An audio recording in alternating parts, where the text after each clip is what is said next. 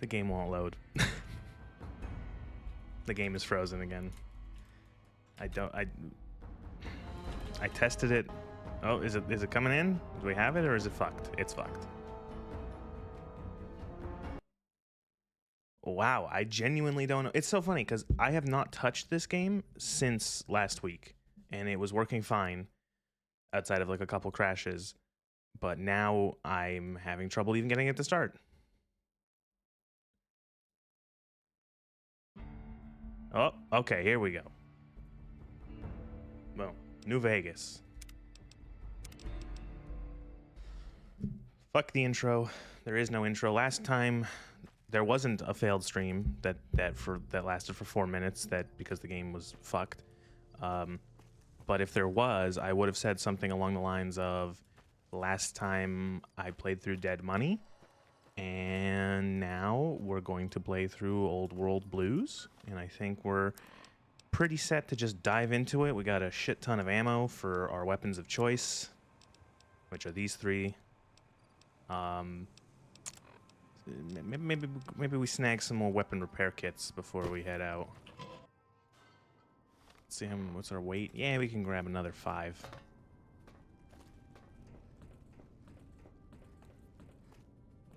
I think they're in here. Oops, I didn't want all of them. That's a lot of weapon repair kits. They're pretty heavy.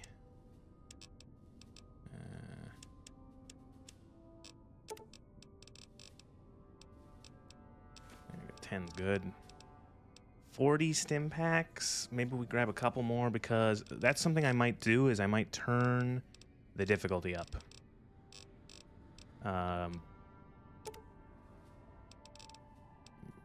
Because we have gotten to the point in the game where I'm level like 35, so stats out the wazoo, completed DLCs, so I've got, and had a lot of caps. So I got medicine stick, I've got the survivalist rifle, I'm wearing the elite riot gear, with the first recon beret for more. I know it's not as much damage or protection as the advanced recon helmet, or elite recon helmet, or riot helmet, excuse me. With this, the 6DT on its own, which is pretty nuts, but it gives you perception too, but sneak sight and speech, which where this gives you the crit chance. I'll take the extra crit chance over that.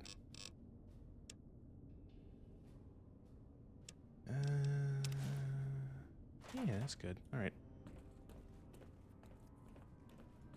I might go buy a cheapy armor from somewhere just to repair my armor.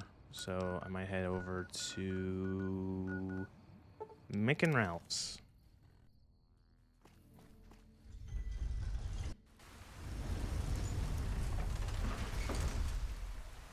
Like the weather effects. Whatever mod is doing the weather effects, mwah, very nice. Like them. If you're looking for guns, talk to Mick. We have in stock. Do you sell armor? I've never spoken to you before. No. Welcome to Mick and Ralph's. For have a look. Armor. No, you don't sell any armor, do you? Well, do you have any special items for sale? Why? Do you work for one of the casinos? No. In that case, yes, I do. Follow me. All right. Who the fuck are you? Oh.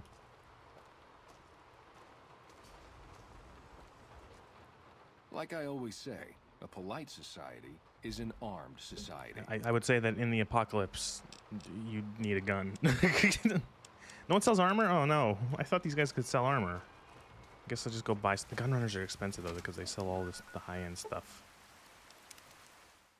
But what fucking use are caps now at this point in the game? Sir,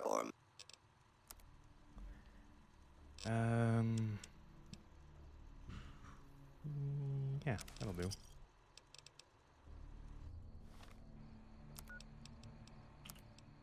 There we go. Get that full, because this armor is going to be fucked by the end of this DLC. I can already know. Can already tell that that's going to happen. So DLC. Guess we just go down to the Mojave Theater, Mojave Drive-In. Let's go cannot wait when enemies are nearby. Let me guess, it's like a fucking mole rat or some brush.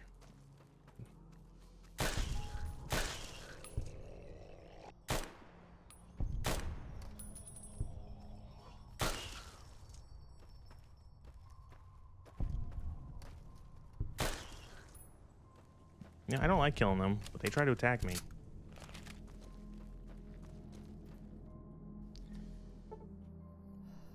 So we gotta wait till I think midnight.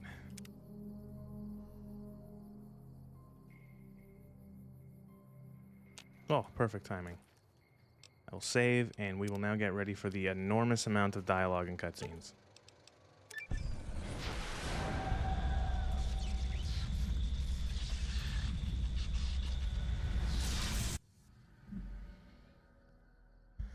Ooh, here we go. Time for the YAPP.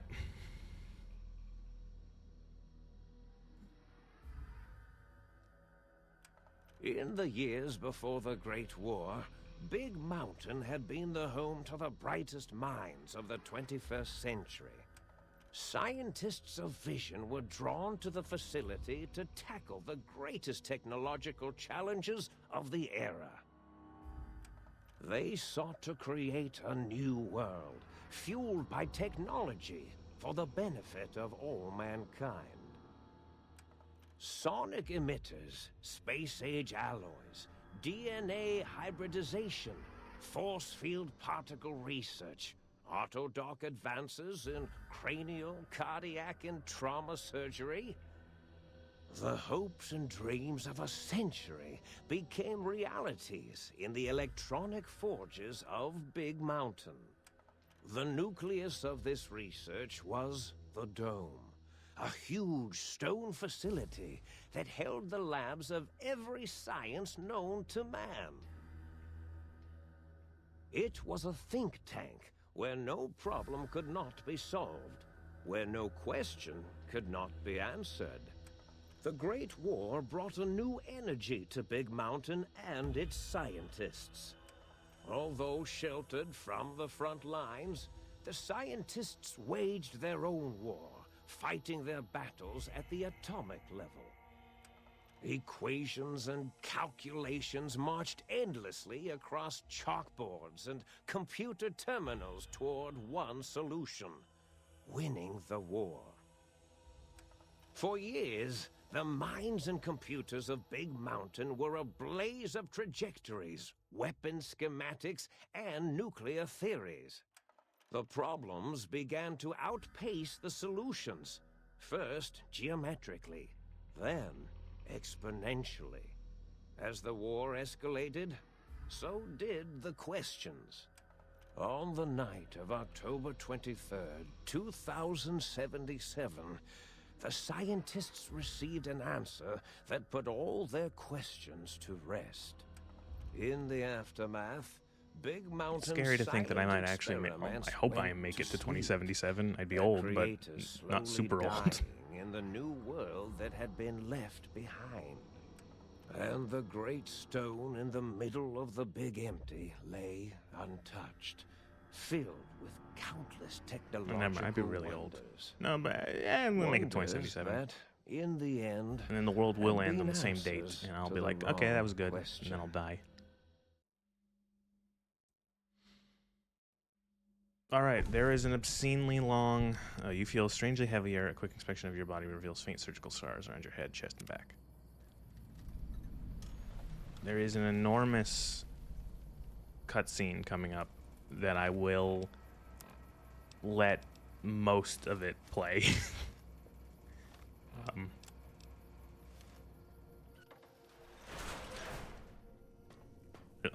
There's a ton of dialogue, and it's too slow. Or it's not too slow, it's that there's just so much talking.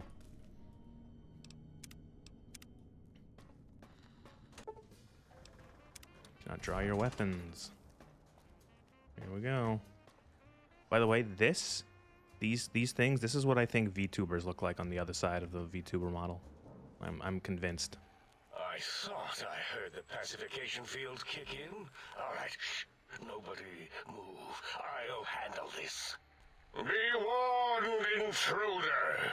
You are in the presence of a mighty think tank of Big Mountain. The collective geniuses of... Here we fucking go. By Oppenheimer, which one of you self-professed Oppenheimer! geniuses His has bomb been killed the adjusting people my and other volume knob? memes. Who was it? Was it you? And this was Eight? years before the Oppenheimer was fucking known in the public consciousness as he is now. Dr. O, was it? Likely story. O couldn't spark 2 neurons if they were in a lattice of biomed gel. What? Me? Breaking news, Klein. It wasn't me, all right? I'm the robotical engineer. A to sound waves. That's his specialty. Is You robotical always the do correct this. You word? always demean me in front of guests. And it's not O, all right? It's... Enough! Either of you do it again, it'll be the last time. Now. Great. Now I forgot what I was saying. What was I talking about?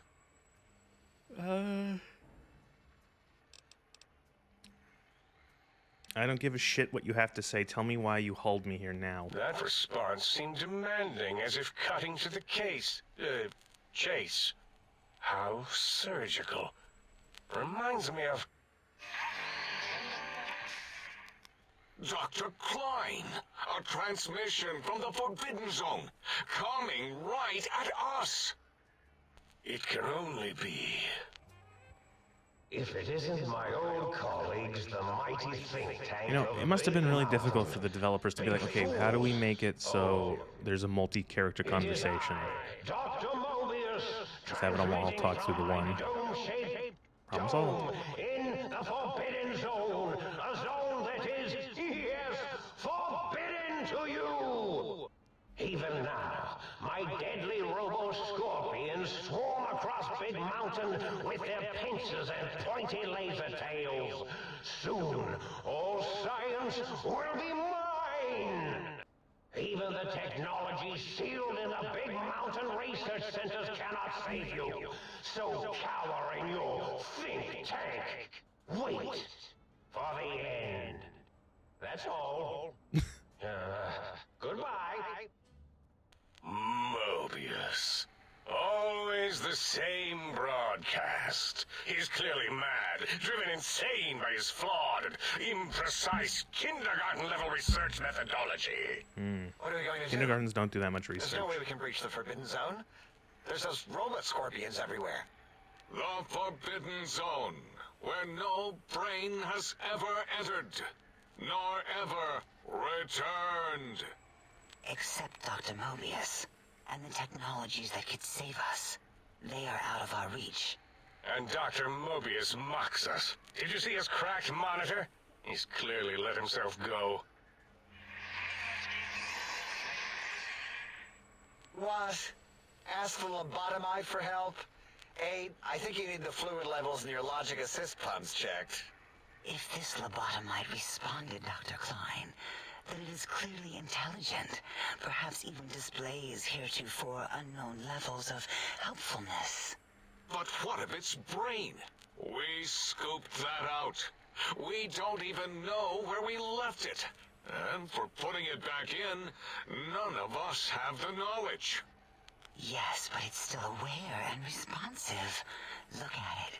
It's regarding us even now, with its big teddy bear eyes. If we ask it politely, and leave the part about the unnecessary, ruthless lobotomizing out, it might be favorably disposed to us. Is that why I feel so odd and heavy? We removed your brain. Yes.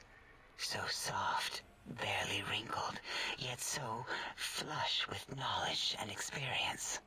Brain extraction technology has been standard practice at Big Mountain for an immeasurable amount of time.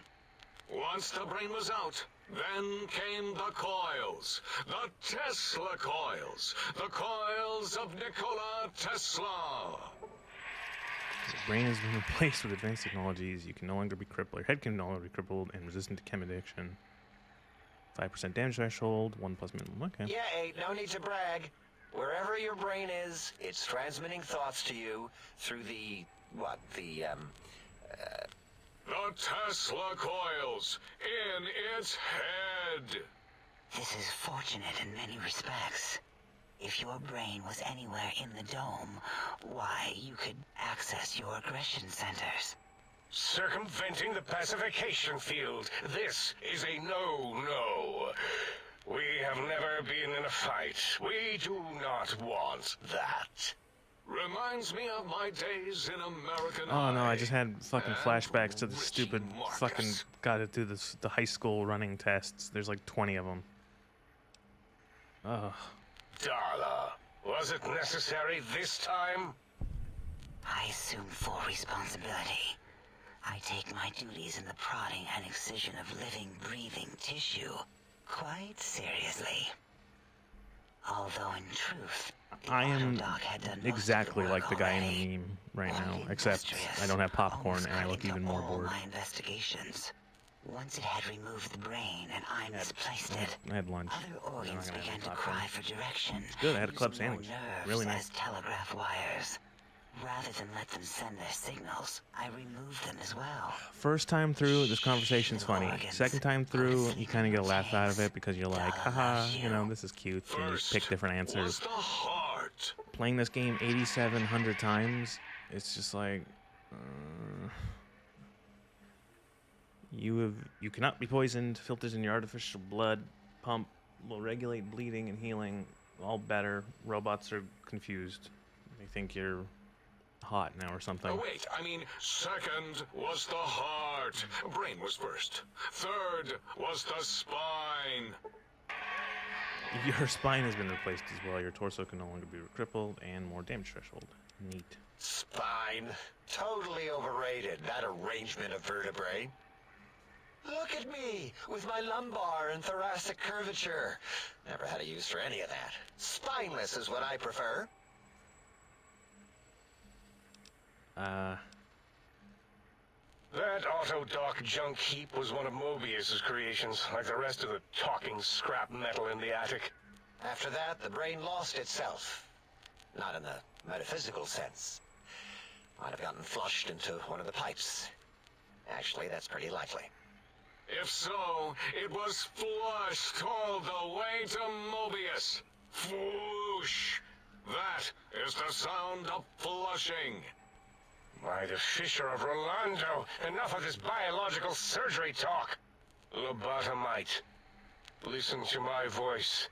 It denominates me to ask, but we need your help. In most probable of probabilities, our enemy, Mobius, has your brain. This is not good. He will most likely come after our brains next.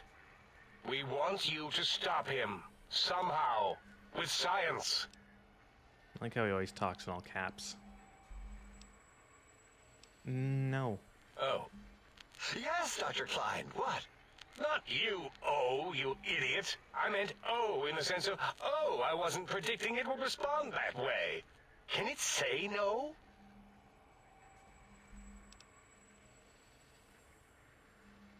Leaving? But you can't. I don't mean that as a threat. The radar fence that surrounds the big mountain crater will protect you from straying beyond the facility. The mighty radar fence protects us all. Get too close to the blinking posts, and the proximity warning shall be your warning. These guys are You probably really are loud on too this stream. close. Good. If you get Enjoy near it. Your vision will blur as the Sorry electrons if my in your mic head isn't as shut loud. I'm off kind of one leaning by off one. to the side. Click, 'cause click, click. just look at the Possible meme. memory loss will occur along with long-term nerve degradation. It is tied to not having a brain attached to your nervous system. But the nerve degradation is nothing to worry about. Such degradation would take many lifespans to become evident, and all biology dies. Such tiny inconveniences are less than the greater convenience and conveyance. You see, if rendered unconscious by the pylons, you will be returned to the sink, seemingly instantaneously by your deadened perceptions. Enough! We need your help. Will you help us? But thou must. Excellent. This is turning out much better than the activate the retreat protocols and cower in my room idea I had earlier. Agreed. Oh, and I've used my robotical knowledge to, transmit the radio map waves to... Settle down, 8. I would have gotten it in a second, all right? 8's transmitted the last known coordinates of the research centers. They, well, move sometimes. Or get buried. Or blow up. Yeah, I can understand getting buried and blow it up, but how do they move? 8 is correct. All we need are the schematics. This does not mean we do not want the cold hard technology, however. So do not give in to your biological tired laziness and decide you would sweat too much carrying them. You have a new spine. Use it. I don't think I've got And even any if more you die in the strength, act though, of so I'm still stuck at 100 carry weight. simply reaching them will auto-transmitify the schematics to us. That is still good. For us. Well, The technologies are the X2 transmitter antenna array, used to focus coherent thought at excessively high frequencies. The psychoanalytic, cardiac dampening, sneaky stealth suit. A suit like nothing this world has ever heard, seen, or could ever see.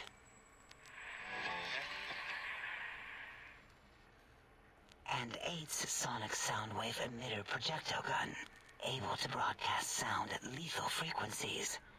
It also gives a great biogel massage. There. We have informed you of all we need.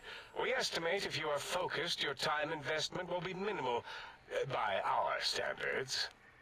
If you work quickly, you will be the recipient of a gesture of gratitude from us. We do not bestow these old-world gestures lightly. Our intentions exactly. The important thing is you rush quickly through this task so as not to waste our time. Do not get curious, or you will end I'm up gonna like turn the cat of difficulty up to very Schrödinger. hard, and because I want this game to try to kick my ass. And I know it's gonna be a mistake because there's a billion robo-scorpions. All the lobotomites have leveled weapons, so they're gonna be all shooting me with brush guns. Explorations are discouraged. Whatever. Work hurriedly as if you have blinders on, and leave curiosities and items of interest alone. So many sciences and developments. Pass them by. Let impatience and the desire to simply finish, to end it all quickly and carelessly guide you. Right you are, 8. In our test results, we'll make a note about how quickly you ran our maze. Nobel challenge. After all, there will be plenty of time afterward to partake of the experiments once our bidding is done.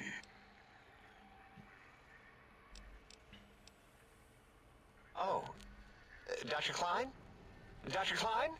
If I may intersect for a moment. What is it? The lobotomite is asking me things, and I'm trying to ignore them.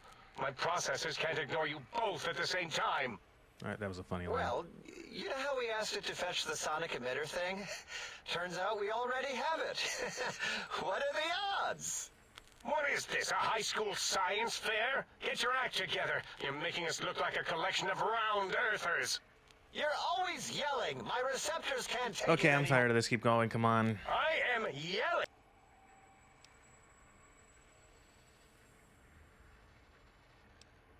It is truly the end of all intelligence when the lobotomite... Yep. So... Yep. I believe We need the frequency, and it's an X8. Yep, we gotta go to the high school thing. Give me the gun. The guy jacks off into the gun. I think he's sonjaculating into the gun. Yep. You give it to the... I'll do it if you two are going to be... Ooh. Here, my little teddy bear. I just like the answer to this one. Got anything that spits leg? What Leg. did it say? Spit lead? What, like pencils? Oh, I think it wants a combustion pistol. A gun? Are you mad? Yeah, guns. Right, guns. Give me more bullets. I don't even want them. These have been sterilized. Irritant. Yep. Alright, gotta get the gup. Yep. Can I go?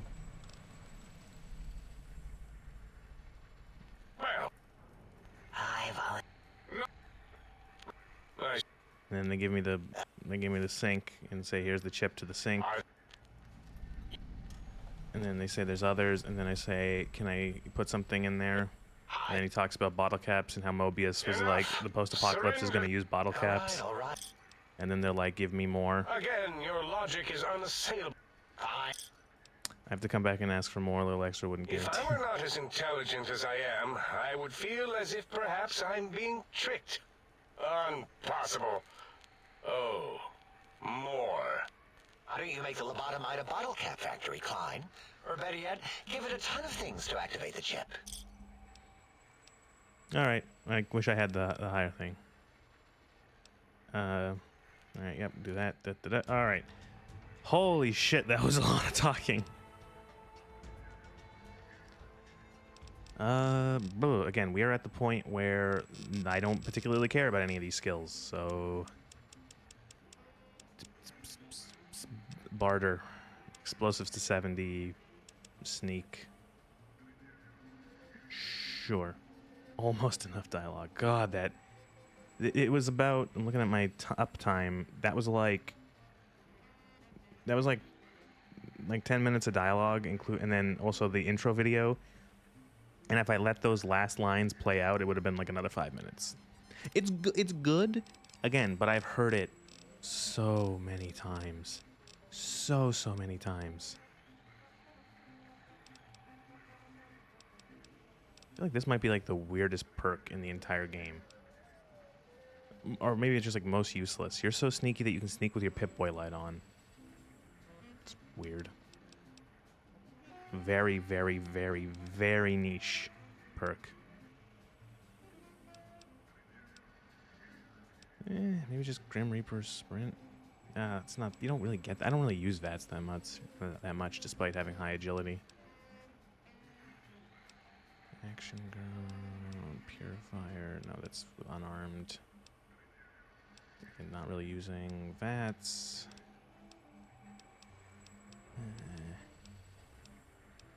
Again, we're at the point where I have all the perks I want. This might be useful. This might just... Yeah, no. Yeah, strong back, sure. That's good.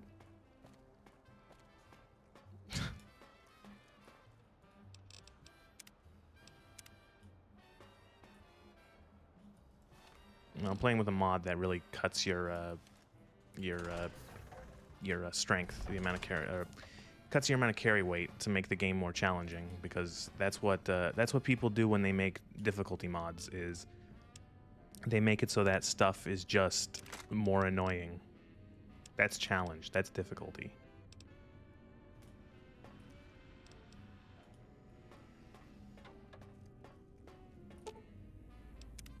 Salutations and felicitations, sir, and a most jocund welcome to the scene. Jocund? I've never heard that word. Well, outside of this. May I be of service, sir?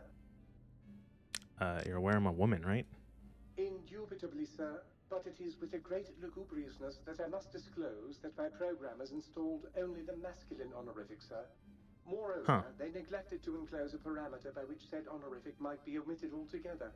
Over my most strenuous of remonstrances, sir. Cool. In addition to managing the personality matrices of the other household utilities, I can provide, sir, with direct access to the commissary. Any good sir might require... It's like, you just gotta imagine it's like Star Trek, where everyone's called Sir, regardless of... robots shall deliver them forthwith to this very domicile. Oh, okay, yeah. Sell that ammo they gave me.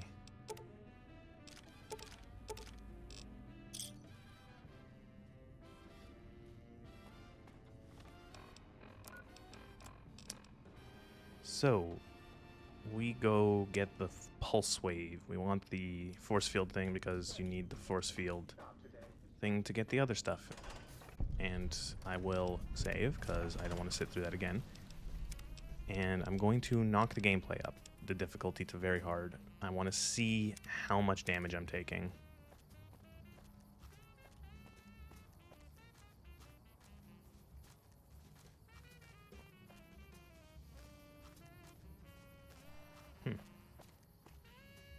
I will say, of the DLCs, this is the best open area. Honest Hearts was kind of boring. Zion is pretty, well, as pretty as you can make it in this engine, but it's it's all caves because it is just a national park. You really can't do too much when you have to make something just in nature. But here you got like a pretty decent, it's pretty big. You know, you got like, there's like 30 locations to explore, and you know, it's nice. I've always enjoyed the exploration of this DLC. You know, the humor and the ton of dialogue can get a little tedious, but it's fun to explore.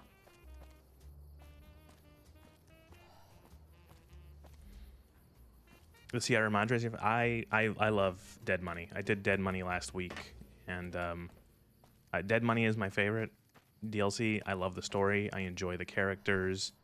I like the challenge of having to really focus on what your character's skills and perks are because you get all your stuff taken away. And the Sierra Madre is such a well-designed death trap that I love it. I also like watching people who have never... It's so atmospheric. It is. It's great. I love it. It's so good. Oh, I gotta shoot the fucking robot dog. I love it. It's just... And it's got issues and problems. I learned nothing. See, I'm on the opposite end where it's just like the gold means nothing to me. It's like one of those things where it's like... Okay, I will say the gold means nothing to me because I almost always play as a luck 10. So by the time I'm in the Sierra Madre, I have already cleaned out every casino on the strip. So of course the gold means nothing because I have all the caps.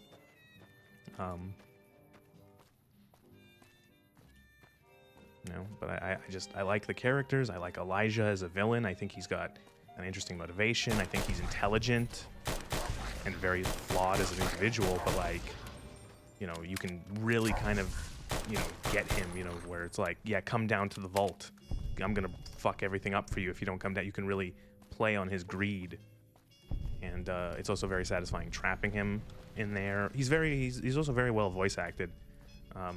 I love the little detail if you trap him. Oh, there is a mod on, I didn't install it this playthrough, but there is a mod on the Nexus 4 that specifically redoes some of the dialogue to cut the crackle out. It is extraordinarily harsh, that crackle. Oh god, yeah, it is. It's bad. This playthrough in particular, I really heard it. Like I noticed it's more than I think I ever have. And part of me wonders, was it like a mistake? Because some of it is like a harsh, like a peak, like, you know, like someone yelling into the mic. Oh yeah, I love when you trap him and you hear the speed. Yeah, that audio is so good of him. No, it's all right. Don't interrupting. What the fuck are you talking about? Don't apologize. it's always this thing with the, you know, having someone talking live and then having, you know, someone talking through text. Of course, there's not going to be able to. It's not like a conversation, you know. So don't apologize. That's just the nature of how it's set up. I found you. But those speed running, those grief stages of him just being like, oh, I can get out of here. It's like, oh, I'm smart enough. I can do this. I've gotten out of worse stuff, and then it's just, it's so satisfying.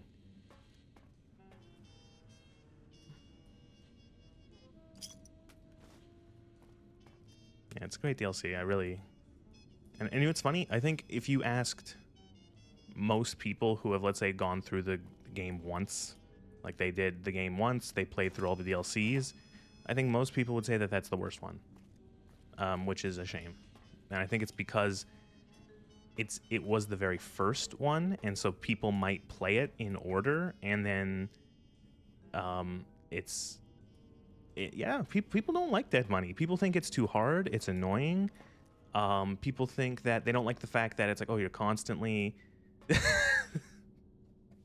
honestly, like, oh god, the amount of I also have done Lonesome Road, and like I think 2 streams ago, and he is the most long-winded character in the entire game. He is awful. I despise him and what they tried to do with the story of Lonesome Road, which is a shame because I liked the setup of, you know, planning this meeting between you and Ulysses from hints in the previous DLCs, like ever since the end of Dead Money. You know, you hear, oh, they're going to meet at the Divide, and then you get, you know, a bit more, and then you learn more here, and you can find Ulysses's camp here in the Big Empty. And I was really excited back in the day when these DLCs were coming out sort of like episodically every couple months. And so I'm like, oh, I can't wait until this big meeting with Ulysses. And then the DLC happened. And I was, at the time God, it must have been, this would have been what, like 2011, something like that? Maybe end of 2010. So it was a very long time ago. So I would have only been like 16. And, I thought it was a thing of like, did I just not understand what Ulysses's whole shtick was? Was I just not smart enough or well read enough to understand what he was going on about? And then subsequently playing the game again and again over the last decade, I realized he makes no sense. At least that's my personal conclusion, is he doesn't make any sense as a character. He is... Yeah, the series set it up. Like, it was, you expected there to be something, and it's a shame too, because if you know anything about the making of the game of like New Vegas, Ulysses was supposed to be in the base game as a significant companion character, or at least that's what they claim. Is that true? I don't know, but the idea was that Ulysses was going to be sort of a sounding board for the player. He was going to be the one who you could like bounce your ideas and off of and say like, and kind of argue with the player about what they were doing with the Mojave, and like, oh, is this the best outcome for them, or is this the best outcome for them? And he was going to be significant, and he was kind of cut out along with all of the Legion content that was supposed to be in there, where you were going to be able to go to the other side of the Colorado River and see more of Legion territory. See Legion territory sort of like behind the front lines. And, you know, so it's a shame, because like I thought that maybe they could have done something interesting with him in this DLC, where they couldn't get him into the main game, but well, put him in the DLC. And it's so weird. He just, throughout the entire DLC, he gaslights you, is the way I read it. He essentially accuses the courier of doing something that the courier themselves says that they have no idea what he's talking about. He goes on about how you brought this package to the Divide and ruined the Divide. And then the courier and also the player can be just like, wait, no, I didn't. No, I didn't. But then he goes, no, you did. You ruined it. It's like, no, I didn't. You know, and even if that is true, like that they want to force the canon onto Courier 6, that he or she or whoever did take the package to the Divide that ruined it, that blew it up. Ulysses is just the worst case of shooting the messenger in the entire world.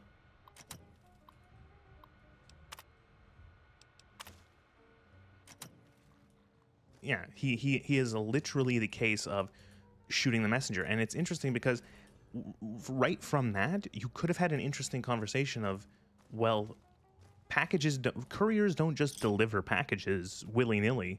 No one's just like, oh, a courier delivers a package. No. Someone asks a courier to deliver a package. Yeah, exactly. You know, the idea is that the courier is sort of, the mailman is sacred, you know. But the thing is that there's an interesting question of who gave the courier the package? Who gave the courier this device that would activate all the nukes beneath the Divide? You know, what was their plan? Was it someone who was specifically trying to destroy the Divide?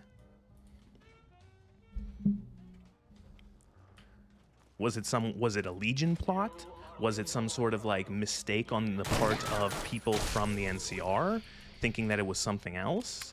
Was it an independent? Was it someone with a grudge? Was it someone with some sort of thing against the people there? Like, you could have done some interesting things there. That could have been if it was a bigger DLC in terms of length, I guess you would say, you could have had a whole subplot of maybe trying to find out clues of whoever wanted the package or sent the package to the Divide. And then maybe that could be an interesting way of throwing it in Ulysses' face, that if you do the side quest, and if you find the clues and you find evidence, you then at the end in Ulysses' temple, you could say, here's the people who did this. I am not, don't blame me. You're shooting the messenger. This is the person who did it. Where like, Ulysses kind of like tries to frame it as, it's like, yeah, sure, you're just the courier, but you never ever questioned like your job. And it's like, yeah, you're a mailman. Like, that's the whole like point. You're there to just take package A or package from point A to point B. Like, what do you mean question? There's not, it's bizarre, because if you wanted to make it like a real world example, like let's say a mailman delivers, like someone orders rat poison, and the mailman delivers the rat poison to a person's house. That person uses that rat poison to poison someone. Is the mailman complicit in the poisoning of that individual? No. Yeah, it's a shame, because it's like, there's some parts of Lonesome Road I like in terms of the visuals. I like, in a way, it's a very linear DLC, but I think that's kind of the point, where it's a road and there is one path. And I don't mind the environments. Like, I like going through Hopeville. I love the high road. The high road is probably one of my favorite places in this entire game. I like this idea of this massive highway, 100 meters above, or 100 feet above the ground, and going down it, and it's covered in death claws and marked men. I love that area, like visually, but it's just that the story sucks. It's come to the point that whenever I play that DLC and I get to Ulysses' temple, I don't even talk to him. I just shoot him. Like, cause I also don't feel like the conversation with him does a good job of making it feel like I've actually convinced him.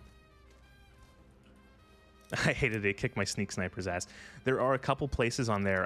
In the high road, there's one area. There's an RV trailer kind of thing, and it's sneaky because you walk into the RV and the game spawns a deathclaw at the entrance when you make it past like halfway in the trailer. And so many times I remember I was stuck in like a death loop where I constantly, like, I saved and the deathclaw spawned, and then I just constantly kept getting my ass killed by the deathclaw repeatedly. So it was yeah, but like, Ulysses' temple at the end, I don't ever feel like, well, regardless of what I say to him, I feel like Ulysses is such I know that they wanted it to just have it so that the player could convince him that, oh, you're doing the wrong thing, but I feel like he's not the kind of person you would be able to convince. Like, I don't think you would ever be able to truly convince Ulysses that he is doing the wrong thing. With how long he goes on for throughout the entire the DLC prior, I don't think, like, you could not convince him that he is incorrect. He is 100% on board with what he thinks of nuking the wasteland, whatever side it is. So it always felt kind of flatlined, where it's like, it's like, oh, you talked him down with a speech check or with like a reputation check, and it's like, I do feel like the fight to the death is more accurate to the character. Yeah, he is, like, I think he is the most zealot. Like, I feel like you would have, it's funny because, like, I feel like he's more, like, you can talk down Lanius in the end of the vanilla game, but I feel like Lanius is more reasonable than Ulysses. Like, Ulysses is not being rational at all. Like, Lanius might be a awful person who's leading like a giant murder rape army, but he's not irrational. You know what I mean? He just has different ideas of what he believes is right and wrong than most people would, or that the people on the other side of the Colorado do. And you can convince him in self-interest that what he is doing is the bad option for his side. You're not trying to appeal to him with any sort of moral argument. Yeah. You're not trying to, you're trying to appeal to him in sort of a more logical and rational way of, this is a bad idea for the Legion, which you are part of and or lead, depending on if Caesar is dead. Where with Ulysses, he's very emotional. He clearly, you understand that he very much cared about the divide, and about the towns and the cities and stuff that were growing there, and that he had a very personal connection to it, that he thought of it as home almost. And so it's clear that he's not going to, he's not doing this, because it's, oh, good for me. He's doing it because he wants revenge, essentially, against the person he blames, who is the courier.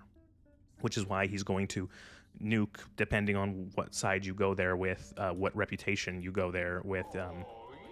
He'll either nuke the long 5, severing the NCR from the Mojave. And I don't remember what he nukes in the Caesar's Legion side, because I don't think I've ever done more than one Caesar's Legion playthrough, mostly because I find them boring. But so that's what he's doing. He's trying to get petty revenge. Lanius is trying to fight a war, and win and expand the territory of the Legion.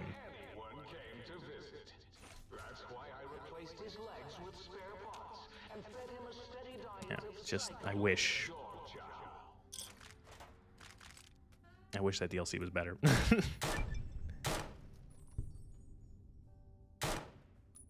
Honestly, I again, it's, I like the dialogue. I do find that I think it might be, I think it's like an engine thing where I don't think that this engine does good with audio in the background like this. It seems like it's always either too loud or too quiet, or just like, the worst is if you get multiple audio logs or multiple lines of dialogue playing over top of each other. There's no way for, he also never shuts up, yes. He's almost, it's funny because he's worse than Klein. It's like Klein talks in all caps, but he's not talking constantly, where Boros is through this entire area. And God, just when multiple lines of dialogue play and they're playing all over each other, or the fact that for some reason, again, it must be like an engine thing, where if you have a line of dialogue playing like this, like the think tank talking to you, you can pause the game and it keeps playing. Like, they just don't have a way of stopping it from playing. So it can lead to an awkward moment where you're waiting for, a dialogue line will start, you can pause the game, the dialogue will completely play, you'll unpause, and you'll be just waiting in silence for, because for the what's it called, for the scripting to finish. I think, I one of the this game engine is ramshackle, and it's always has been. I always had the feeling that Bethesda never really just was like, they never wanted to learn how to use a new engine, and so they're just going to keep using this until they're forced to until like a developer, or until a publisher, until Microsoft says game engine made of whole. Yeah, exactly. Until Microsoft says you're making a new engine or you're using a new engine, like, or I don't know if they would ever do that, but I'm saying, like, I don't think they will ever change.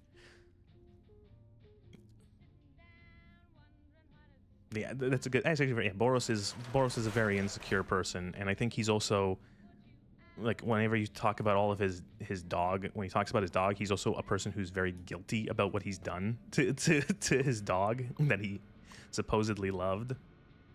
It just works.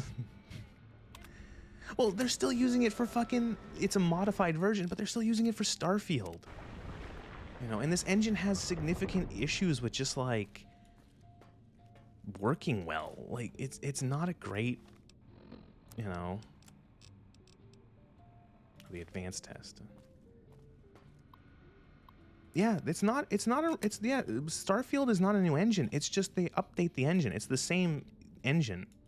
It's just that they've, like, in the same way that the engine they used for this is not the exact same engine that they used for Skyrim, but they're the same, like, base. They've just modified it. They've changed it and added onto it over time.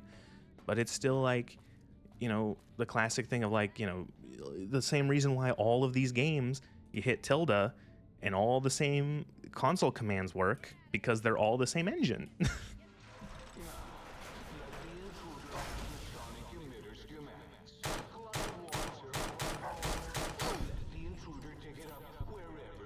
Oh no, here we go. We're gonna have overlapping dialogue. Oh, maybe.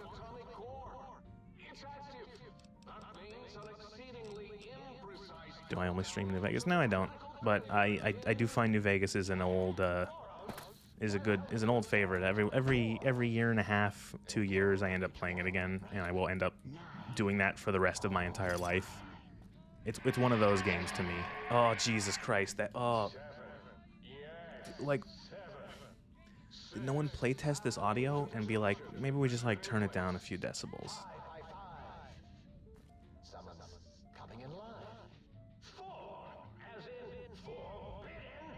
You can't take, yeah, exactly.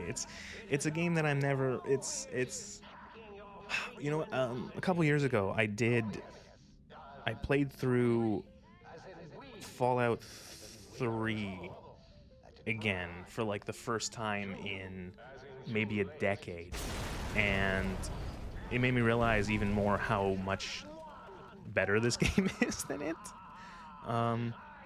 You know, and I've played Fallout 4, and it also made me realize that when I played a lot of Fallout 4, but that the only thing I ever did in Fallout 4 was just mod it, and I just liked having like better guns and it look different, making it look nicer, and then I never actually cared about the story. Like I could play, like, this is a modded playthrough of New Vegas, but I could play New Vegas vanilla. In fact, I have played New Vegas more times vanilla than I have modded, because I feel like it's such a good game in terms of characters, story, and you know, there's a reason why when you look at like memes, you know, there's a lot more New Vegas memes than there are Fallout 3 memes or Fallout 4 memes.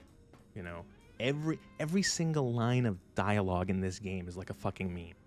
You can find a meme about every single line of dialogue. Like, you know, what in the goddamn, nuclear winter, we won't go quietly, degenerates like you belong on the cross, you know, game was rigged from the start. Like, this game is like probably one of the biggest cult classic games of ever. You know, it's the only, in my opinion, it's the only 3D Fallout game that's actually like good. That's above like a 5 out of 10. I love settlement building in Fallout 4. See, I liked settlement building the first time, and then eventually I got really annoyed having to find all the glue. Just like in the crafting in general. It got to the point where I was getting a little just annoyed. Characters need to have so much depth because everyone wants something. Yeah, see, again, yes, it's something that I think a lot of writers miss, is that just like human beings, which ostensibly most characters in fiction are, human beings are driven by motivations. They have motivations for doing the actions they do. They might not make sense, they might not be good motivations, but they have reasons for why they commit actions. You know, you would think that these people, being human beings, would realize that. And that's one of the easiest ways to make a character feel real, is to give them a motivation that makes sense to the character and the world and the part of the world they are in. You know, and it has to be, you have to have a little bit more. It can't just be like, oh, they want power or something like that. Like, that's not, you know, that's not motivation. They have to know why. Related to the meme suck at this. Well, no, but like, this is writing. This is the basic writing of things, and so many people forget that, of just like, you know, it's like, why does a person want to do this? And it's like, oh, he's evil. And I'm like, that's not a motivation, because the villain isn't evil to himself. You know what I mean? Like, you know, you can talk to fucking Caesar about why he does the things he does. You know, you see Caesar's Legion for a long time in this game before you ever meet Caesar. You know, you're introduced to the Caesar's Legion by them, for most players, by seeing them almost completely wipe out a town, killing most of the people and crucifying the rest. And you go, holy shit, that's awful. And you learn more, like their, you know, like slavery and the brutal assimilation of people that try to join them or want to join them. And you go, what the fuck? You know, it's like, but the thing is that Caesar isn't doing this just to get his fucking rocks off. You know, he's not doing this because he's like, lol, it's a meme, bro. No, he has reasons. You might disagree with him. You might think they are dumb or wrong, but he has reasons for doing it.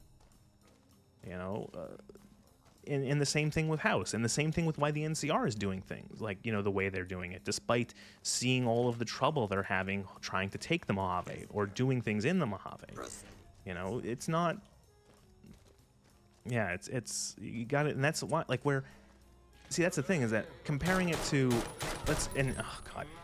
comparing it to Fallout 4, where I think that Bethesda gets their ass chapped by how much people gush over New Vegas compared to the other Fallout games, to the ones that they made, because I think that in the time period between, because Fallout 3 came out year and a half, 2 years later or something, 2 years later, New Vegas comes out.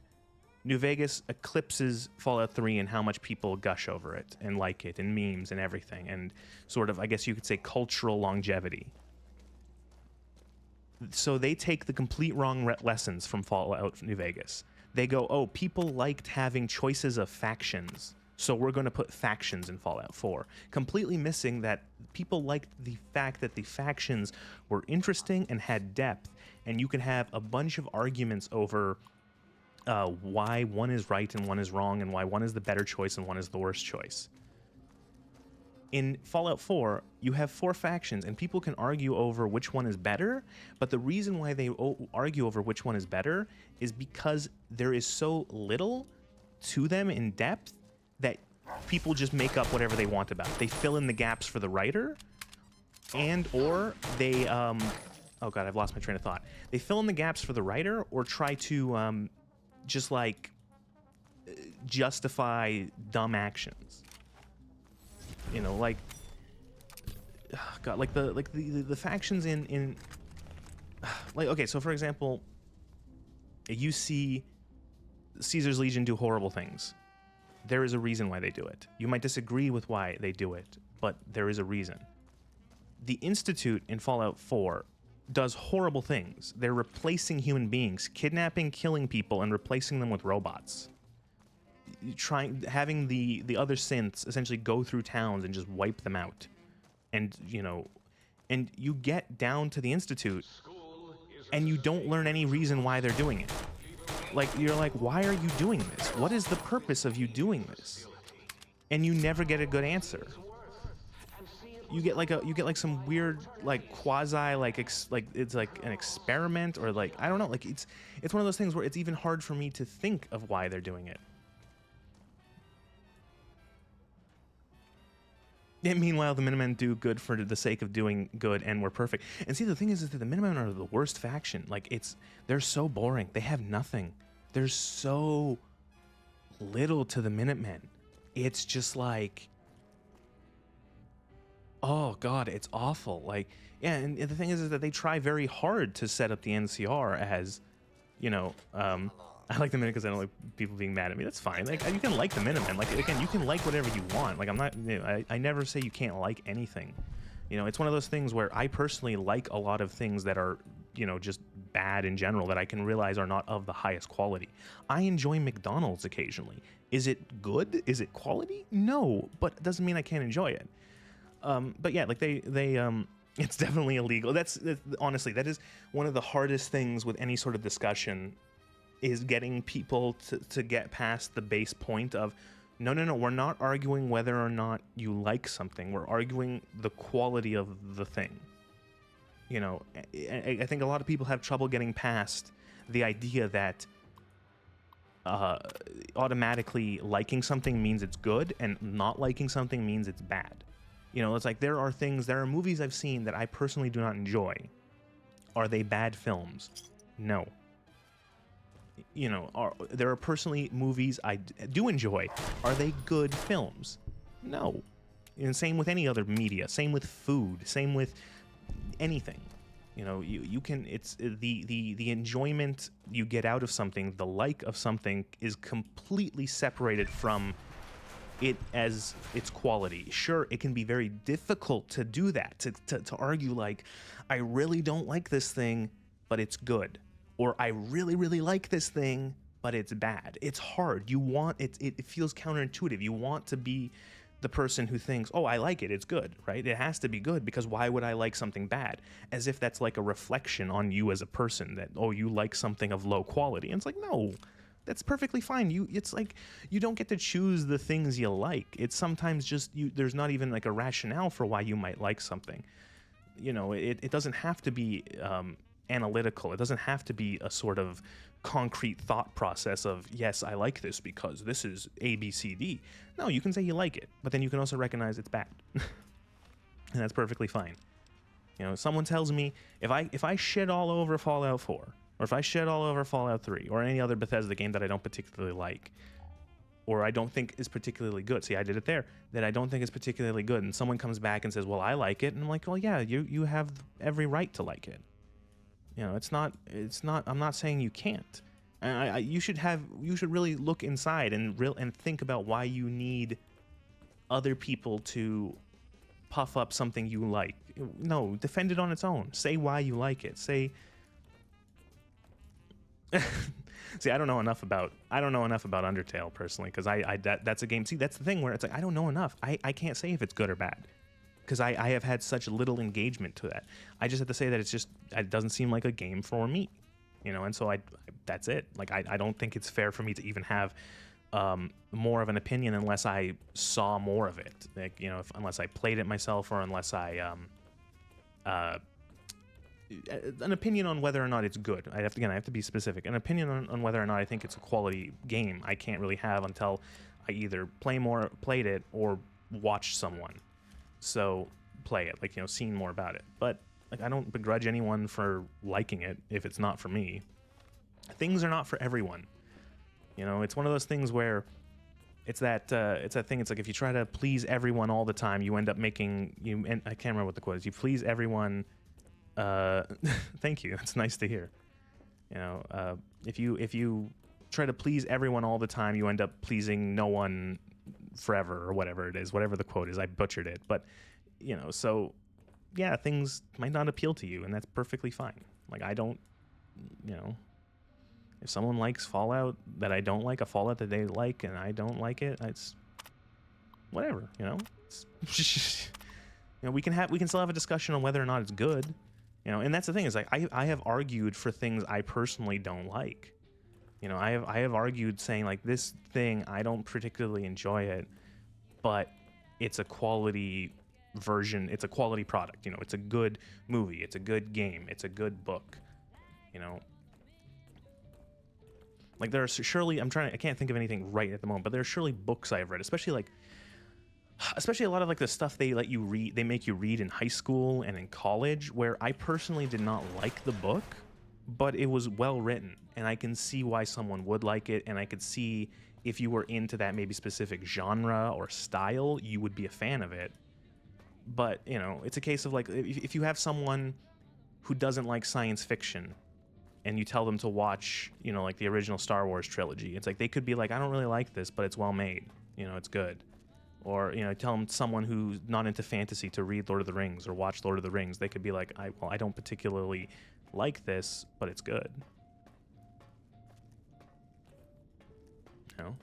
And then you have to do the opposite too. You have to be like, I don't particularly, or I do like this, it's a good thing, or it's not a good thing. Fuck. I like this, it's not good. That I think is the harder thing to get people to admit, is that it's okay. You can like things that are trash. Everyone has not even bad opinions. Everyone likes things that are bad. Everyone likes things that, you know, that there's movies and games that they play or that they watch, and it's fine to say that's bad. You know, I play plenty of bad games, and I like them. You know. You know, it's like I have played. If you want to keep it in Fallout, I have played probably more Fallout 76 than any human being should in their lifetime. I have had fun with Fallout 76. I have enjoyed parts of it. Is it a good game? No. Don't let anyone trick you in trying to say that they fixed Fallout 76. That game is a mess. It is a mess, an awful mess with so many issues that are fundamental, that are baked into the game, that will never be fixed. It's not good, but I have fun with it every once in a while.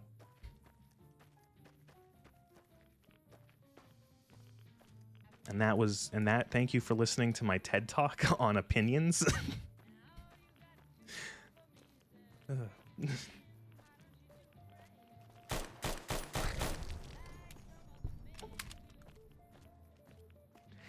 Is it true they don't have NPCs in Fallout 76?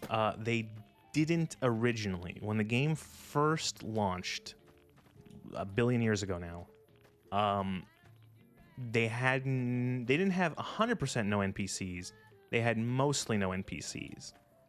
The logic was that in the story was that when Vault 76 was opened up to Appalachia, to West Virginia, what had happened is that there was a plague that went around.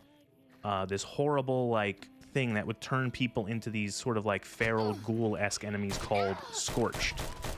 And that it was essentially like 100% lethal. Like it was you were done. If you caught it, you were dead. And that it spread like wildfire. And you were released into Appalachia, and you had to essentially find the cure for it. Or find a way to stop it. Like find the cure and then find the source to end it, from stopping it from spreading beyond Appalachia. And what and the idea was that you would go through the wasteland and you would see the results of the factions that used to be in the wasteland before they all succumbed to the plague, and that they had all had their own sort of, they all had like ways to deal with it or things that they could have done to help, but it was their lack of cooperation with each other and lack of trust that ultimately led all of them to succumb and none of them to succeed. There was like the Brotherhood didn't trust anyone with the technology, because of course the Brotherhood were in the game, because you have to put the Brotherhood in every every Fallout game. There was like other groups who were considered they were insular, they kept to themselves, like stuff like that, and there was the idea of like divided we fall kind of thing, like that they could have stopped this and they didn't because they didn't work together, and now the Vault 76ers are going to do it. And so the reason why you don't find anyone in the wasteland is because all of them have been turned into zombies or dead. And the only NPCs you would interact with originally were robots. The other excuse was that in the pre-war, the government invested a shit ton into West Virginia. Oh, Jesus Christ, Boris. That the government invested a shit ton of money into West Virginia and made it essentially like a heaven of automation, where everything was automated. Everything. And so the excuse was that a lot of the systems of the pre-war were done with machines and robots, where you just go up to a terminal or you talk to a robot and that does everything. Exclusive plays are an NPC. See, you can't do that anymore because they eventually ruined their own premise. What they did was, about a year and change after the launch of the game, they introduced the Wastelanders DLC or update or whatever the fuck you want to call it. And the Wastelanders update added a bunch of factions.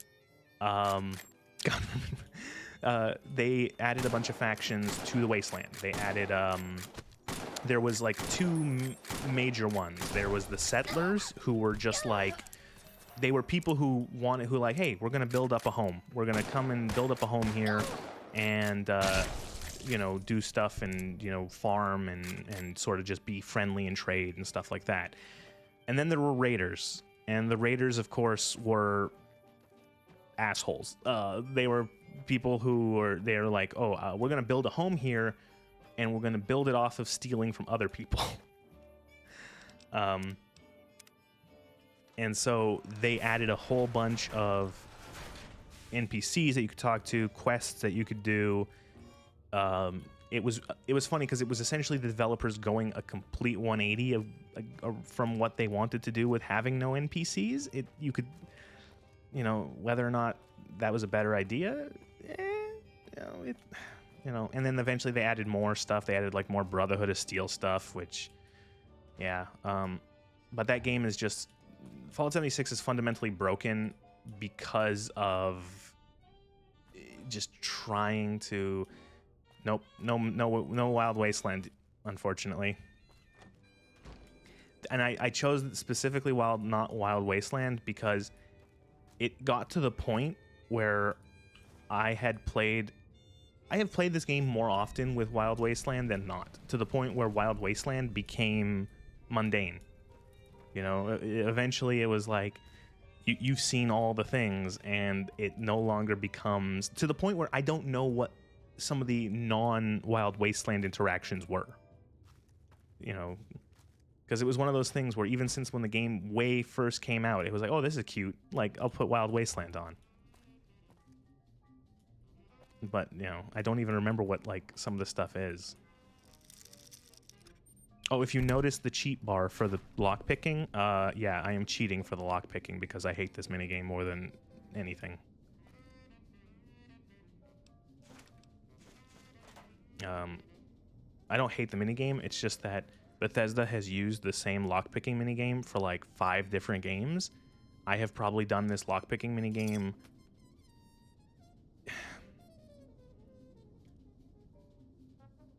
the first thing you mod out, fair enough. Yeah, see, it's one of those things where it's cute a little bit, but the fact that I have done it, I have played these games so many times. I have done the lockpicking minigame so many times. I've probably in like at least 1,000 times, maybe more. Probably in maybe the several thousand. It's just, you know, eventually it gets to the point where you're like, okay, we get, yep, I know, just come on, let's just get this on. I have the skills, let's just get through this. I really can't. Oh man, and you know it's funny because I have played a little bit. You know it's funny. That's an opinion that I feel like goes back and forth. Where I have seen people adamantly be like, the Oblivion one was terrible or the Oblivion one was better. I feel like it's very divisive. A lot of people just really like it, and a lot of people really hate it.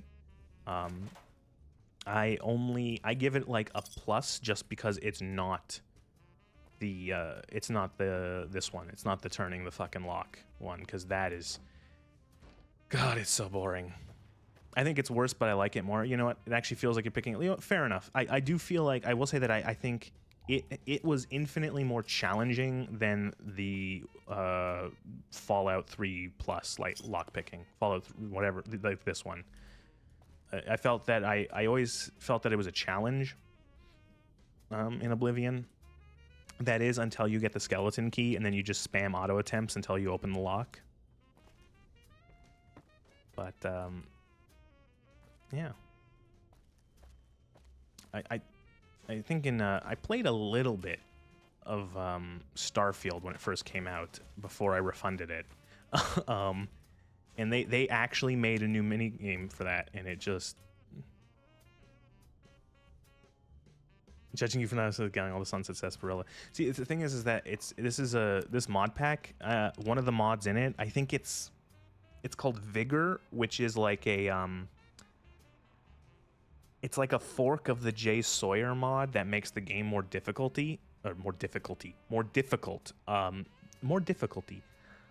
and it alters certain things like really cutting down your carry weight, more difficulty. So my character only has 6 strength, but it knocks it down. Like, your carry weight is significantly reduced. Do you prefer more challenging games? Depends on what the game's idea of challenging is, because some games don't do difficulty well, and I feel like there is a difference between a challenge and difficulty that is sometimes hard to define. A lot of games do difficulty by just, you have 7 difficulty levels, and it's just you become weaker, enemies become stronger, and I feel like that is not that fun for me. You know, it's like, okay, the enemy now will kill me in 3 hits as opposed to 5 hits. I don't really find that enjoyable. Yeah. I won't shy away from a difficult game. I enjoy. It really depends on how the gameplay works, but I do have a limit. I'm not going to be doing any sort of like, you know, Twitch platforming kind of thing where you really have to nail like a pixel perfect jump or something like that, you know, or things where you die like instantly. I'm not a big fan of mods for games like this and Skyrim and such that try to implement sort of more challenge, but I feel like they usually do it in a very odd way. Like the first couple streams of this playthrough of New Vegas was rough. The mods that this mod pack, which is Viva New Vegas, it's the mod pack is Viva New Vegas. It's a vanilla plus mod pack, and so it changes some things but doesn't go too far away from the base game. And it is it does have some difficulty where for the first couple hours of this game you're going to die in one shot, two shots. The idea being, of course, like, you're just a human being. Human beings do not take bullets very well. I'm kind of going around circles. I like challenging games. I'm not, I don't know, it depends. Like, again, it depends on, you know, am I going to sound like a loser if I say, like, I like the Scrolls, or not the Scrolls, I like the Souls series. I like those kind of games. I enjoy the difficulty in those games. I find it challenging. Oh yeah, this is dollars. I always forget these rooms, like creepy bear lady. There's a lot of like weird sexual things in this DLC with the guy jacking off into the sonic gun, and then Dala getting off to you, like, you know, rubbing your lips together. It's just weird. They're all fucking weird. Just like bizarre. Oh man, DLC it's fun. 3 whole caps. It eventually comes to the point where you're just like, your mind, like, again, that's like 1/8 of a sun. It gets to the point, whoa, oh, the lighting is broken in here. That's really weird. Or is it supposed to be like this? Oh, that's weird.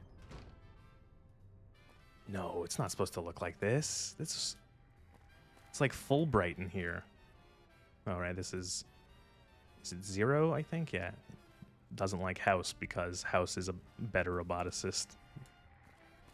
I'm assuming it's just one of the mods not having a fun time in this house. Or whatever, altering the lighting. Or is it reshade? Because I do have reshade on. No, it's broken even without the reshade preset on. Huh. Imagine having this next to your fucking toilet.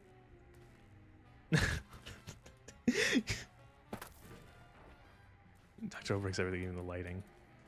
You're going for your morning libations. You're just like, gee. All the broken Securitrons. I love the way the Securitrons look. They're a cool robot. They're a really cool robot design. My Tesla toilet Tesla coils.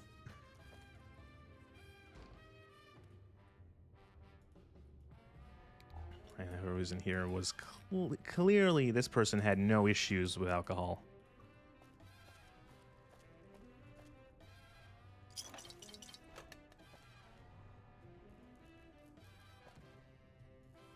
It is funny how I have seen, it's something I did note in one of the other streams is oftentimes in this game you'll find like liquor bottles in like a bunch of places. Thank you for the follow. Oh my god. I forgot about those noises. Follow for the sun.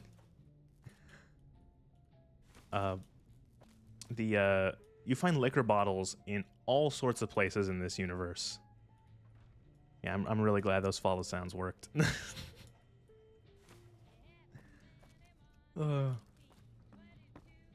But like you'll find some guy, like you'll find like it was clearly like a worker taking his toolbox to like a roof to like fix a roof or something, and there's a bottle of whiskey in his toolbox, and then like a whole carton of cigarettes nearby, and you're like, Jesus, the people in this universe really liked their drink.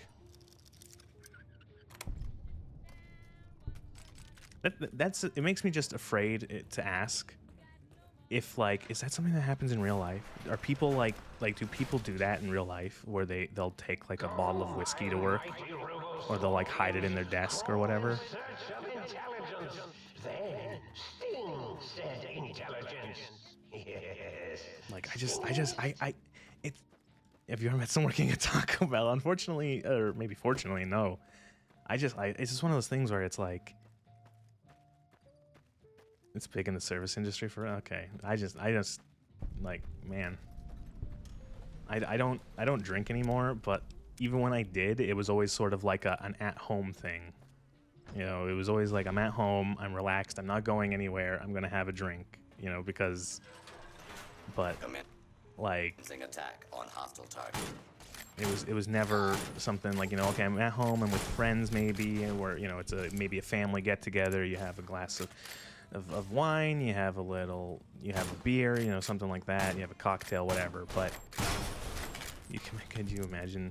could not imagine being toxic. Yeah, oh god, no. Like, I could not. Like, I just, you know, like, alcohol always just made me really sleepy, and so I could just not, I would just be like, I would be like a zombie.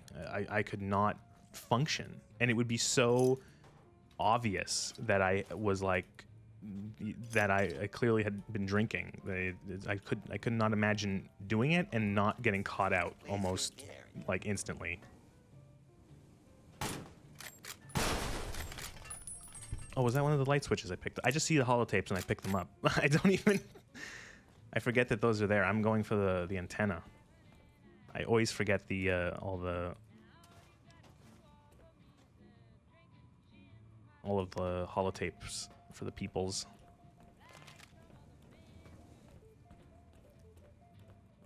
It's almost a kind of a shame how much effort is put into some of these DLCs only for these characters to kind of just be like a little bit like, there's not enough. There's not enough time for them to grow, for them to be any more developed. You know, they filled the sink with like a dozen different characters, all of which have a voice actor, and it's just funny. And you don't get a lot of time with them.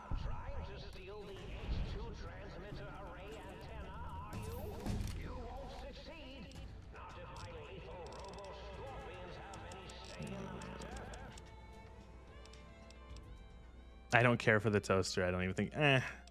Yeah, he's a little try-hard.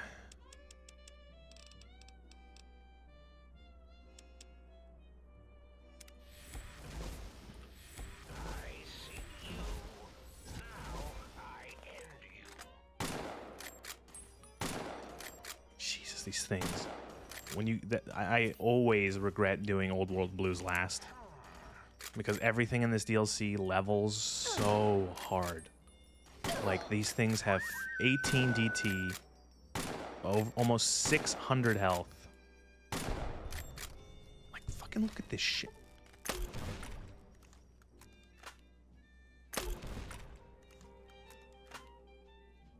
Of the sync personalities, my personal favorite is Muggy.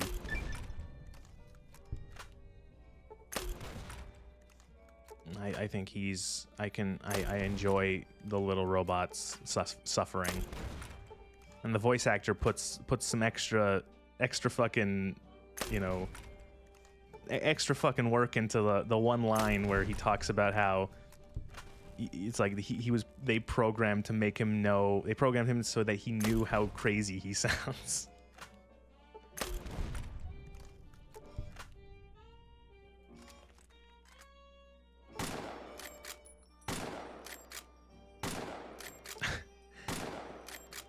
I do find the robo-scorpions funny, because it's just like, we need a new enemy. Let's just have some guy okay, maybe DPS over DPM.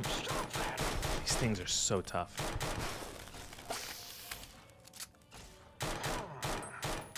But yeah, just like let's just get a developer to reskin the rad scorpions and call it a day.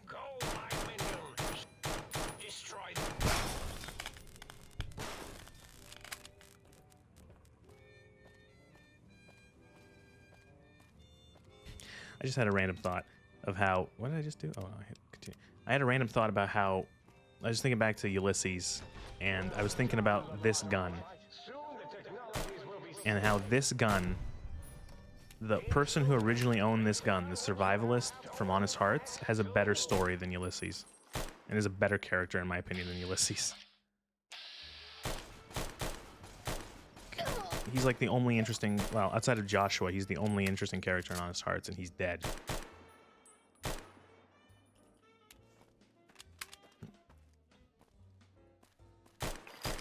God, because the survivalist is like, he's such a tragic character. He's like, the guy is, you know, and the thing is, it's like, he's one of the billions who, you know, sees the end of the world happening. And he's one story of all the people who, you know, survived. Oh, the trauma harnesses scare the shit out of me. They scared the shit out of me as playing this way back when. I found them really creepy.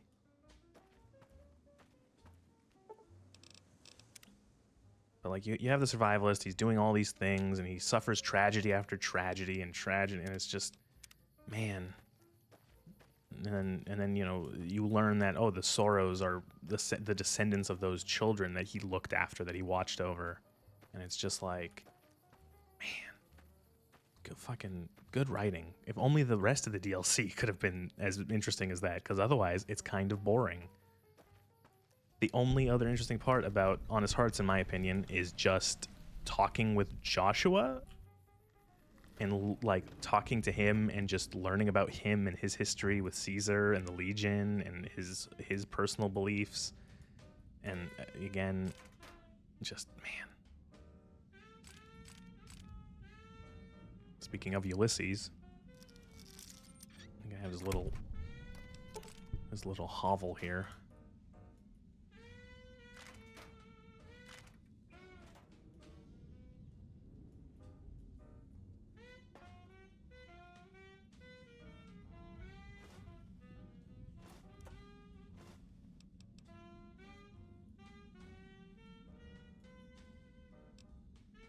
Does anyone ever use like food in this game? We teach them to fight, they'll lose their innocence. I feel like that's one of the worst parts of that DLC is that I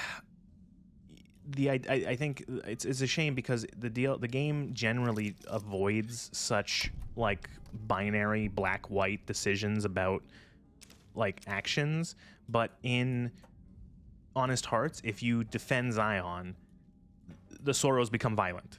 Like, that's it. There's never any sort of thing of like they choose to take defending Zion and even killing the White Legs leader, Assault Upon Wounds. They take it in the worst possible way, how they portray it in the end slides. Because one of the ways you could take it is that maybe it instilled in the Sorrows a great sense of justice. That maybe that there are certain people that you pay evil unto evil. And that there are, you know, that they should, you know, people like that, they should fight for. They should fight against people like the White Legs. You know, and that they were taught a valuable lesson that violence is not necessarily an evil, it's how you use it, you know, and that if you're fighting someone horrible like the White Legs or like Caesar's Legion or like a bunch of other bandits, it's like, you know, defending yourself and using violence is not an evil, you know, in and of itself. They could have taken that way, but they take the opposite, where if you defend Zion,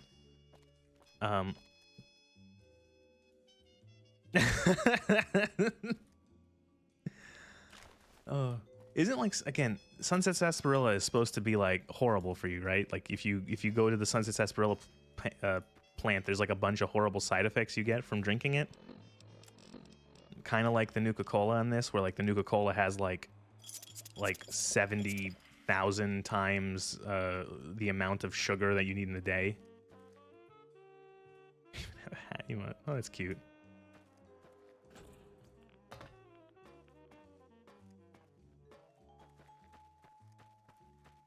God, this DLC.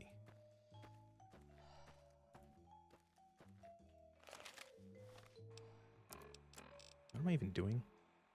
Oh, I forgot to get the. Oh, god damn it! I forgot to get the bark from the. Actually, I'm going to the cuckoo's nest here. He didn't get his Sonny the Hat would take over. That's cute little. Oh, that's cute.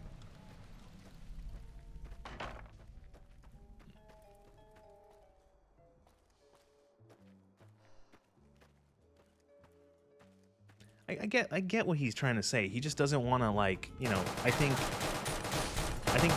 Jesus fucking Christ.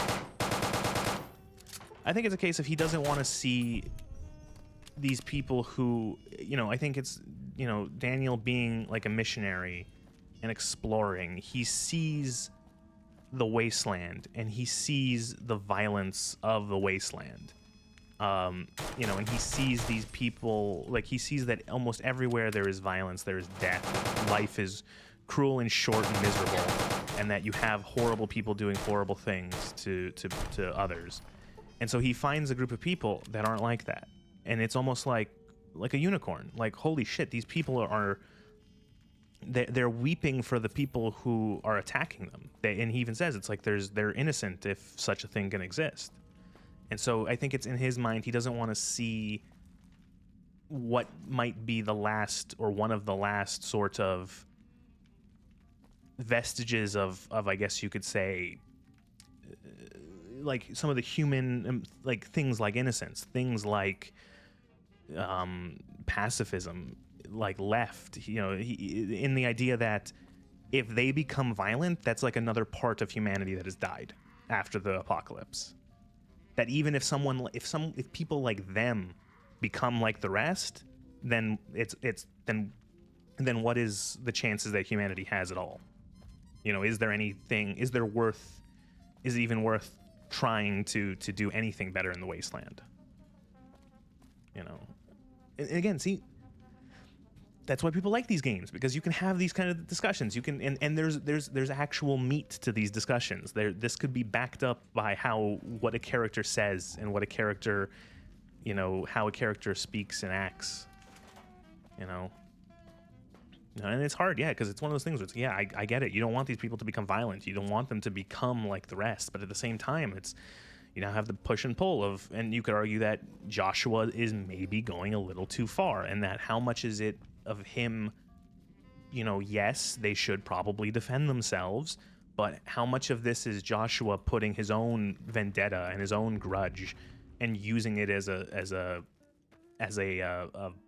you know, using this as a thing. You know, he even says if you get him to talk, if you talk him down from killing Saltapon wounds, he says how he tries, you know, he tried to make his anger God's anger, you know. If you see a fallen pylon, call security.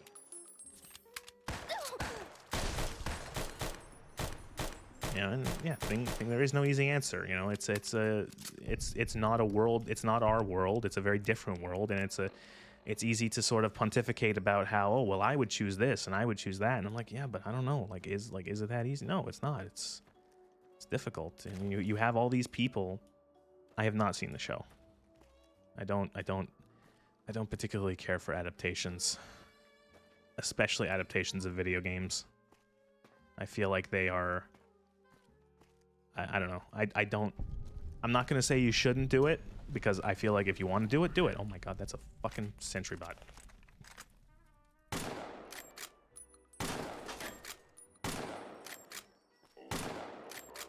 Like if you want to make an adaptation of a game into a movie or a TV show, it's like I feel like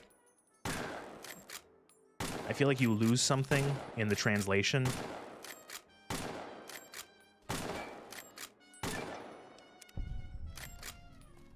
I feel like when you adapt, let's say you have a book, yeah, you lose the freedom of choice. You know, yeah, when you adapt, let's say, a book into a visual medium.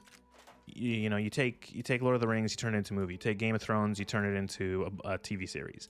You lose detail, obviously, because unlike a book, movies and TV shows are meant to be, for the most part, watched in a single sitting. You know, you watch a whole movie in a single sitting, you watch an episode of television in a single sitting. But what you gain is the visual aspect. Another sort of dimension has been added. You know, you now can have where things had to be written and explained via words, you can now show just a character's emotional state. You can have just a visual indication of what a character is thinking or what is going on, etc. when you adapt a game, I feel like you're going in the opposite direction. You're losing a dimension. The thing that separates games from movies and television as a visual medium is interactivity. A movie, if you turn a movie on and let it play, you can walk away and the movie will go from start to finish without anyone seeing it. You know what I mean? It's not something that you need to actively engage with to even have it work. You know, if I start up Fallout New Vegas and I load a save game and walk away, the game was going to sit there until I come back. And with that engagement, you know, you have engagement where if you could tune any movie into a game, what movie would it be? Oh man, that's hard. See, that's also hard. That's easier because you can do it, and there have been examples of it, but if I could turn any movie into a game, what would I do? See, the thing is I feel like a lot of movies, adapting them directly into games wouldn't do very well. But if you took the universe that the movie takes place in and took like certain aspects of it and adapted it into a game, I think it would work. Like I think like Star Wars as a universe, as there are plenty examples of, adapts well into video games. But it's usually not the ones that take just like the story of the movie and adapt it into like different levels. It's the ones that like take a specific thing and kind of expand on it. They'll take, you know, flying a spaceship. Okay, we're gonna play Rogue Squadron. You know, we're gonna focus on what's it like being like a fighter pilot in Star Wars, and we're gonna make a whole game based around that. Or something like we're going to focus maybe not on a specific Jedi, but maybe what it's like being a Jedi. So I'm trying to think, like, and the thing is, there's a lot of movies that do well like that have already been adapted into games. I think like Star Wars. I think like the Alien series does okay. There's been a lot of bad Alien games, but there's been some good ones.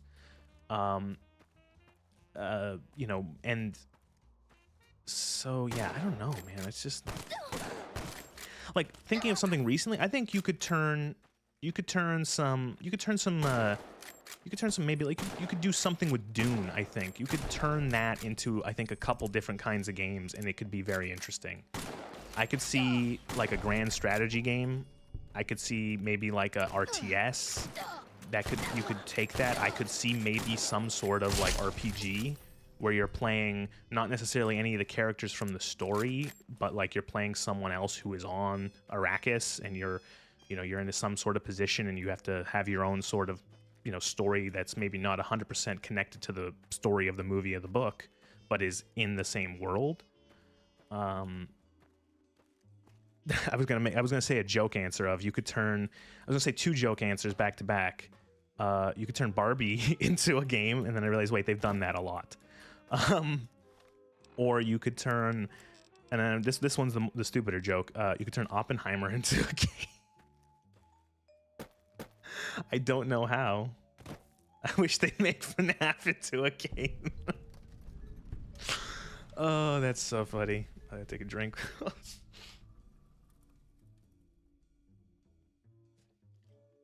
Do you think there's anyone out there who doesn't know that it's a game already?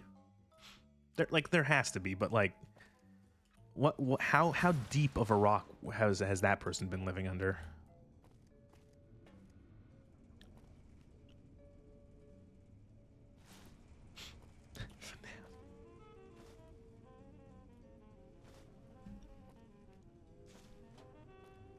Oh geez, more fucking holograms. I don't know though. Like, I feel like you would really, like, are there parents that like disconnected where they're like, you know, oh man, I don't know.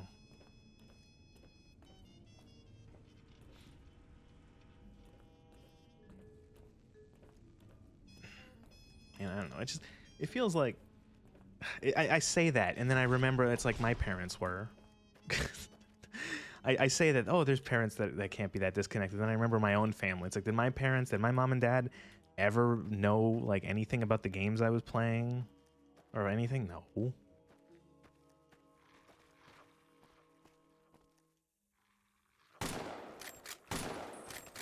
You know, like they knew the thing of like maybe this isn't appropriate or this is okay or something like that, but like, you know, they wouldn't know anything about like, you know, even if you want to take like Mario, it's like they wouldn't know anything about fucking, you know, Bowser or Peach or anything like that. They would know Mario and maybe Luigi, and that's it. And they wouldn't know anything else. Pokemon? Oh, don't even get me. The Pokemon, it's so strange how, thinking back to it, how like Pokemon was like fucking another language. I gave my brother a box of Sims 3 City Life once and hid inside GTA 5 because our parents never checked the side. Jeez. I remember going to an EB Games and I was like, God, I must have been 10, 11 at the most. And I went with my stepbrother and my stepfather, and he was going to buy us each a game. And I don't remember what my stepbrother chose, but I picked up a really nice like 3-pack like collector's copy of or like not collectors, but it was in like one of those nice like book type game cases of GTA 3, Vice City, and San Andreas. I picked that up, and I showed it, and he's like, sure. And then he's like, go. And what he wanted me to do more, what he cared more about than the content of the game was me, you know, growing up and like actually putting it on the counter and being like, I'd like to purchase this, please. You know, wanting to mature like that. So he's like, oh, you're buying the game. It's your game. Go put it on the counter and ask to say that this is what you want to buy. And so I did that. And I'm about to be eaten alive by mutated animals. And so I did that. And the guy behind the counter, yeah, baby's first GTA, really. The guy behind the counter is like looking at me like, is like, you know, it's like you saying like, you know, is this okay or whatever? And I turned back to my stepfather and he kind of just shrugs. And because he was just happy that I was doing it, like, you know, putting it on the counter and everything. And then he's like, is this okay? And then, yeah, and he bought me this really nice, I still have that thing somewhere, that collector's edition of those 3 games. I played so much San Andreas. Oh my Lord. It's funny because that was my stepfather. He didn't give a shit about that. Neither did my mother. My father, my biological father, he was very much like, don't let the kid play the violent video games. So whenever it was spend time with my father, and he's like, and I play any sort of game, and he's just like, that's like violent or something, and he just gives me the look of like, really. Granted, that was only until I was a kid, like, or only when I was a kid. When I got older and I was like 16, he stopped really caring as much. But you know, it was the thing of like, you let the 10-year-old play Grand Theft Auto, you know, where there's like copious amounts of swearing and drug use and prostitution and gratuitous violence and all these things.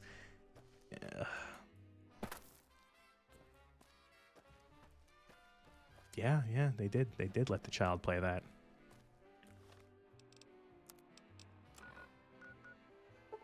It's one of those, it's weird because I personally don't think I was that affected by it. Like, I don't feel like I'm a crazy person for playing all the GTA too young and all the other violent games. But at the same time, when I ever have kids, I'm probably not. I'm going to be a bit more proactive with what they're allowed to play or, you know, take in than my parents were with me. I knew there were robo-scorpions after this, and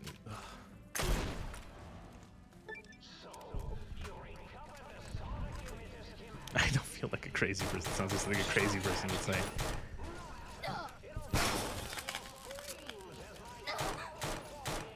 Like, I don't believe that, you know, I don't believe that, I'm not one to believe that, like, video games cause violence, but I do think that there is, like, a limit in terms of, maybe not a limit, but, like, some kids are going to react differently to these things than others.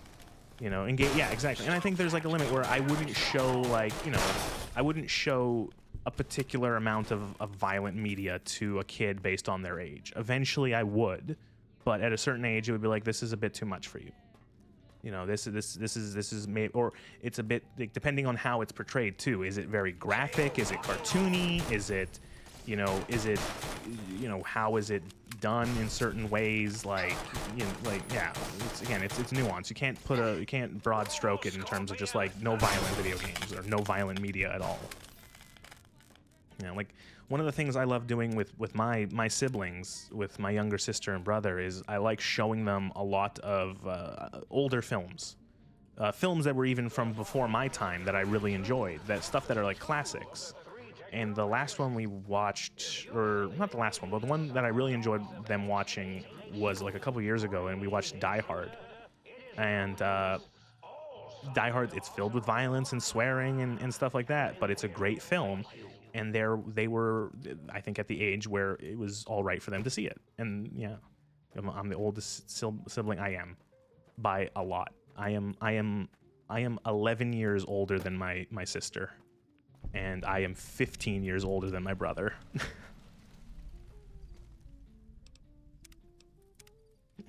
Yeah.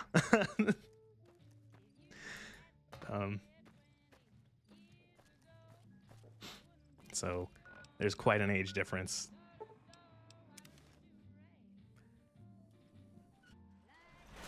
But I try to still spend as much time with them as I can and show them stuff I enjoy. Like films and TV shows and movies and other stuff. Do I have a stream schedule? Not a hard stream schedule, but it's usually Friday, Saturday, Sunday. Again, not Friday evenings, Saturdays sort of and Saturdays and Sundays sort of in the afternoons to evenings. Just that in general, because I don't necessarily plan too hard. Because I have a job, and sometimes Friday nights I'd rather go to bed than stream.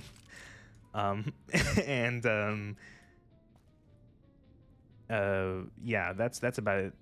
If I have time, sometimes I do Wednesday streams. Yeah. Oh, like I was going to do, like on my last stream, which was on Sunday, I said at the end of the stream, no, I did a stream earlier this week. No, I did a stream on Wednesday. I did a Wednesday stream, and at the end of the stream I said, Friday evening, back into New Vegas, Old World Blues. We're gonna do Old World Blues. And then last night I'm like, I just want to go to sleep. I had a coffee and everything. I was like prepped. I had OBS open and everything. I drank my coffee and I realized I am so tired. My head is aching. I'm having like heart palpitations because it's just like I didn't sleep well before, and so then I'm like, you know, it can wait till tomorrow. You know, it's like I was willing, but my body was not. Yeah, I'm already. Yeah, sometimes it's just like I'll take a quiet evening, maybe a little bit of games on my own, maybe some YouTube videos, and then bed. But yeah, generally weekends streaming. And I'm pretty. I guess I don't. Is variety streamer still a term? I don't know. I'm completely out of stream lingo, but I guess I would call myself a variety streamer. I stream pretty much whatever the hell I feel like. Is it evening for you right now? No, it's not evening. I am on the east coast of North America. It's 3:30. Weekends, Fridays are evenings because I get home.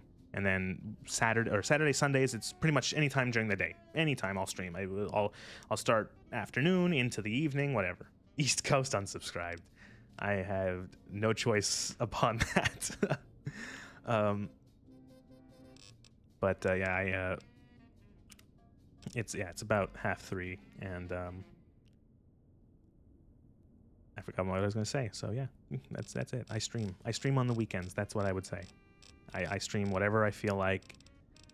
If you scroll beneath the video, I don't know if you're watching on mobile or if you're watching on the desktop. If you scroll on the desktop, I know it's there. If you scroll down, you can see there's a laundry list of all the things I've streamed over the last whatever, and it runs the gambit from first-person shooters to RPGs to to strategy games to just a bunch of stuff. Strategy. Okay, thanks. I really appreciate you to that, because that VOD channel did not exist 5 days ago. Or it existed, it had nothing. It had literally nothing on it until 5 days ago, because I was doing the really smart thing of not recording my streams,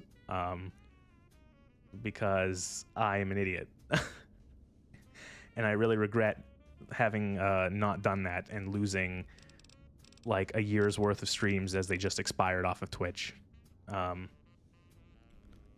So yeah, I have a little VOD channel. I save. The biggest thing is it takes forever for YouTube to upload, and the other thing is storage. You need a lot of bulk storage. You need to either have some really big like external drives, or you need to have like a really good like a cloud program. But even that, like, or a cloud subscription, but even that I don't necessarily trust as much. I'd prefer having my own drives. So I've got like I think 3 or 4 terabytes worth of externals that are pretty much empty that I'm using as bulk storage whenever my actual PC runs out of room. Because and that's the thing, is like I'm not even recording these at like really like the recordings I take are only 1080p, and after 3 hours they're like 30-40 gigs.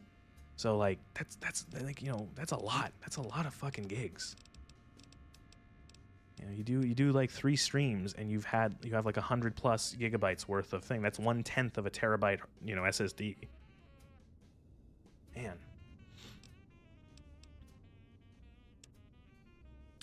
It was funny about YouTube, about the I was uploading those videos to uploading the VODs to YouTube. And I wanted to put my Twitch channel link in the description. And YouTube said you can't until you verify your account. And I'm like, what? So I look and they say to verify your account, you have to do one of 3 things. You have to take a 30-second video of your face. You have to upload a photo of like a government-issued ID. Or you have to build a channel history is the 3rd option. And I'm like, well, I'm not fucking giving you a photo of my fucking ID. Are you crazy? So I'm like, I'll build up the channel history. I'll wait until my channel has whatever amount of history that YouTube considers good.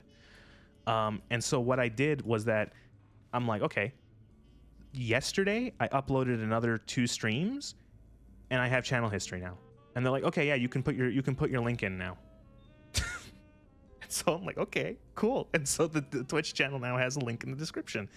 So I was like, okay, cool. That's great. That's really cool that you said that it could take up to 2 months when it took less than a week. And now I have my... oh, no, now I'm over encumbered. Shit. You also have to give me your credit card number.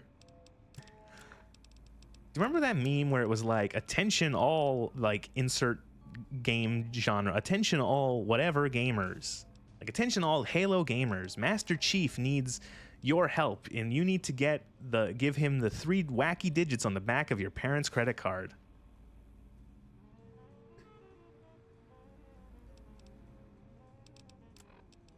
You know what, I should drop the 18 cartons of cigarettes I'm holding, but I really don't want to. Well, again, the only reason why nice to meet you. Oh, here she is. Who can I hide you from today? I only keep the cigarettes because We're okay on Stimpaks. No, I do it. No, it's not just Sierra Madre trauma. It's like entire game brain rot now. No more From medics to ever kill the since pain. ever since I learned that you can turn the cigarettes into chips, now whenever I start a game or a new playthrough of New Vegas, I am picking up every single pack of cigarettes I find. Everywhere in the Mojave. I am taking all of them, and then as soon as I can get to the abandoned Brotherhood of Steel bunker, they're just tossed in there. I don't think I have ever been in this room ever. What is this?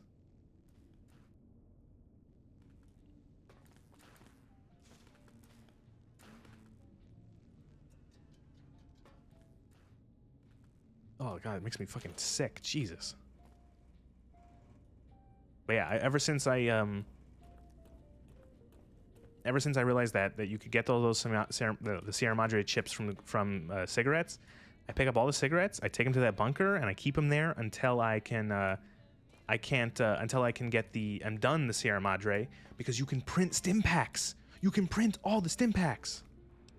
One playthrough, I had so many chips. One of the you can the chips in the Abandoned Brotherhood of Steel bunker. There is a Sierra Madre what's it called, vending machine. In the Sierra Madre, in the medical clinic, there is a holotape for stim packs from the vending machine. And so what you can eventually do, if you're not playing on hardcore, where stim packs have no weight on non-hardcore, I had literally 900 plus stim packs on a character. And so whenever I started taking damage, I bound the stim packs to my mouse button. It's one of the buttons on my mouse. One of the buttons on my mouse. And so I would just spam that. Yeah. Honestly, it is criminal how easy it is to miss when you walk into the Sierra Madre medical clinic, it's on the front fucking counter. There's a holotape for it, for stim packs.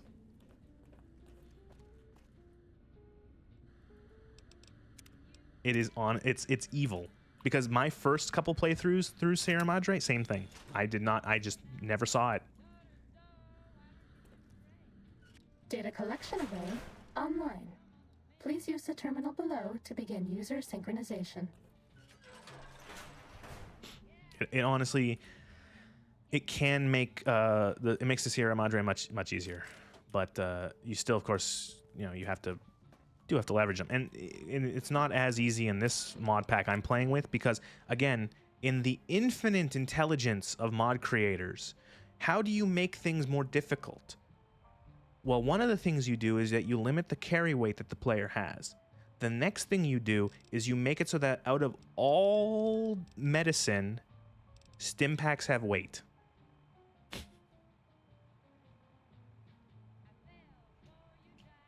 It's evil.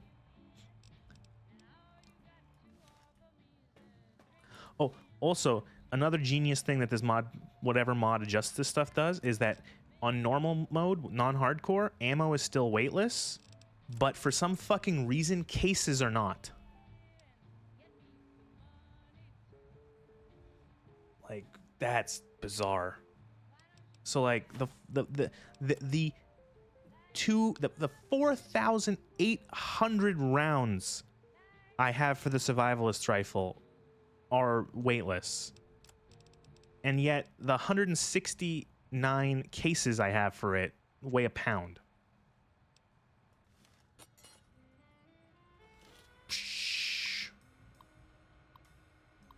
Oh, yay, my other favorite minigame, the fucking, oh good, oh that was easy. Oh god, I hate this one. I hate this one almost as much as I hate the lock picking. I feel like it's a hard balance for developers, I won't lie. You want to make a mini game so that there's like a bit more engagement to a skill than just like you have the skill, you succeed in the lock. I understand that, but there's like there is such a fine line between a mini game being fun and being tedious, and I think also part of that is how many times they make you do it. And so even though I find that the hacking and the lockpicking minigames are not that bad, it's just the amount of times you have to do it over the course of a game.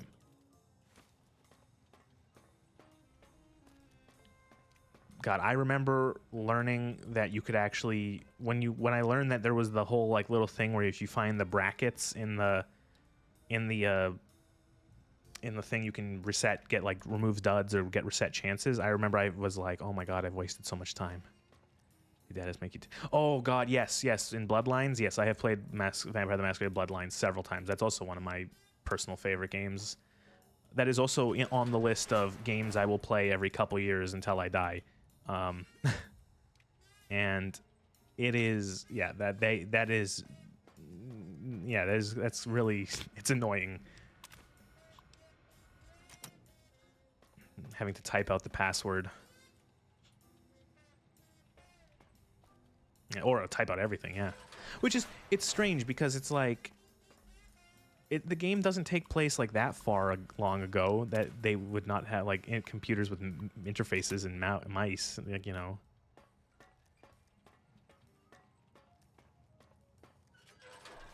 God, that game is good. That's another one of the. It's right up there with New Vegas in terms of being a cult classic, being a game that is like. There's the same sort of parallels of. Although I will say, I think that in terms of the final product, I think New Vegas is a much more solid game, but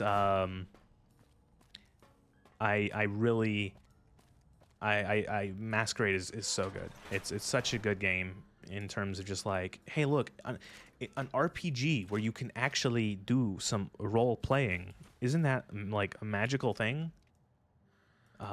Yes, I'm also a sucker for. I can't not play Malkavian in it. It's the fact that Malkavian. I am in general in RPGs. I am a sucker for when the choices of like your characters, like species or like their history or their background is referenced in dialogue.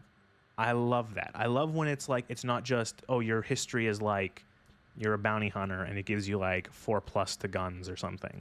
I like it when that stuff is relevant, where someone will like call you out on it, or you can use it to have relevant dialogue. And so the fact that nearly every conversation in the game is changed for the Malkavians, I can't not play as them. This is the basic stealth test. The robots will be looking for us, but we won't let them find us. Like it's amazing that like, okay, like I wonder how much how much did that cost? Like every single dialogue had to be done again. You know, like you are not done again, but you know, you had to write an extra conversation for every conversation. You know, like that's a lot of work. That's a lot of money. Do you know how much voice acting costs? I don't, but I think it's expensive.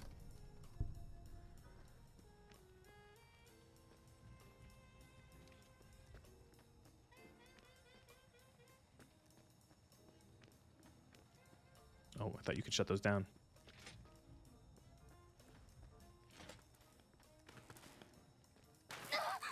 Ow. Test data processed. Firmware updated to version 1.1. Boot damping sensors online. Stop. Seize you! Scorpion! Attack! Scorpion! Attack! Please, please.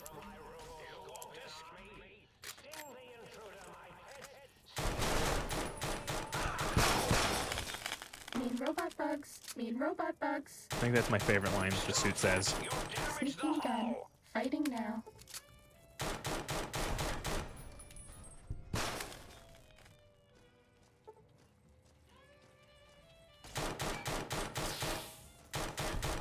Yeah, I really like that about Masquerade. I like that a lot, and I wish that more games did that, where the choice of your character's origin or history or background or whatever was more relevant. It's one of the reasons I really liked playing Baldur's Gate 3, is that I played as a drow for my first playthrough, and almost every conversation had someone be like, "Holy shit, you're a drow." And just being able to, you know, play up on that if you wanted to. Like a lot of them, well, even though a lot of it was just simple as like, wow, a drow. Don't see a lot of you guys, you know. Oh, hit my robo-scorpion, will you? It's a long game. It's a very long game. I don't blame anyone. Was that all? I don't blame anyone taking their time with that sort of thing. I almost certainly, I always have an issue. It always comes, it happens in games like Baldur's Gate, and I know it happened to me with Baldur's Gate 3, which is why I'm going to wait until there's like a definitive edition upgrade for it to go back and play it again through, is that by the time I make it to like the third act, I just kind of want to get it over with.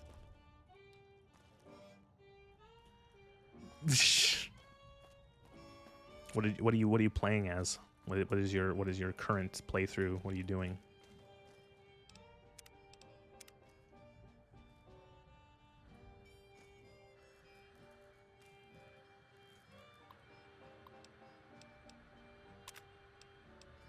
This is the advanced High elf test. wild magic Watch out for sorcerer. laser tripwires. I always have They'll ruin our I always day. have such trouble. Like, man, it's one of those things where using magic in games like that is always so advantageous. It's hard to not pick a magical character because of, like, I feel like they're almost like essential. To the point where,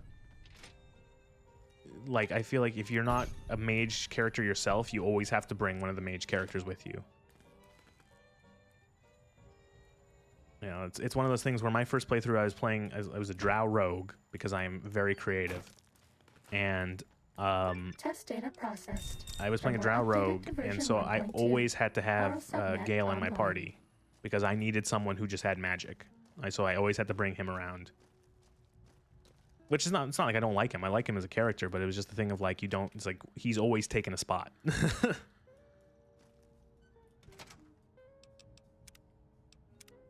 It's kind of a, that's another thing about all those kind of RPGs that are like companion based is I hate the arbitrary party limits. I don't like the fact that This is let the me expert just staff have test. like If you 2 thought more the lasers characters were in the bad, party just wait so till that you I see can the see proximity more of the mines. interactions. And it's one of those things where, you know, someone would counter that, like, okay, these games are meant to be played multiple times. I agree with that. I agree that, yeah, you do have to, you can play these games multiple times to see multiple things. It's just that these games are massive time investments. It's like I don't have all the time to play multiple runs of a 60+ hour long game.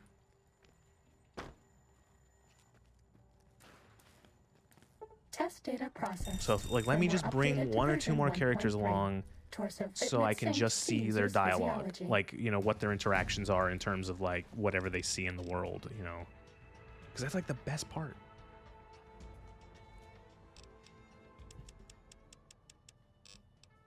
Yeah, exactly. It's like, I can't, like, as much as I would like to, it's just like, God, I get through, like, you know, you sit down and you spend, like, 3 hours playing the game and you go, man, 3 hours, that's a long time. And then you realize I have scratched, like, 2% of this game. And it's going to be here. At this rate, I will be playing it till the end of the year.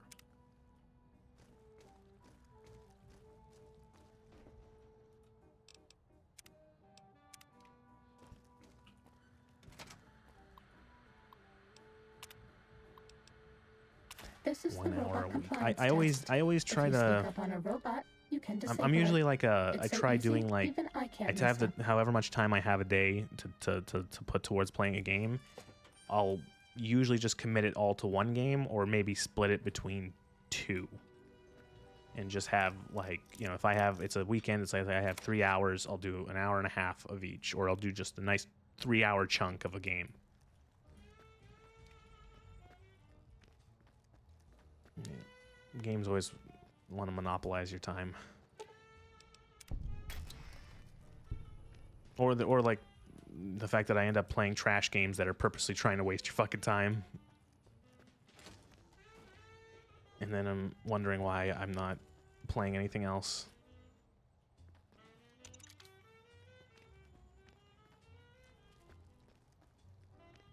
Oh God, no, I don't. That's like that's like Zoomer stuff.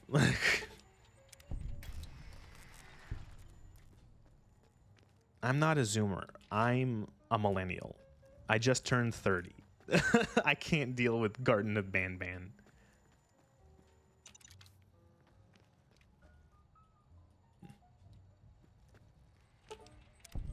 Test data processed.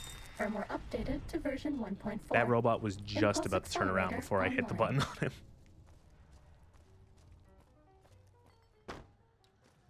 Yeah, that stuff is bizarre to me. Like I don't even know. Like is it supposed to? Is it like a meme on purpose? Is it supposed to be bad? Is it self-aware cringe? Did I do something wrong? If I have to ask my siblings about it, that's when I know it's too. When I have to ask my siblings about it, that's when I know it's too out of my depth. Because it's weird because I can get like 2 different perspectives. Because I can get my my sister, who's in college now, I can get her perspective on certain things because she's a little bit older than her brother, our brother. And yeah, and then I can ask my brother, my younger brother, who's only 15. He was very much an iPad baby. Maybe not like baby, but like kid. Like he had an iPad. There are several years I remember of him just like, you know, he has free time, he has the iPad. What he did on it, but I can get like two very interesting perspectives on the youngins from my siblings. And what's hip with the kids. Destroy this one, I'll make more. Eureka! Jesus.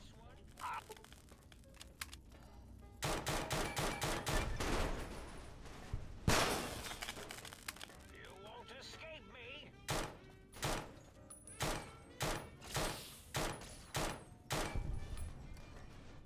Eureka! Do I ever play horror games? Not as much as I used to, partially because I find most horror games bad nowadays. I'm not a fan of the walking sim style of horror games. I feel like it's weird because horror games have gone the way of like current horror movies in that they're just really fucking awful, aren't they? In general, obviously. I like the one I think I will eventually play. It's one I wanted to play, but then I didn't. Walking sims are torture porn. I do agree. I wanted to look at Amnesia: The Bunker because I've seen people play bits of it, and it looks like there's actually a game. You know what I mean? That there's actually like mechanics and interaction, and that I can have an effect on the game, and I'm not just walking through. I'm not just walking through like a fun house of scares of just like, okay, yep, you've triggered the jump scare. Yeah, like because I feel like a lot of horror games fall into the thing of like. I can do the sync off switches. A lot of horror games fall into the thing of just like big thing chases you, and if it catches you, that's it. And then you die. And I feel like that is tense once, and then every subsequent time is just increasing levels of frustration. You go from, you know, oh, the thing is scary and it's chasing me down the hallway, but then eventually you're like, okay, yep. I just want to get through this next part, but I'm getting my ass kicked.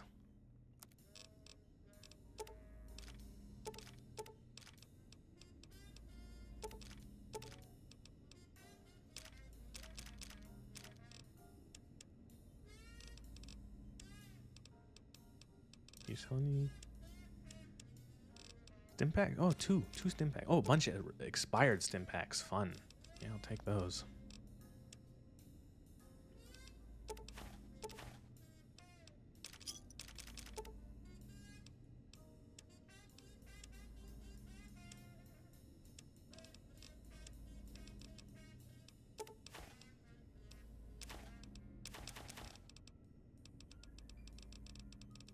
Why do I have 72 Radaway?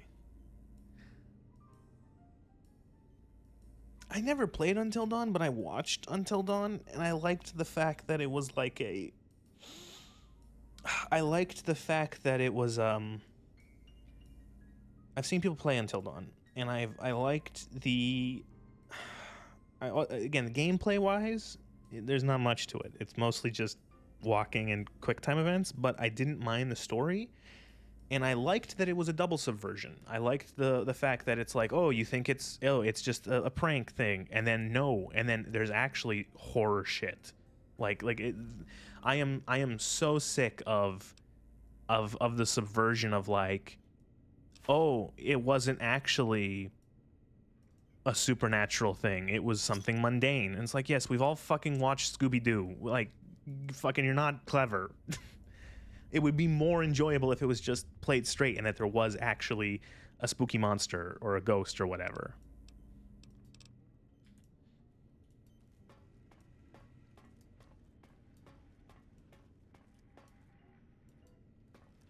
Are they still making more of those? Because I know they made that, like, trilogy of ones.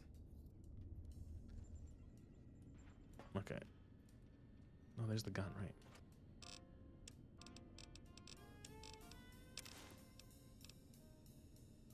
Oh, is that them? Okay, I didn't even know.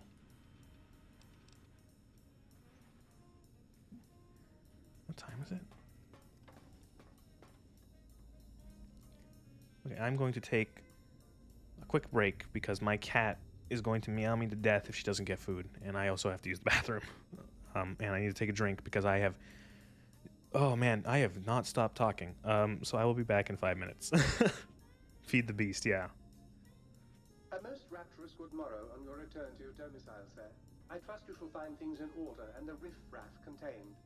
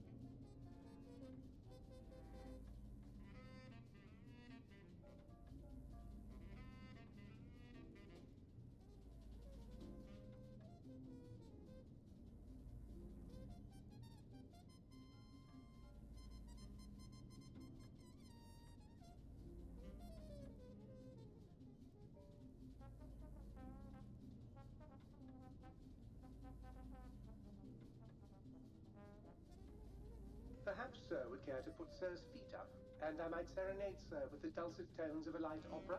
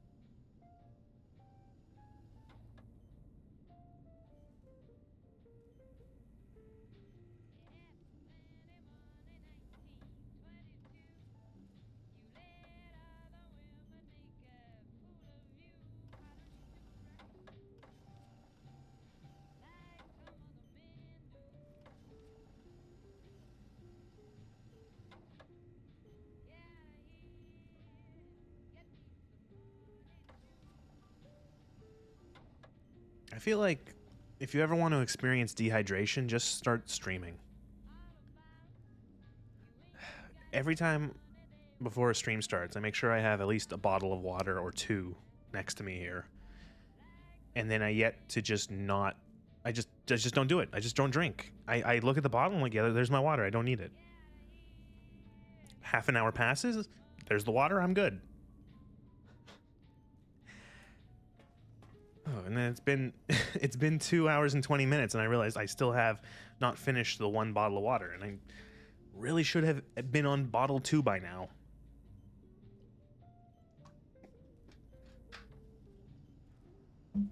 Oh man, has there been a streamer who has like someone's had to have done this, who's just hooked themselves up to a IV? while they stream. Someone's had to have done that as like a meme.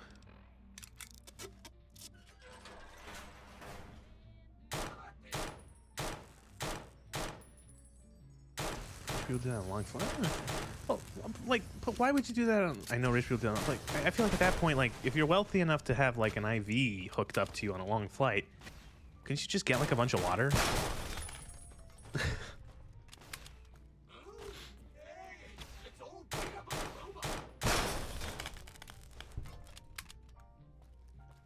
Like, couldn't you just have like water constantly delivered to you? You're on a plane.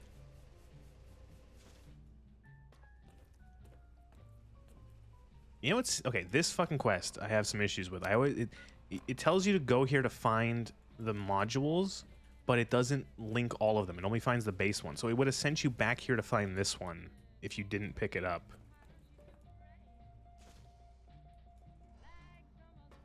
They make you do it in stages, and you end up having to backtrack. Lets you sleep and stay hydrated. Fair enough. I don't like IVs. I've only had one ever in my life, and I just found it very uncomfortable.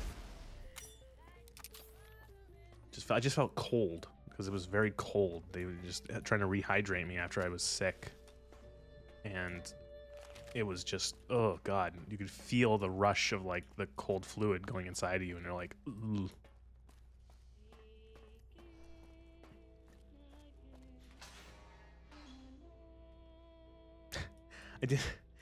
It's funny, I have a double thing. I didn't know that the needle didn't stay inside of you when you get an IV. Like, they just put the little, like, the plastic tube in there, and the needle's just there to make, like, the incision, like, the hole.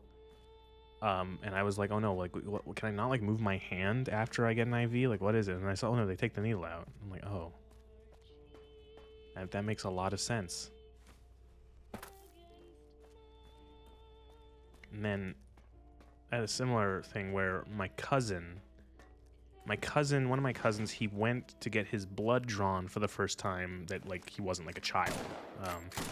So it was the first time he went to, like, a thing to get his blood taken for, you know, medical tests. And he saw the... Oh, my... What the fuck just hit me? I'm gonna die here, aren't I? Oh, dogs. So he went there, and he saw... They had to take, like, a huge amount of blood. They had to take, like, I think, like, 8 or 9 vials from him. It was insane. And he thought, because he had never had it done before, he thought that they had to put a new needle in every time. And so he was like freaking out because he's like, what? They've got to put 9 needles into me? And then he realized they just put the one in and they just replace the tube every time, right? They take they fill the little vial up with blood and they just swap it out. And he was so relieved. Usually why I'm missing my vein for an IV. Oh my god. I went 2 years ago, I went for an MRI or a CT. I can't remember. I went for a scan, and they had to inject the one. They were doing 2 different types of like contrast material, and one of them they had to inject, right? And so the same thing. The one it was like late at night at the hospital because the hospital runs these tests throughout the whole day, right? And so it was like 9:30 at night. I was, and there was like the 2 nurses there. There was a head nurse, and then there was the sort of newer nurse. And the newer nurse, she just couldn't fucking get the vein on my arm at all. And then they had to call in the head nurse. And the head nurse was like this guy who was older guy. He was probably in his late 40s to 50s. And like, he was like a fucking pro. And he did it on the back of my hand. He found like, here's a really nice straight one right here. And then he did it in like a second. It was like really good.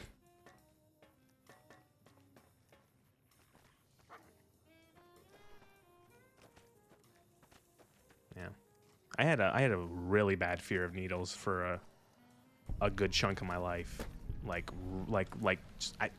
Just you know, one of those fears that you just get into your own head. Someone training on my blood draw. Oh, jeez. Yeah, it is. It's bad. It's fucking bad. I've had that too, where it's like they miss the vein, and they just end up poking you in like the fucking muscle or anything like that. Do you still feel on the? No, it's to the point now where it's just a dislike. I just find it really uncomfortable. I just don't like them. I don't particularly like watching them put the needle in, but I'm not afraid of it anymore. It's gone from like it used to be so bad that one time years ago, I must have been like 14 at the oldest, maybe not even that old. I had to get a tooth filled because I had a cavity, and the doctor's like, we have to inject, you were going to have to do a local anesthetic. Otherwise, this is going to fucking hurt. And I went, no, I don't put that fucking needle near. Like, I was so afraid. And so they did the filling without the local anesthetic. And it hurt, but I avoided the needle.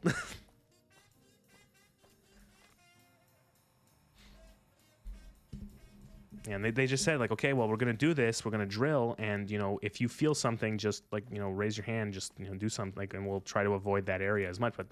And they did it. They got the cavity out and they filled it. But it was not pleasant. And then I remember, like, it was probably 6, 7, 8 years later, I had to get another cavity filled. And I'm just like, just fucking, I don't even care anymore. Just put the thing in. And honestly, the dental injections for anesthetic are nowhere near as uncomfortable as getting like one in your arm for like a blood draw or an IV or anything, because it's just like it goes into your gum and you can like barely like it's just kind of poking you in your gum and then done, and then you don't feel anything because the anesthetic starts kicking in. But yeah, I think it was also not as bad for me in getting the injection in the mouth, because like you can't really see it. It's like they bring the needle close, but then when it's in, like you can't actually see them put it into you. It's oh, really? Jesus. Really? That's so weird, because when I had my wisdom teeth out, I was in Did they not do general anesthesia for you? Because I was out for that. They put me under for that. Oh, I chose not to be awake because, okay, well, Jesus Christ. Yeah, okay. Holy shit. Yeah, I could not fucking imagine that.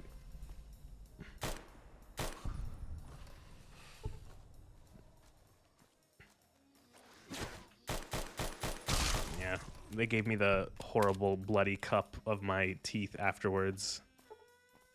I think they only one of them they were able to extract in like without having to crack it, of the 4 they took out.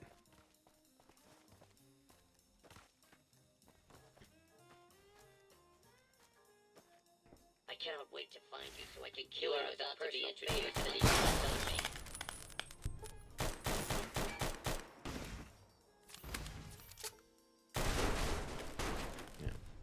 It's one of those things where if you like learn what they do in a wisdom teeth extraction, they have to fucking mangle your mouth to get those things out of your face. They have to cut open fucking the gum, and they have to wrench out the fucking tooth, and if the tooth doesn't want to come out, they have to crack it and break it. And it's like, fucking no wonder they put you under and they fill you full of anesthetic. 'Cause that's just fucking, and why you wake up and your face feels like it's 3 times as big. And they give you fucking narcotics to kill the pain. Because it's a fucking nightmare.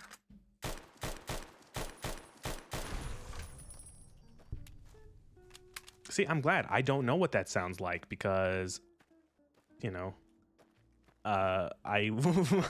that's the thing, is like they didn't give me an option. They're like, we're going to put you under for this, and it's like, okay, sure.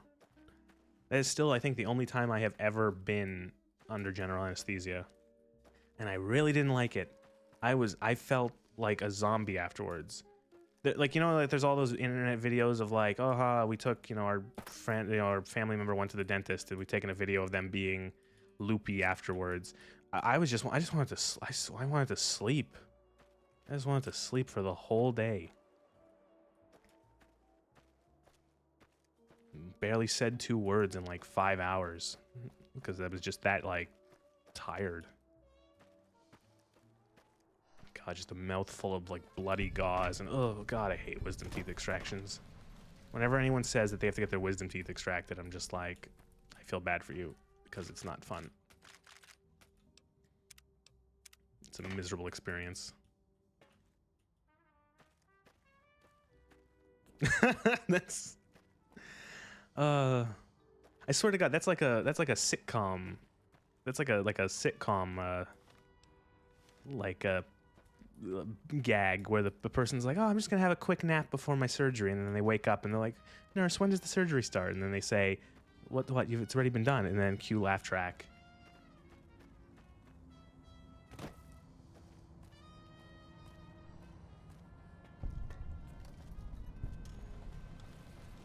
Oh, fucking please, really? I see you. Now I end you. Destroy this one, I'll make more. They just spawned a bunch of these fucking things on top of me.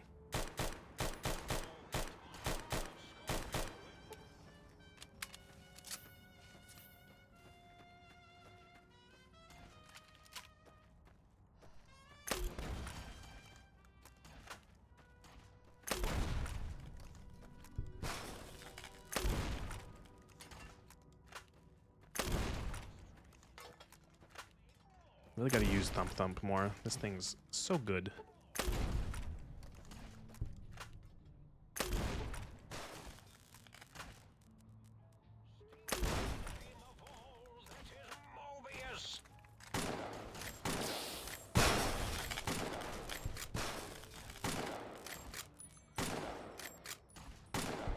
Jesus. I think this DLC gets pretty exponentially more difficult as the higher level you enter it. Oh my God, overlapping dialogue, please. The robo-scorpions become so tough, the lobotomites get deadlier weapons.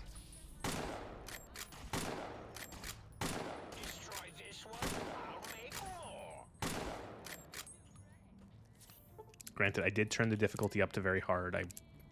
But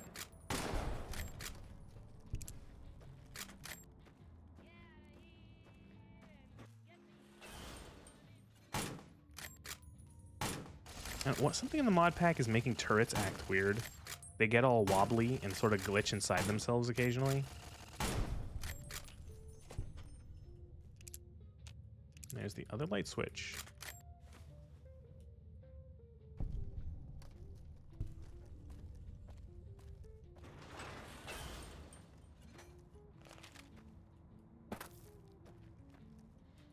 Oh, no, I'm saying in general, the big mountain gets more difficult as the higher level, but yeah, it is just...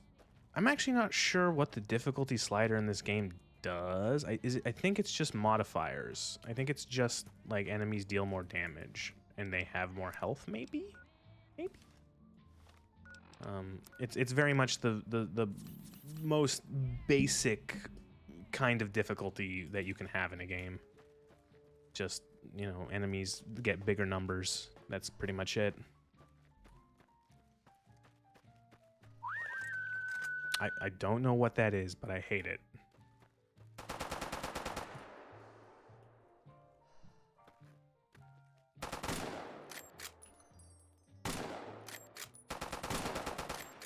Please.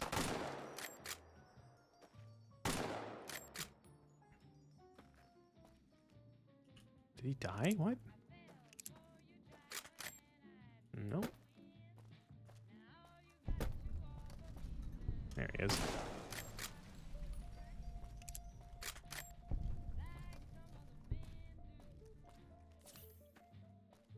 I do not have much medical. No, I got real low on the stems.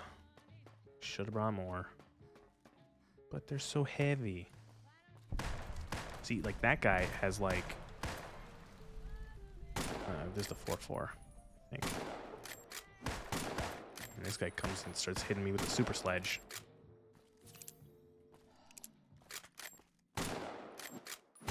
Please. Please. Beg you. I'm dying. Help me.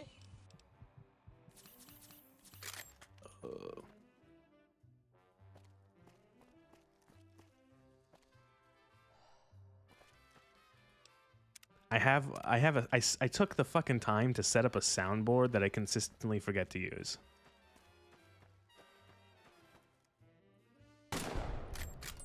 I have a Stream Deck, two different things.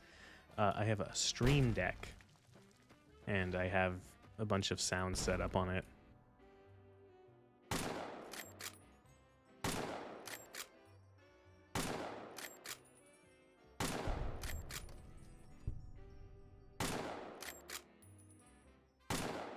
Jesus.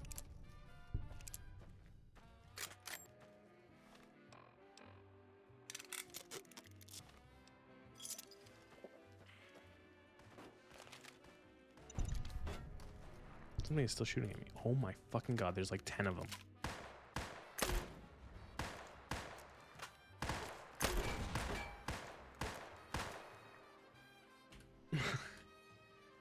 What's my goal as a streamer? I don't know.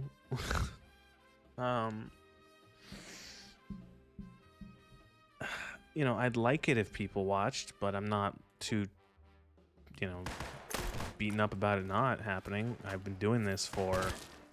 Oh my... This is it. I'm dead. This is a game over.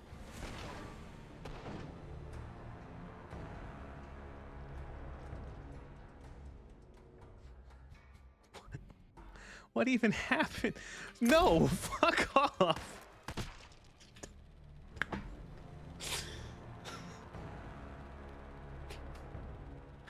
Where did that fucking thing even come from? Oh.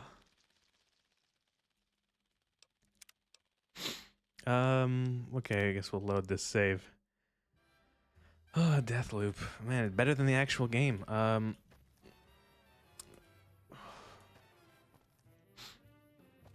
I took a break from streaming for like a year because I kind of just had other things to do. But before that, I streamed regularly for like 18 months.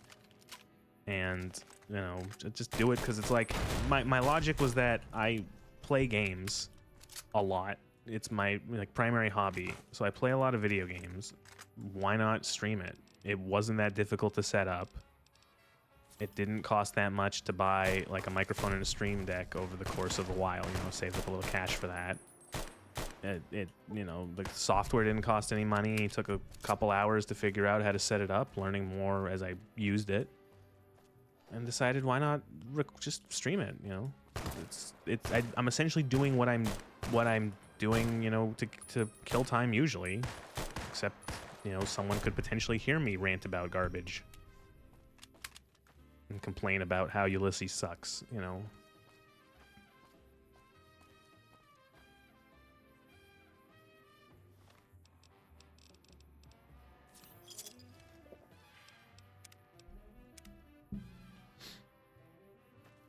If I could go back, I would have been doing this like I would have done this like 8 years ago. Like I would have started earlier. Like I would have been like, yeah, fuck it. Like it's one of those things where there really wasn't a point to me not doing it.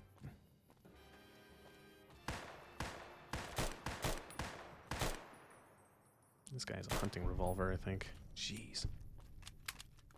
I need a... Do I have the auto dock? I think I have the auto dock, because I might have to just keep running back to the sink to heal, because I'm so fucking... just getting my butt kicked. Muggy.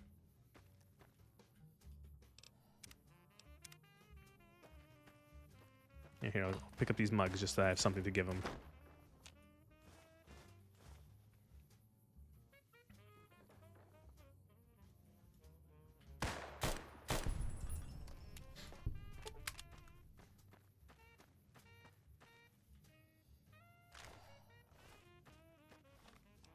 Who's left? The book shoot, I think? Oh, all the way in Higgs Village, jeez.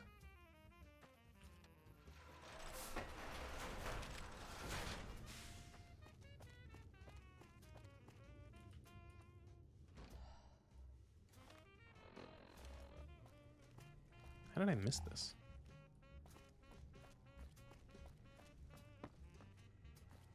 Jeez. Literally right on the desk.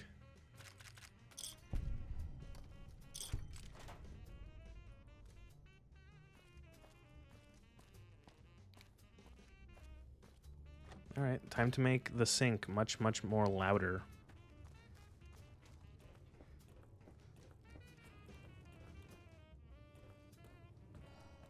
Have all these assorted nerds making noises.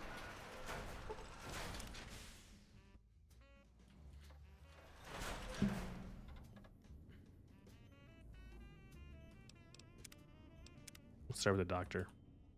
Well, how about that? Old auto doc's back online. Well, all right. Come here. Let's have a look at you. You got yourself some serious hurts there, friend. Cracked patella, 2 bruised ribs, and if I ain't mistaken, your brain's missing. Better climb in and let me have a look-see. Jeez. All right. And rightly so, I should think. All right, then. Let me just fire up the old... I didn't know that there's... I'm guessing there's alternate lines based on your current health. That's kind of neat.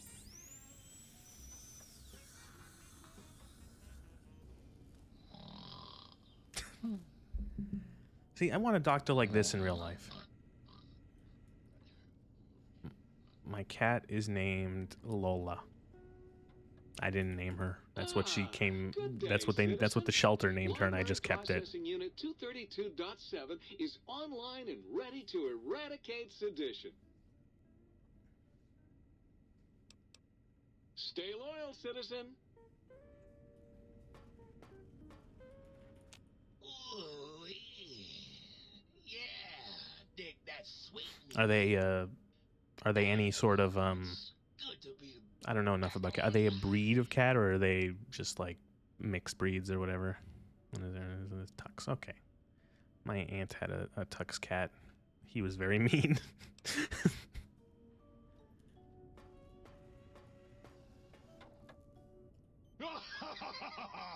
I am online once again! Tremble, world, before my electric heating coil of doom! That's great. That's just great. Alright, the light switches too. Jesus. Oh my.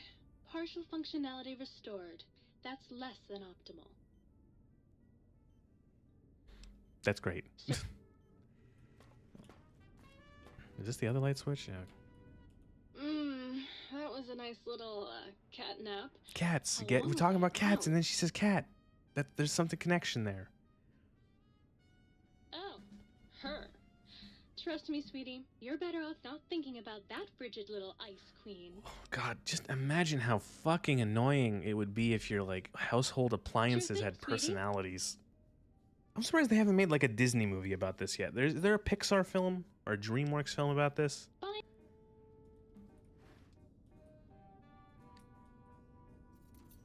Oh fuck yeah, the brave little toaster. Fuck yeah.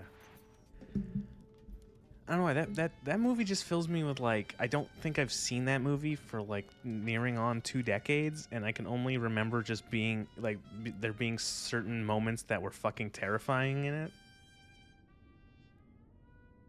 And I'm not sure if that's just like a half remembered thing, or if the movie is scary. So there is like horror. Someone explodes. One of the appliances like blows up. There's a slaughterhouse for fucking appliances. Oh my god. Oh, the air conditioner overheats and explodes. Yes. What was that movie even trying to do?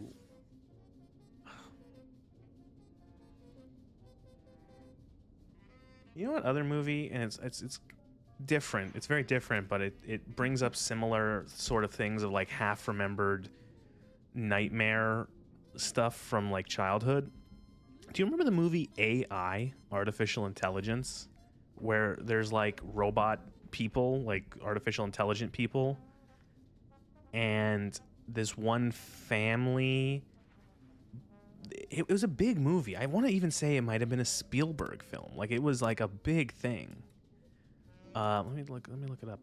I made the cardinal mistake of alt-tabbing out of Vegas. Let's hope that doesn't break. AI, Artificial Intelligence. It was a 2001 film.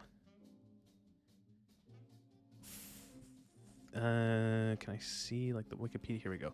It was a 2001 film directed by Steven Spielberg. Yes. and it was loosely based off of a short story, and it was Haley Joel Osment as a robot kid, and oh yes, that was it, right? It was, I remember now. Yeah, it was originally going to be a Kubrick, and then like a bunch of shit happened, and then like it was in development hell, and then Kubrick handed it to Spielberg, and it didn't actually gain momentum until after Kubrick died, and it was really fucking weird because okay, so the kid is brought into this family for some reason, and like the real kid doesn't like him, and then eventually the robot is like, the kid gets like lost or separated from the family or something, or they're gonna take the kid away to decommission him or something because he's just like an experimental model, and the mother, who is grown attached to the robot kid, sends him away. And there's this one scene where they go to this thing called like he gets caught by these people who take him to a thing called a flesh fair, which is like these people who hate robots. They essentially just like, it's like, imagine like, you know how like they fed Christian martyrs to the lions in ancient Rome? Like that, but for like artificial robots, where they'll just like beat them and like melt them and stuff like that. And there's some really fucked up imagery of like these robot people being killed. Yeah. And that stuck with me. Like I have not seen this movie since probably like 2001 or 2, and I still remember that fucking scene because it's awful, where he like befriends, in the short time the little kid robot, there's like another robot that's been taken, he befriends her, and she gets like acid poured on her or something like that, or like hot lead, like they pour like molten metal on top of her to kill her, and it's pretty like visceral of her, like her fake skin face melting, and oh god, it was like fucking nightmare fuel.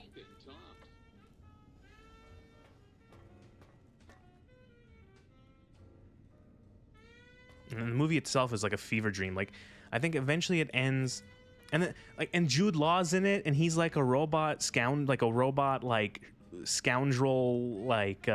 scammer guy who helps the kid do something, and then they go to like the flooded ruins of New York and to find something. I don't remember what, but then at the last moment, the police appear out of nowhere and like apprehend Jude Law with like it's like the flying robot. There's like a flying police car that like grappling hooks Jude Law robot and pulls him up towards the police car, and he's like to the kid, hey, keep going, you can do it, you know, something like that. And then the robot kid ends up frozen, I think, or like in some sort of suspended animation, and then like, so I'm actually looking up again. I'm reading the Wikipedia synopsis because it's like, so they go to this thing. They go to Coney Island in like an abandoned New York, and then they find something, and then and then like they're so weird.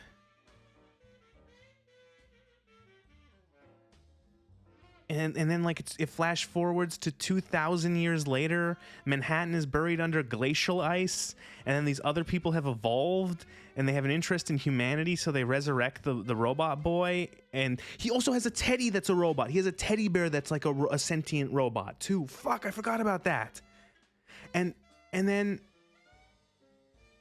what? And then they have like. Oh, and then there's a thing where he asks the advanced robot people or whatever to resurrect the mom that he loved. And he has a strand of her hair, and so they can do it, but she'll only live for a day because of some sort of contrived bullshit. So they'll clone her as like an adult who remembers everything or whatever for a day. And he spends one day with his mom, and then the movie ends. What a fucking wild fucking film.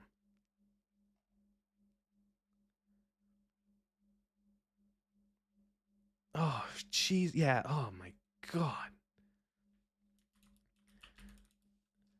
I'm actually looking up the scene that I'm thinking of, like they're like, it's just like, what a fucking fever dream. I can only, yeah, I know, it's just like, I can only imagine what that would have been like if Kubrick fucking actually got the chance to make that before he died, because that would have been wild.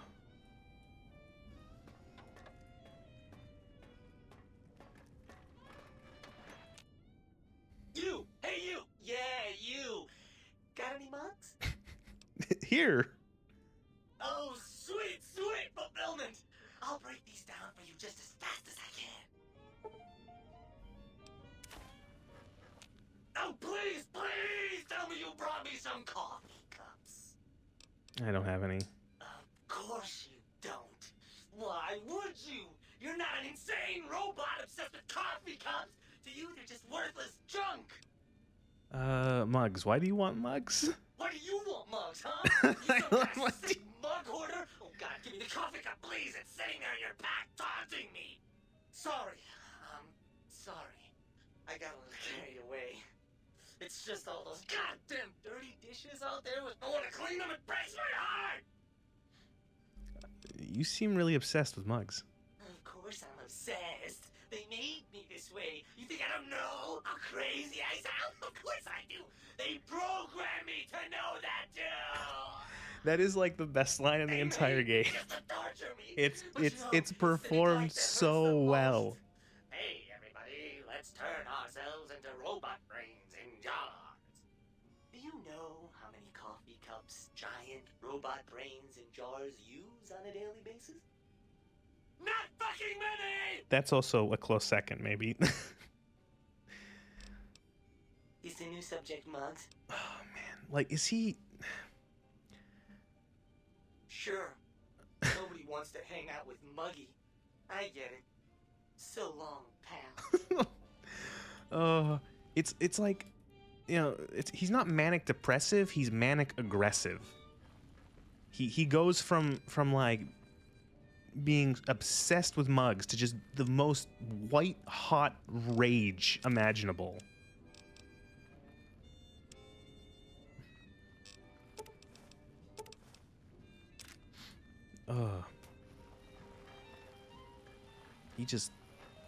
He's great. Also, someone just wanted to make a shrunk down version of a Securitron, that's why.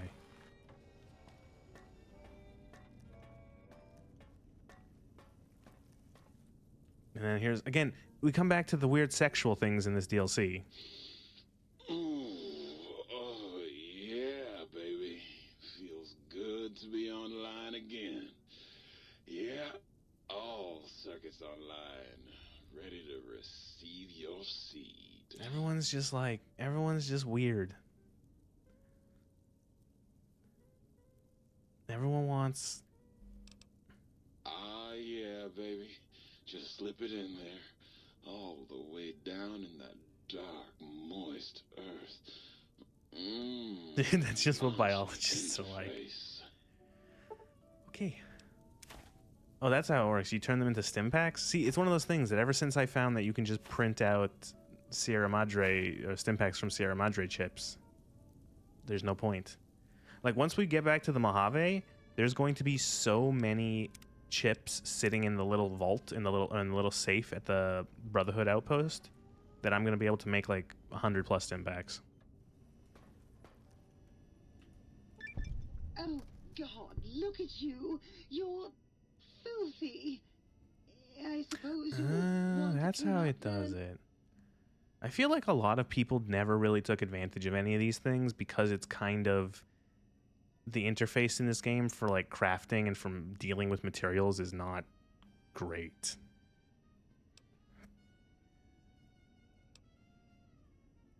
You can have as much as you like. Just please don't put your lips on the faucet. It's so unsanitary. Okay.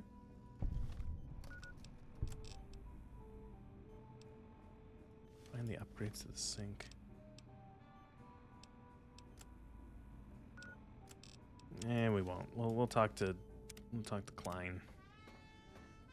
Time for more really long conversation. Oh, well, we could also just we'll talk to the think tank again. I don't know. we'll give him his bowl. We'll give him the dog bowl. The lobotomite Oh, animal he's so loud. before me. What other terrifying terrors will plague us? I'm turning down my volume on my end.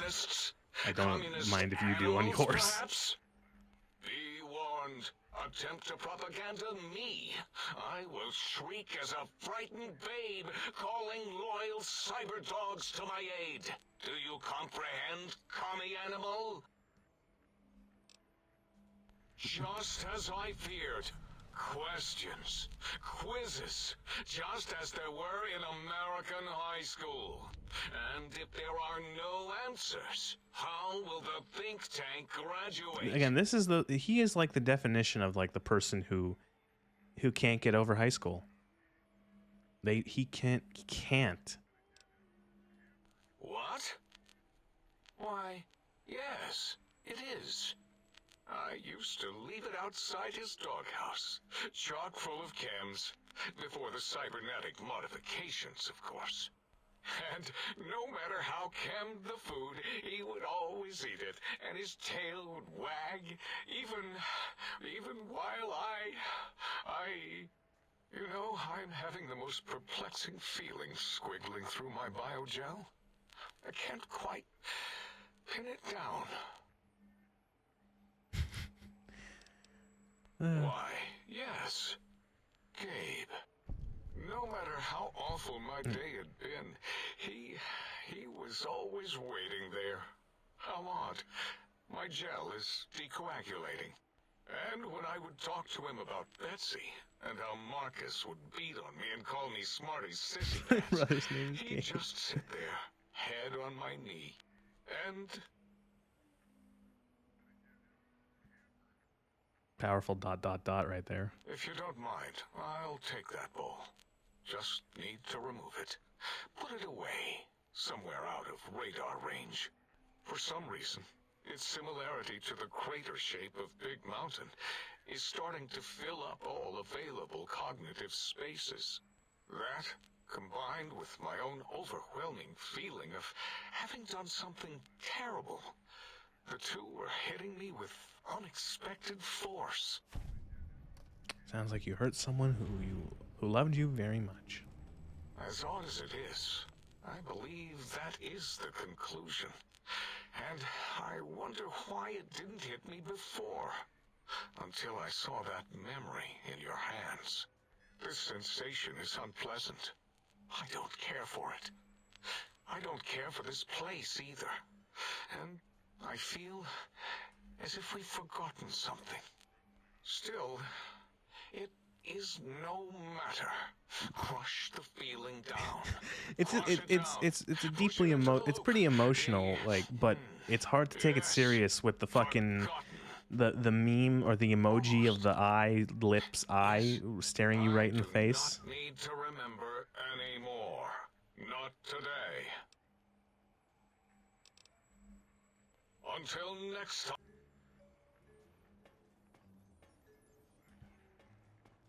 But it saves you a lot on having to model and animate a human being if you just make them weird robots. Oh, is this the guy who can't speak? Can you speak? A bunch of lines. Having with your voice module. Is that good or bad? I'm pretty sure you can understand me. I want some answers. Pie. I like the horror of them being sold. They've forgotten their humanity. But they're again, that's the whole thing of like, yeah, they've forgotten it. And then also the fact that in addition to them having sort of forgotten their humanity, Mobius has them stuck in loops purposefully to make sure that they don't do anything stupid.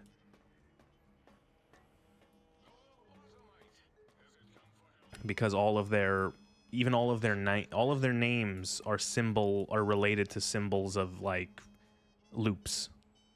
Yeah. Klein bottle. 8 is like an infinity sign. Boros as in Ouroboros.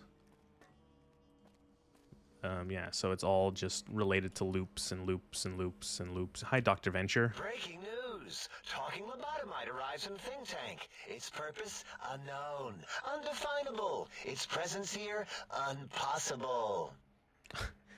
I think you mean impossible. Oh, really? Now the lobotomite is a master of the dictionary arts. What, do you have a doctorate in verbology? No? I do. And stop the presses. Just in from my eye monitors. Is that Robco Tech on your arm? It is. What's your agenda bringing that in here? Something wrong with some problem with How Robco? dare you bring Robco Tech in here? What are you showing off? How great Robert House and his big company are? Oh, we can make Securitrons better than any robot those geniuses at Big Mountain can make, and they'll last 1,000 years. You're lucky I don't have hands to tear that dip boy off your arm, or feet to stomp Dip on his boy, stupid how metal dare you. guts. Ugh. Damn Robco. Calm down. Fine. Ask. Do you have another name? Yeah, I do. It wasn't always O. I just took that one by default because sometimes it's easier to accept the mistake as long as the purpose works. I don't want to get into it. It's a sore topic with me. Makes my gel ripple. Are you sure I'm a good listener? Great. Psychology. Clearly the worst of the sciences, right after colostodiuretics. Okay, so my name isn't O. Never was. It was circular, a single character, digit, but not O. But even with enhanced sensors, no one here could get it right. Always kept seeing the letter, not the number. So they kept confusing the letter with number. Your name is Dr. Zero. I like how you need 7 of intelligence to get this. Yes, thank you. 0. I am 0. How hard is that? A narrow, thin 0. It's not much of an improvement. 0's my name. I'm proud of it, all right? It doesn't get the recognition it deserves. Truth be told, my emotional attachment to it doesn't even register compared to just having people recognize the difference. It's just that they're both sort of round and hollow, so when they monitor scan them, they assume that, oh, it's O. Vivisect me, please. And then you need 9 intelligence. You have to be nearly a super genius of intelligence to tell him to put the slash through the 0. Something that I do to make sure I don't mess up O's and 0's and passwords. And I don't think I'm 9 intelligence. What?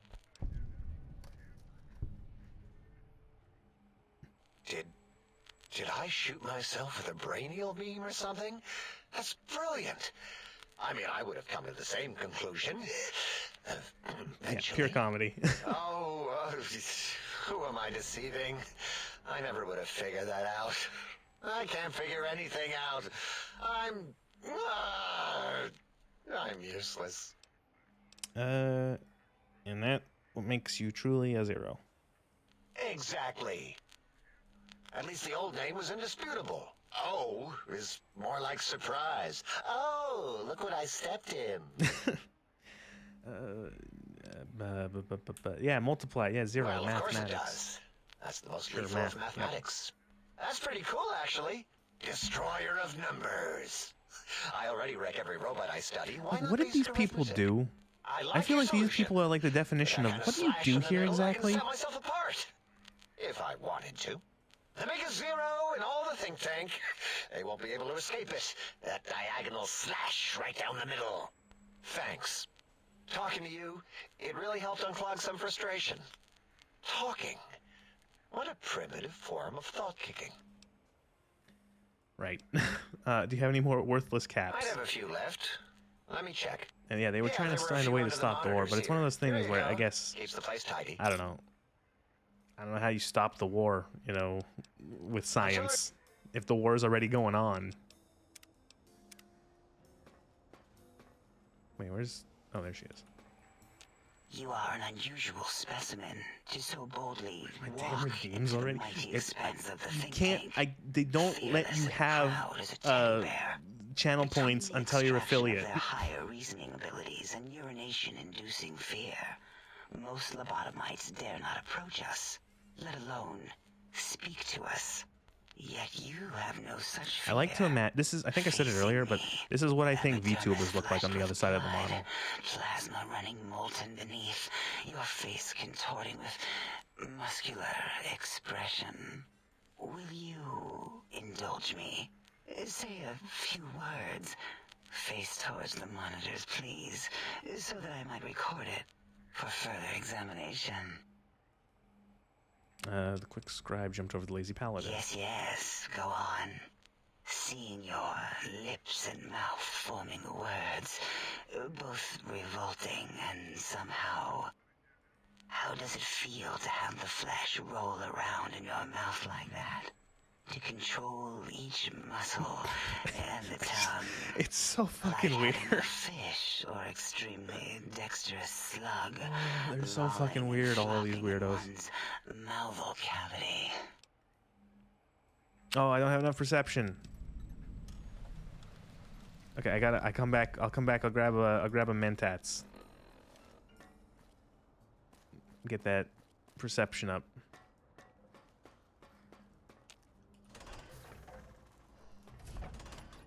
Might I be of service?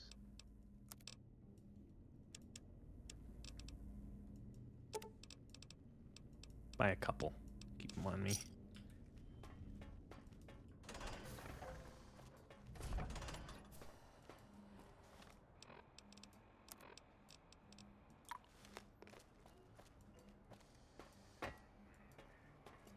What about it? Who cares? Whatever. It doesn't matter. Caps are useless at this point in the game.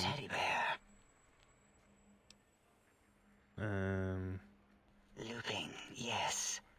It is a scientific fact that hormones drive a percentage of lobotomies. It was 100 caps. It was really cheap. Behavior patterns. We haven't researched this, as my colleagues care little about. Do you think Mentats taste like they're chalky? They always look like they'd be like really chunky, chalky tablets. So many are littered around the facility, like skinvelopes, discarded. Skinvelopes is probably like the worst visual, like, that is the worst tasting word I've ever had. Ever, like, skinvelopes. It varies according to the number and density of lobotomites that have infected an It tastes area. like Smarties. So now here's the thing. What kind of Smarties are you talking about? Because there are different types of Smarties. Unsanitary. There are different, completely different types of candy that are all named Smarties. Unwilling to release bodily fluids in my presence.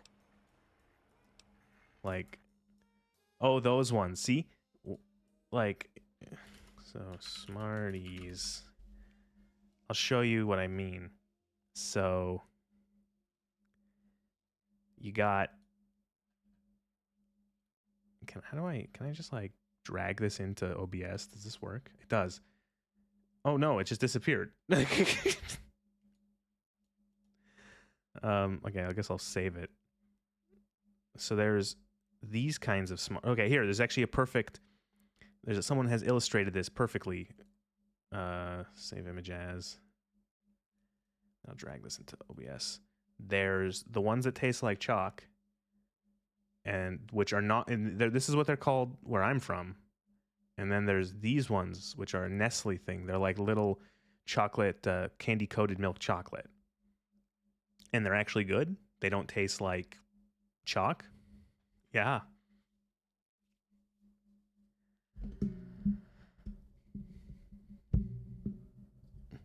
Yeah.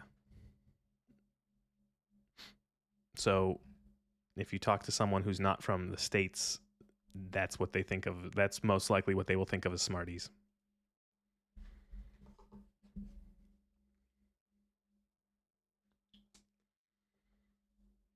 They've been, and it's not like they're new or anything. They've been made since 1937. Yeah, I know, right? And then, yeah, here I live in Canada. And so, yeah, the Smarties, the chalky ones are called Rockets here. So that was neat. Something back in grade school. This is how deranged the people who I went to school with all throughout grade school and high school were. In grade school, do you know what people would do with these fucking things? They would like mash them into powder and snort them.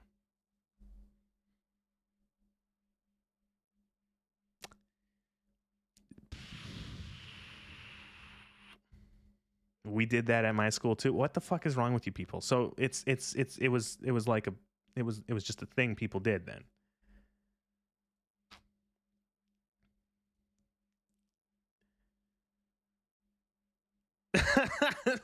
That's like we just put the powder in our mouths and blow it out like smoke. Oh my god. Oh, that's dumb. Oh, that's so silly. Things that kids do. Granted, you know why I brought up people snorting it is because there was also a thing at my school of people eating the gel in gel pens.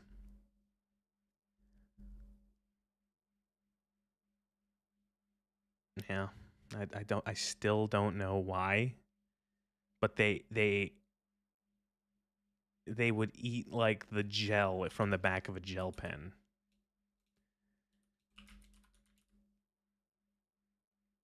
Well, yeah, okay, fair enough. You could chew that. You know, okay.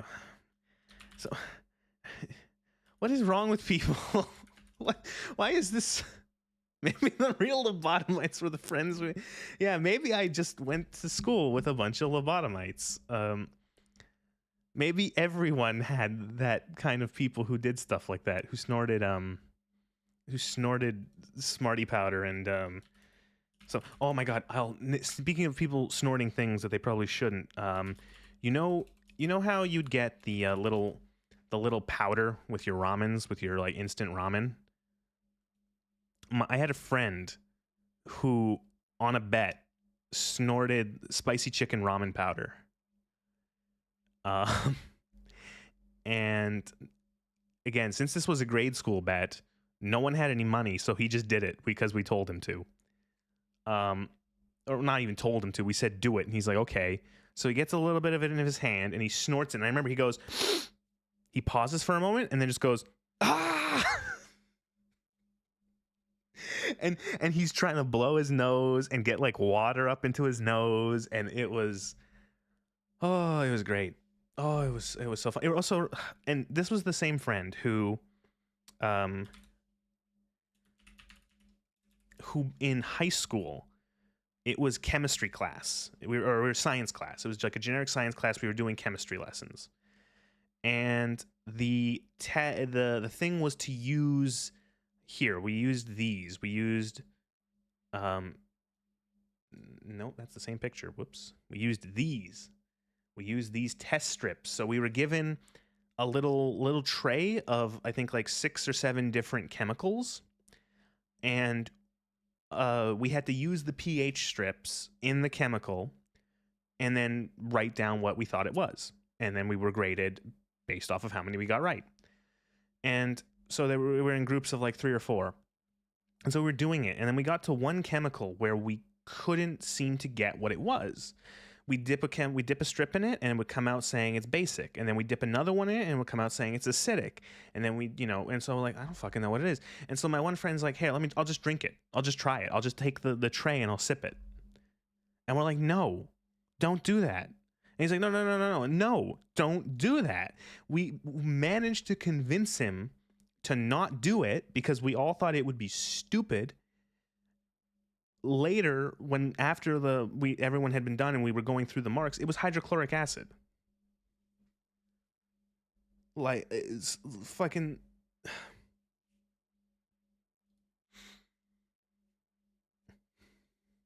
Yeah. And it's funny because he went on to go to university for organic chemistry. So, I don't know.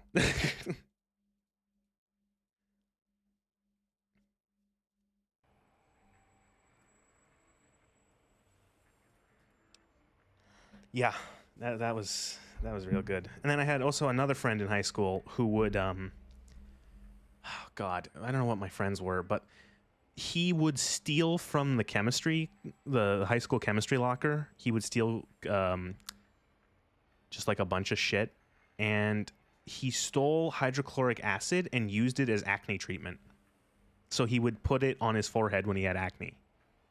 And it worked. It also bleached his hair.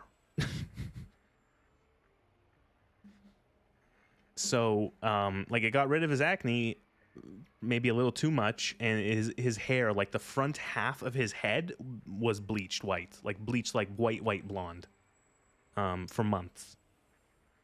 Similarly, he also stole a thing of acetone, and acetone is very flammable. And of course, him being an idiot, he spilled it in his bag. It like leaked in his bag, and his backpack for months reeked of acetone.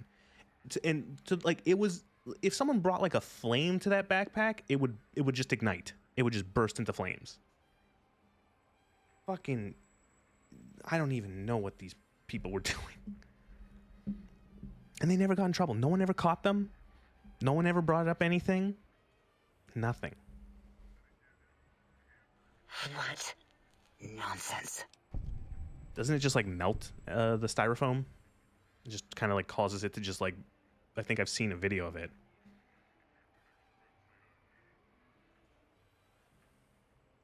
Yeah, it just breaks it down.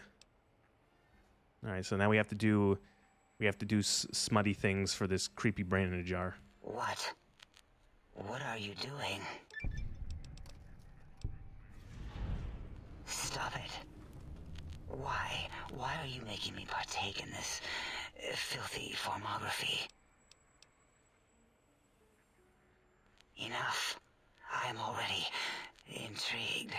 You have sufficiently percolated me. I don't know what it is about the biology of lobotomites. It infects my thoughts. All that skin and muscle and tissue.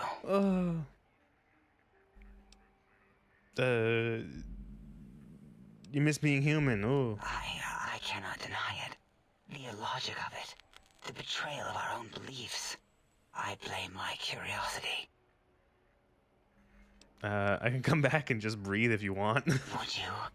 I feel so ashamed, but this is like so intrigued.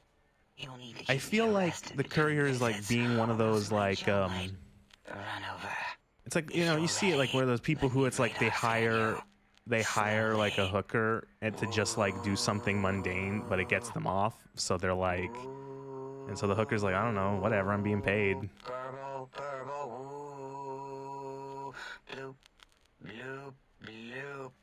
Burble. Ba, ba, bloop. Ba, ba, bloop. Ba, ba, bloop. Whew. Last little bit there. Okay. So you've hired a voice actress. Thank you. You were right in the exact same line of thought. You've just hired a voice actress. She's come in. It's like, okay, welcome, hi. Here's the booth. Okay, here's your writing, here's your script, and then you get to this, and it's like, how do you want me to say this? Oh, and then you have the voice director say it's burble blue. She has to. Oh. And then the voice actress is like, well, I'm being paid. Until our next. Jesus. Video games be wild.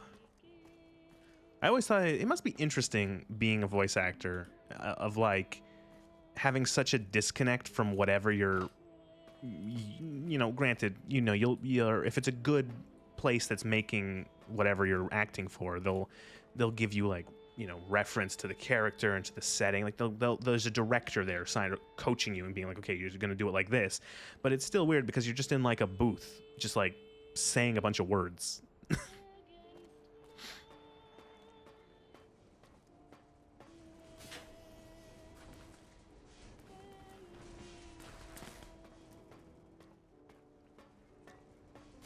It must be awkward. I think similar line of thought. Okay, we need you to do pain sounds. We need you to do all of the weird pain sounds of like the character being hurt or hit or running or like exerting themselves.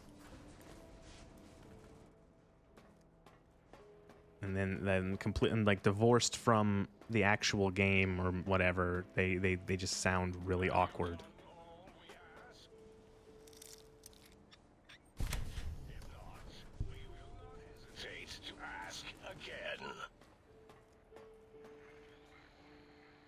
It's one of those things. Yeah, you just have to get over the cringe.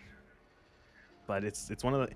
It's like I couldn't do it. I couldn't. I would just be like, oh God, I can't. Like I can feel it like down my spine, just like the want to like the embarrassment.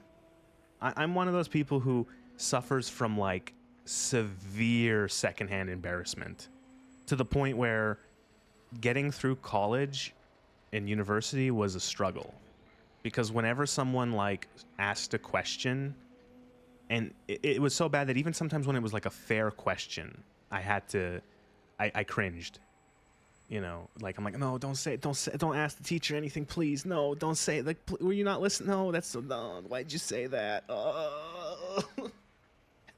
And I'm just like curled into like a ball in the corner of the lecture hall, listening to all these people ask questions and wonder how they got into university. Did you retrieve the technologies yet? We need them, as I have indicated. Why, yes. We are filled with the knowledge you speak of. If you wish to know more, simply ask the others. They can help you. Alright. What? You did? Your survival, let alone success, barely registered in my projections. Now, all I need to do is check my transmission databank. Mobius is always filling it up with his psychotic calls. Oh yes, there's the schematics, just like you said. How truthful. I love how they made them, like, speak in a... they speak in a way that it's like a smart person trying to sound so smart that they come back around to sounding dumb. Yes. Yes. Yes. Your answer isn't filling me with confidence. No. I mean, yes. You just need to analyze these technologies for a moment. They are extremely advanced, they are like, you know? it's like the equivalent of, imagine like a group of 6 people got stuck on an island for like 40 years. They would probably have their own slang, right? It's the same sort of thing. They have their own sort of way of speaking. I'm going to advance my boot into your voice module. I know how these technologies work. Of course I know. If you remember, we described them in clearly Oh, really? I've never heard that. That's cool. contradictory statements That makes perfect before. sense. Why would we do that if we weren't certain on Well, how I was about to say, I don't even have to look that far. There's so fucking let me- a special dialect on Twitch. I'll figure it out. Think of all the stupid ass shit that, like, that all the stupid things that, like, if you showed, again, the meme of, like, if you showed Twitch chat to a Victorian child, it would kill them. Yes, that's what I believe I said. Oh god, I don't know anything about TikTok. I count that as I'm too old for that now. I've got it. But I can The imagine cardiac regulator in the suit, that they have their the own way antenna of for brain waves, speaking. and the sonic frequency for the Is vertebral TikTok nerves. just like Vine 2.5.0 or something? Like, is it sort of filling in that sort of same niche of like bite-sized social media in video form? Because I know like nothing about it. I'm thinking. This is all very complicated. Let me check Yes, but something. it's okay. Yeah, that's pretty Of much what I've heard course. from most people in terms I of. have it. Yeah, The override whenever I see sequence to open the forbidden zone whenever I door is see hidden in my the siblings on it, schematics. I'm like, God, Well, this is not awful. hidden. It's actually right there, behind the programming equivalent of coffee stains. It's embedded in what seems to be recursive code. It's badly commented there and there. Oh, and null pointer's very sloppy, Mobius. You see, using the antenna to boost the emitter's sonic frequency and the stealth suit to bypass the Forbidden Zone lock, yes, that could work. Was that my plan? It must have been. Sometimes I truly surprise myself.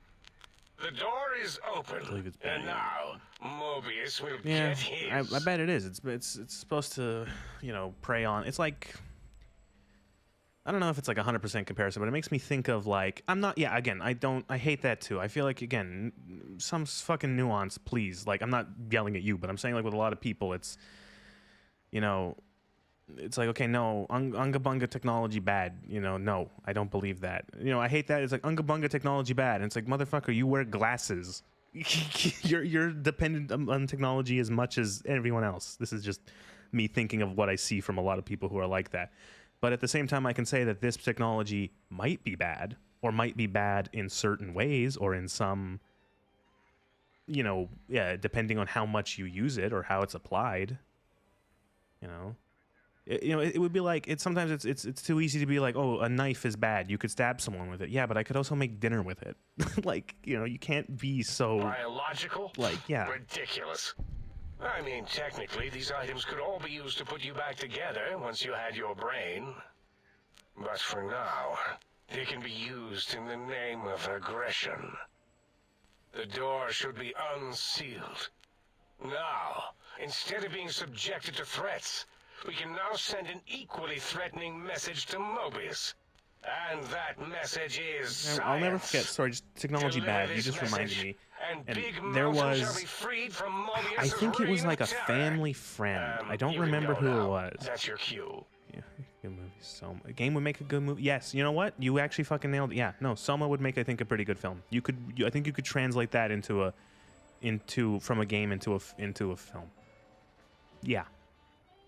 I think you could do a really interesting sort of psychological horror as well as like body horror stuff. It would be difficult. I think, again, you run into problems with length because a game can be significantly longer than a film. But you could do it. It would take a lot of work. So it was a family friend story. Yeah. So there was a I want to say it was either Christmas or Thanksgiving or some sort of family thing, but family friend, or maybe like a distant relation. It's been a while. It's been like 5 years since this conversation, but he was talking about like technology bad. He was like technology bad man. And it was really funny because he was, you know, going on like how, oh, technology bad, you know, people should, you know, almost like primitivist, like go live in the woods kind of guy. Which was ironic because he was never going to be that kind of guy, but also he was very much, I remember he had like, I want to say it was a heart defect. When, like, he was born with a heart defect that he still has to take medicine for to make sure that it, like, or something like that to keep him alive. You know, he had to have surgery, he had to have a heart, like something to keep his heart going. And he also had glasses. Like, he wore glasses. And I'm like, motherfucker, if we went primitivist, you would have been dead, like, out of the womb. Like, you know, like, it's so funny how it's like, do you realize, like, you would be the, you know, you would be like the Spartans throwing the, what's it called? Throwing the babies off the fucking cliff. You would have been one of those.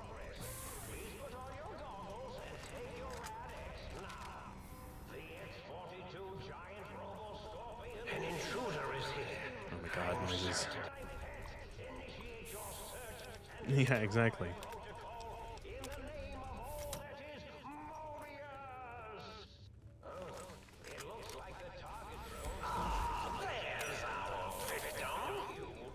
Do we backup generator? Sure. I like how they did make a big stupid fight for the end of this DLC, but they decided to do a little bit more with it by being like, okay, well, let's make it so that you can, if you have the science skill or whatever, you can do some extra bits to try to destroy the robot. You don't just have to shoot it until it dies.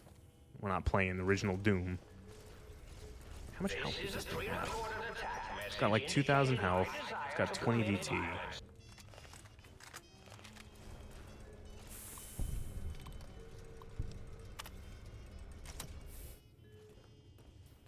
See, look, the turrets are all fucked. Something in this mod makes the turrets all wonky. Look at this shit. I don't know what it is.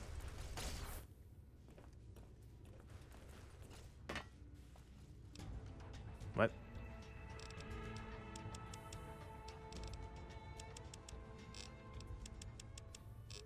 Again, at the point where none of these skills matter.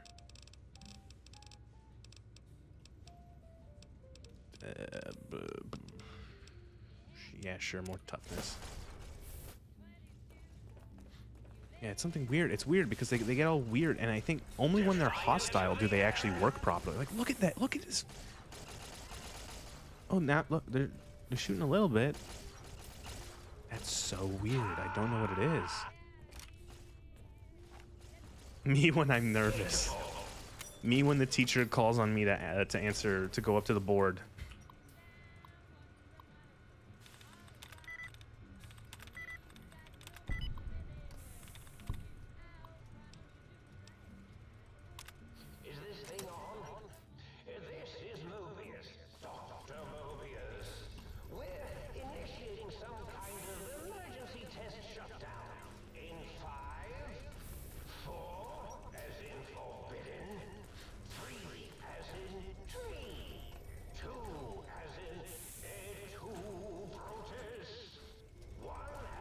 Oh my god, get on with it.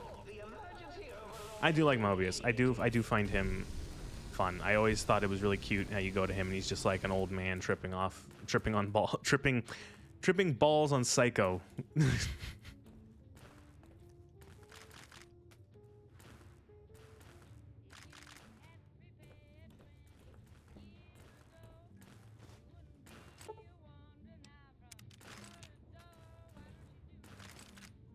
Intense.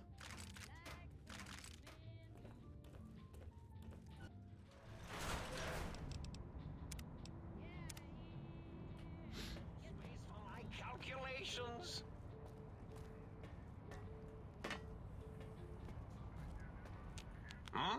Yo, hello there. You are there, aren't you? Forgive my confusion. So hard to tell these days. You seem familiar somehow. I'm guessing you're here for your brain, perhaps? It's just up there. Such a nice brain, young, very bright. Little hard to see you. Can you walk into my left, right FOV cone? Ah, that's it. You're coming into focus nicely. Is that better? Depth perception is a problem with this old monitor of mine. Went black a while ago. That's old age for you. But wait, why would you? Should look at getting the visual nerves Why would you need two reattached. monitors? It's just that Wait, the right why eye would? Wouldn't you just have like one camera? Flying tortoises. And it just sends the image to your brain or something, or it interprets it for your brain? Whatever. I love mentats. Delicious and smarty. I have all sorts of amazingly science-erific thoughts and ideas when those chalky talents are zipping through my biogel. I was gonna say, that would probably be the logical thing of just like, yeah, okay. Especially with the data constipating my memory core. Look, again, they're brains in jars with like television screens for eyes and faces, so like don't get too. Walls here to inscribe equations, although I've somewhat lost track of where they start and end. I think it's just, if I want to be honest, they liked the way it looked because it looks very pulpy sci-fi, like an old fucking like 50s sci-fi thing. Everything in Big Mountain makes sense and is easily explained. Really? That implies preconceived notions, theories, and a hypothesis about this meeting? Please extrapolate. What was I supposed to be like? After all, it might be worth a cognitive realignment if your theoretical Mobius is better than I. Brain. Do you? You seem fine without it. Yeah, and I still don't really get that. Does There's it Tesla even coils in want my to head? go What? back with you? Maybe you should ask it. It's quite independent, has all manner of opinions. Tell you what, I'll leave it up to your brain. If it wants to go, then fine. If not, well, you should respect its wishes. I'm not gonna respect the wishes of my brain. It's my fucking brain. Indeed. The goodbye part of our little chat then. Goodbye. Please mind the equations on the floor. See, but the thing is that he's not trapped 100%, but even he is in a loop of himself, because even his name is also a play on something in a loop, a Mobius strip. So despite not being as stuck in a loop as the rest of the think tank, he is still sort of stuck in hell as well.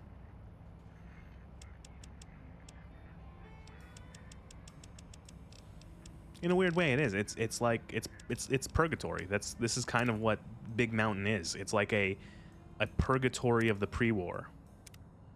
Yeah, I've gotten so many levels ups because I've put the difficulties on very hard, so I'm getting a huge XP boost even.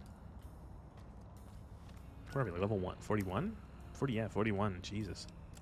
Like we could be close to getting. It's probably not going to be all skills, but we're going to definitely have survival and explosives up. And then if I decided to just dump the rest of the points in, I could probably get a third one up to 100. So if I dump them all to energy weapons, I could probably get 100 out of that, or at least very close. Not unarmed though. The courier becomes a bit of a fucking god at the end of the game if you have all the DLCs. With that extended level cap, it's nuts. Like, this is something straight out of like a 50s sci-fi thing, like the brain floating in a jar. Well, look who finally dragged themselves in out of the wasteland. Why is Brain such asshole? I never understood that. Of radioactive muck again? Ah, lovely. Figured that out, have we? Would you like a cookie?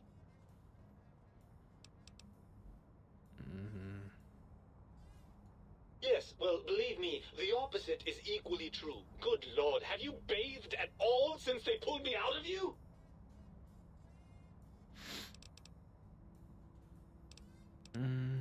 Well, I see sarcasm hasn't eluded you. Fine, perhaps now isn't the best time, but it's the principle of the thing. Brains care about their and their body's survival. One could argue that the courier does not do actions that align with those goals. Yeah, but like, I don't know. I feel like it's like, is there is there a separation between your brain and you? They're the same. They're one and the same. There is no separation. You know, you might think that, oh, your brain is making you. No, it's you. The dividing line between like a conscious mind and an unconscious mind is drawn, I think, by humans. It's not an actual thing that exists, at least in my opinion, where, you know, like your brain doesn't have, you know, you're not like autonomous, you know. Depends on where in the brainstem you are. Like, that's the thing, is that like your body does not do any sort of like higher level functions autonomously, right? You know, outside of like if you are hungry, your brain will be like, what your body will tell you that you need to eat, but it's not like it will actually search out for food without you making the conscious choice. You know, you could just say, no, I'm going to starve to death and not eat.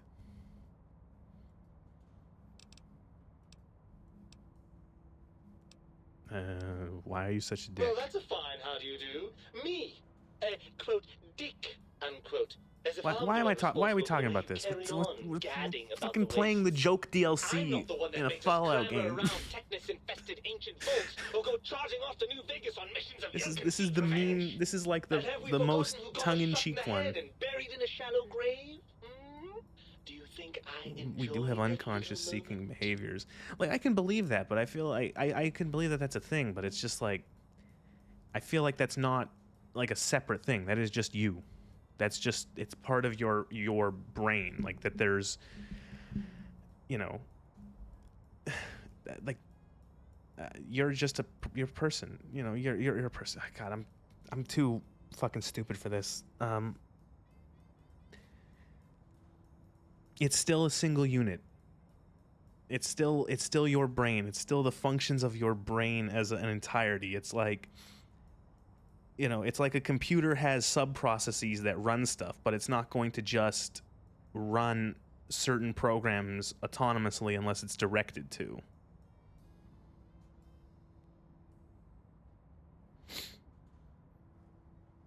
You know, like your computer could tell you that there's something going on with it. That, oh, the drive is about to fail, your hard drive is about to fail, but it won't do anything until you tell it to in a certain way. And this, I don't know, my thing is that I'm again going back to this where it's like your brain, I don't think your I don't know.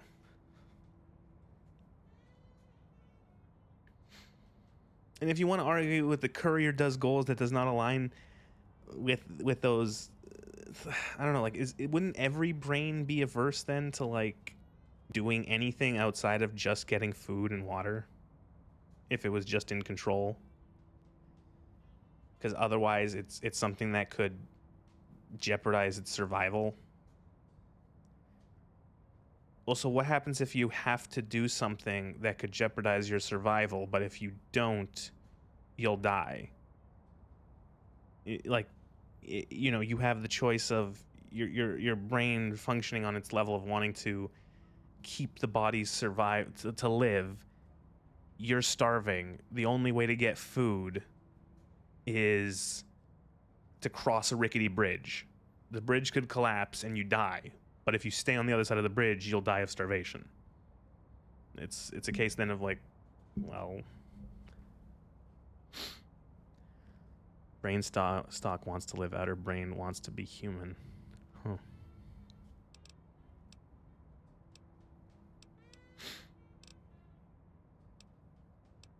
I most certainly am not. I'm the seat of all reason and logic in our little partnership. Just a little, there's the classic little bit of navel gazing that you get from fucking people on the internet who probably shouldn't be talking about stuff like this, because it's just, oh, it's just too... Glands. They come from glands. Free of the tyranny of your ape-like and primitive I don't know if it's endocrine navel system. gazing, but I can see how foolish your motives are. I don't know. I don't want to. I don't know. Just the picture of the person who sits in a chair and just like is like, oh yes, what is a person? I took one philosophy course in college. I am just like Plato. Well, look. It's all a very complex I read one section of the Republic. I know everything about philosophy. Oh, I know. It's just I don't want. I understand. It is harmless, but it's just like. I don't want anyone to think that I'm like.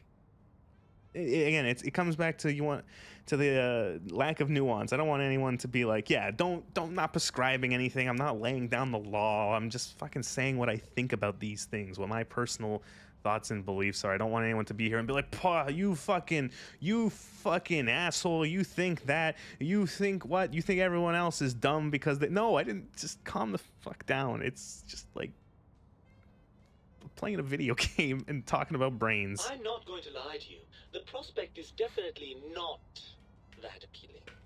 Look at it from my perspective. Here I have peace, quiet, and safety. Well, barring the well, I feel like it's the one thing you asked me a while ago, like an hour ago, what did I want out of streaming? I'm not 100% sure what I would want out of streaming, but I would know 100% what I don't want to be in a streamer. And one of that is to not be the one who acts like that. Because there are far too many streamers who have their heads so far up their ass, their eyes are brown. Like, or well, I mixed my metaphors. They're so full of shit, their eyes are brown. Their head is so far up their ass. It's fine. No, it's perfectly fine. Like, I don't mind, like, but it's just like, there's so many of them where they're like, my opinion is right, and anyone who says anything else wrong is dumb and stupid. Also, I'm going to ban everyone from the chat who says that, or who even questions me at all in any way. And it's like, dude, you're a person who's like, you're probably 25, and you've never had a job, and you just stream. It's like, you're not a fucking philosopher, dude. Like, calm the fuck down. I don't want to be one of those streamers. I don't want to be the ban happy. I don't want to be the don't like what people say, so I ban them. Overrated biological feedback. Believe me. You know one thing I really don't want to be, and this is how I know I have failed, is I never want to be a React streamer. To anything. To anything. Right. That does call certain assumptions into question, doesn't it? Like, even like, it was like a day ago, there was like the Summer Games Fest or something like that.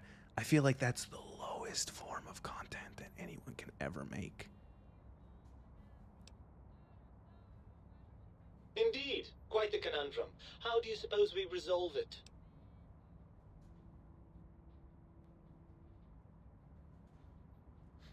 I suppose there might be some advantage to that, yes. There's a chance that the reintegration would create some improved synergy between us. I think like the worst is when people are just like, I'm gonna put someone else superimposed of another thing. I lose brains. Yeah, honestly, whenever I see people who are just like popular YouTube video and they have their face cam in the corner, I'm like, you're an asshole. You didn't make that video. You didn't put what could have been weeks or months of effort into editing it, writing it, doing any other sort of production for it, and you're just gonna like fucking paste yourself over it and collect money for it. Like, Christ.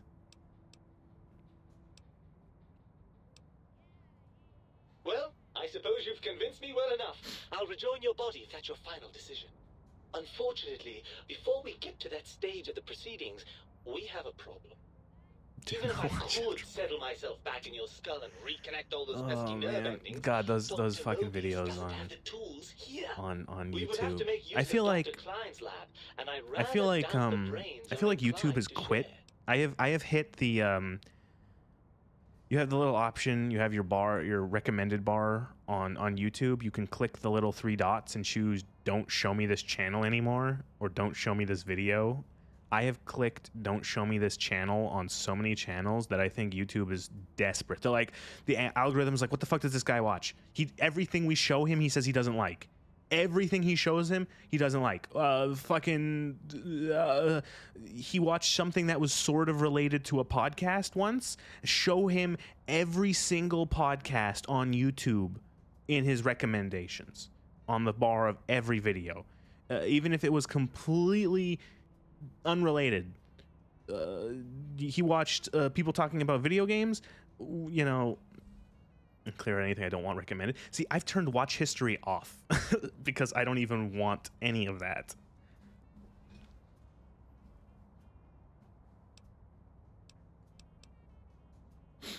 Oh, lovely. We've reached the mindless violence portion of the program. Tell me, what exactly are you, and I use the word loosely, planning? Oh wow, you got a lot of fucking choices here. I'm gonna give them a demonstration of the physics behind small, fast moving chunks of lead. Never had a squirrel brain omelet. That, but on a bigger scale and with bombs. Principles like short blades. See, I don't particularly mind like long videos, like game essays, but like sometimes it's like, and honestly, it depends on the title. It depends. If I see a 4-hour long essay, I don't care about long videos. I can watch things that are long, no problem. The title. If I see a title and it's something just simply like game name, a retrospective, or an analysis of game name, I don't mind that. You know? But if someone is like, game, X game is the best thing ever made, and here's why. Or game is or game secretly good because of this, or like something like that. I'm like, oh, fuck off. Just like you're like, you know, like you're trying to do like, or like so many people do it where like X game is better than you think. X game is worse than you think. I'm not going to click on that. I'm going to click on game, a retrospective, you know. Now that you mention it, I do miss that lovely rat-a-tat-boom a bit. It's just not the same without a body to... Another Skyrim video essay. What's the next step then? Right. Skyrim. Look out, think tank. This brain is coming out of its jar. People have talked too much about there's not enough in Skyrim for the amount of content that people have made out of Skyrim in terms of analyzing it. Your upgrades are quite a bit better. But now the game is not that deep. That you could do something about that. You could make an essay about how the game is. I will say, as much as I do enjoy Skyrim, it's fairly shallow. But like, you could do something about that, and I think that is probably my biggest criticism with Skyrim, if just in terms of on a gameplay thing, is that there's a lot to do, but it just feels like there's no depth to any of the mechanics.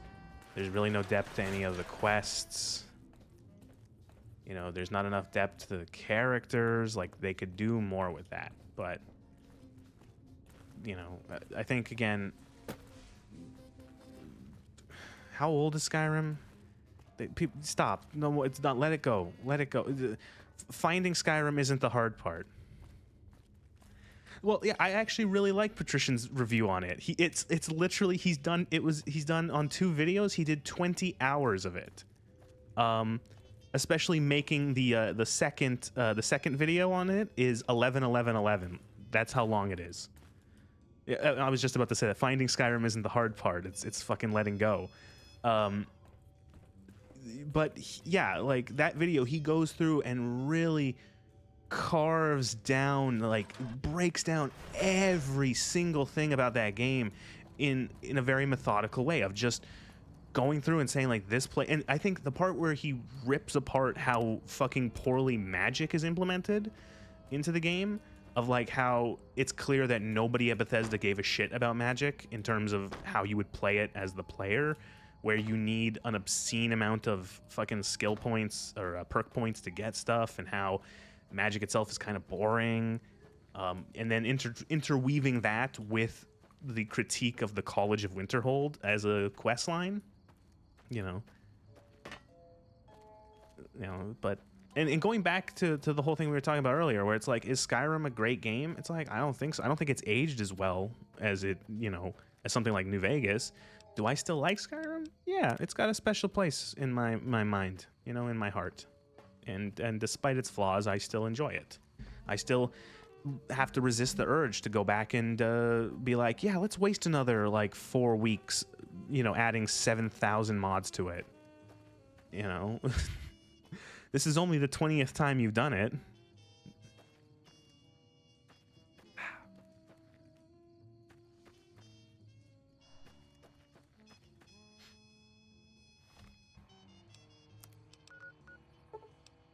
But like, I think in that Patrician video, one of the things that he brings up is, again, he talks about how he brings up an example of a lore video someone did that's like 20 minutes long on the Augur of Dunlane from the College of Winterhold, and how that person clearly had to like stretch and like a paragraph of lore on this character into a 20-minute video.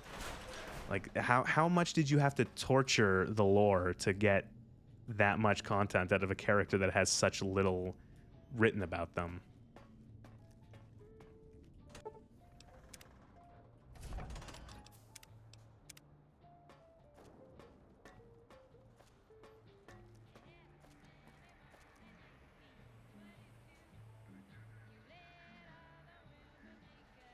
Oh, he uses ESO lore. Well, let's be fair about ESO. It's not. It's like ESO is not like story and lore wise. ESO is ESO's all over the fucking place. ESO is like I've spent a fair bit of time with that game, and I enjoy it. I enjoy the actual gameplay. I have a ton of fun doing Cyrodiil PvP in that game. That's actually a shitload of fun. The lobotomite returns. I kind of just let the story and the lore that they introduced through ESO kind of just wash over me. Don't really pay too much attention. As we hoped. We're gonna settle things. I recommend watching your tone with me, lobotomite. Yeah, again, I don't really have any issue with ESO in terms of like player base. Or we'll extract it Stuff like again. that. I find it's a very I find it convenient to slip into after not playing for a while. I can every once in a while, I can turn on ESO and I can just do some simple things. You know, I can. And it's nice because I have a character and they're established and they have, you know, stuff, so. And what could we possibly have to speak about? You have the brain, we have the technology. All you must do is surrender. Am I killing the With think it, tank? we can finally leave this place. I cannot tell you how boring this place gets, chopping up the landscape and everything in it. And we have so many questions to ask your brain first. About this Mojave place. A fertile testing ground for our experiments.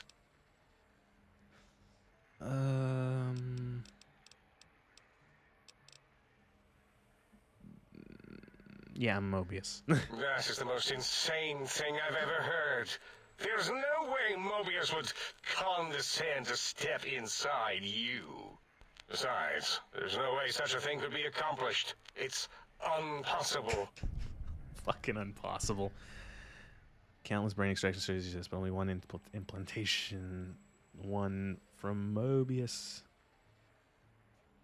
I like how this is the Science 100 one. Nothing is impossible for science, all caps. Mesons, lasers, atoms, brainwaves. Sure. You speak the truth. And the decibel variation in your voice. It is Mobius. How dare you breach the think tank? And what do you want here? I offer a deal. Stay here, stay put, and I'll let you live. That's no deal at all. There's a whole world beyond the crater, filled with ideas and possibilities.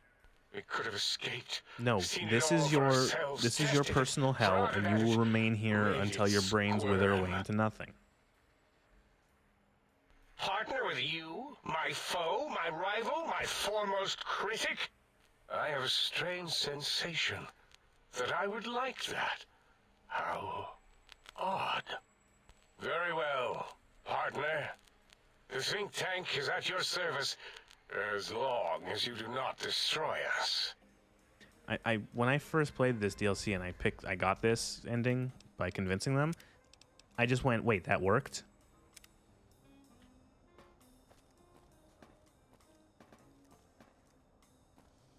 And cutscene. As it had been in the years before the Great War, Big Mountain, the Big Empty, became home to one of the brightest minds of the 23rd century. The courier watched over the Big Empty She doesn't for like it. years to come. Come on, meow, meow. You're so and chatty. keeping its discoveries You're safe so chatty. But until then as they soon as were I pick you up, needed to oh help no! others. Suddenly all the chatter goes away. Huh? Which had always been Big Mountain's purpose. Past the laboratories and science, I personally call her a trash cat. as a place to build the future No, of all mankind. she is just a she was a I adopted her from a shelter. She got kicked out of her previous home. She's just like a generic long hair. She's gray with a little bit of white. Often proves to be equally dangerous. Dr. Mobius continued his research undisturbed in the Forbidden Zone. As much as he had attempted to create better scorpions, he tried the same with humanity. I think they, from what the shelter said, she was probably in a home that had a lot of cats, and that there was just too many, and she got the short end of the stick and was just kicked out. Failed in any event. And then someone a neighbor or something found her. Young mind who had come to visit And him she was sick zone when they found her. She had had a UTI and fleas and sores on her paws. It was but they took care of that. The shelter, foster, rescue, whatever it was. This all happened productively in the interests of its new owner. Well, if what they said is true, it's like there are people who have like what? They probably had like 5, 6, 7, 8 cats in the house. Like, what the fuck? How bad is that? The biological they can't. To the point where we have too many cats. What are we gonna do with this one? Oh, we're just gonna kick it out. Requested a transfer to we're gonna put it out the door and shut it behind it. Garden, so that it might, in its own words, sensually fertilize the garden's smooth contours. The garden sent back a polite refusal. Yeah, I don't like how. It had prior commitments with a vault it had helped infect before the war. Oh. The book chute continued to devour all seditious materials until it nearly choked on a paperclip. It adamantly maintained it was a Chinese paperclip, and the whole thing had been an elaborately orchestrated assassination attempt. I don't know. Whatever the reason. Well, it's one of those things where like 95% of people, if you ask them, good or bad, if you ask them yes or no, the worst thing one of the worst things a person can do is harm a defenseless animal. Most people would say yes, One of them eventually transferred to the Lightwave Dynamics whether or not they plant mean that, I and don't began a know, long, but most people would unrequited say affair it. with one of the holograms. The thing continued to ruthlessly scrub any particulate matter that came near it. Eventually, it gained access to the magneto-hydraulics plant and nearly flooded all the big empty... Like, I don't know how you could, because like, I get afraid when I'm like driving. I get afraid when there's like a bird in the road. You know what I mean? Like if there's like a bird picking up like bits of whatever in the middle of the road, I'm afraid. I'm like, no, go move. And I know they'll fly away because the birds are pretty quick with that. But like, I still make sure like get out. Or it pisses me off when sometimes birds go daredevil and like they sweep by your car, like like you're driving down the road and they dive down like in front and like you fucking. I don't want to hit you. Although in his quest, oh man. accidentally trapped himself in Higgs Village. It might have been the end for poor Muggy. Fuck, that does that every day. Found it peaceful There's tidying up the kitchens of the think tank there's a professors back when they down the road on my way to work. There's like one of those like man-made ponds that they use to help control like flooding, and it's pretty big. There's a couple of them around here, but there's one right on the way down to my work, and it's a lot of geese, a lot of Canadian geese there.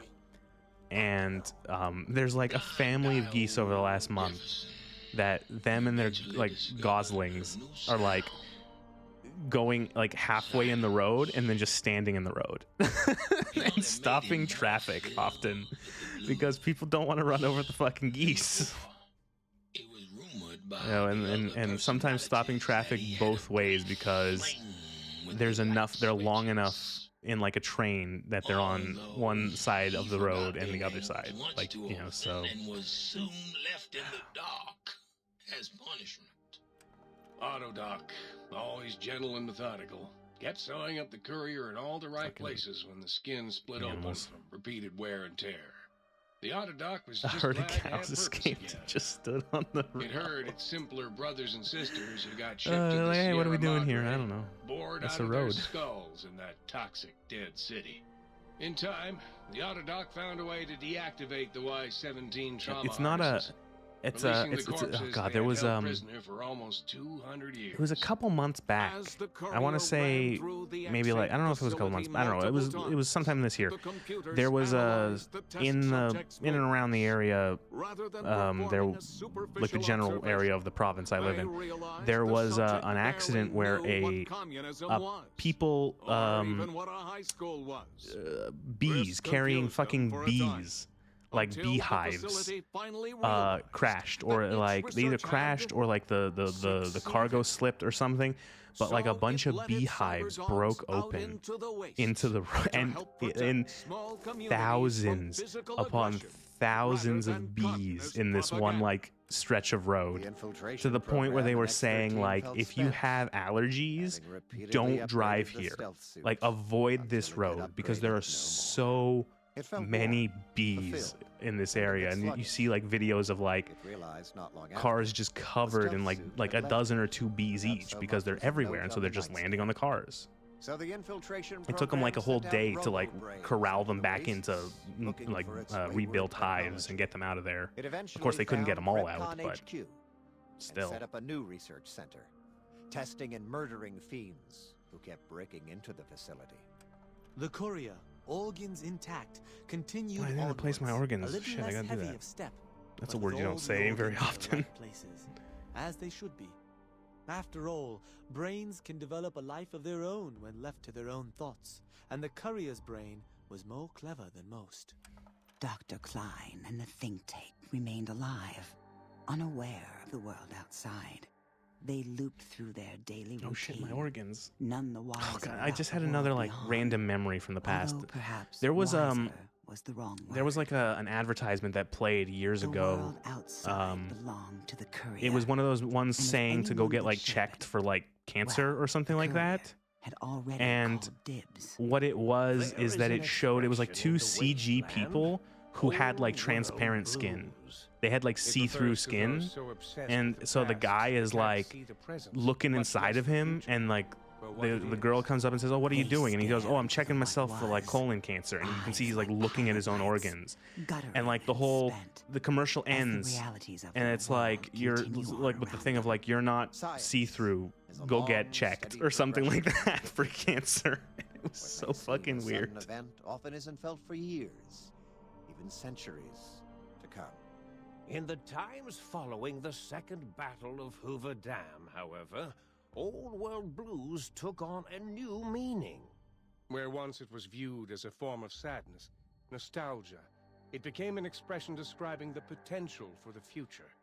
It can be easy. Yeah, I don't know what kind of commercial. I don't know what it was for. If it was like technology, like, I'm trying to think who was like sponsoring it, but I don't know. All misfortunes. With the courier at the helm, it had to be science became a beacon for the future. There was Old World blues and New World hope, and hope ruled the day at Big Mountain. And then there's the horrifying Canadian work safety ads that everyone knows on the internet. Well, maybe not everyone, but that are infamous. The courier could return to the dome at any time. Those ones are crack fun. open the secrets of the big empty one by one. The things that say like, it's like the person's like talking casually to the camera about like, oh, I'm doing work stuff.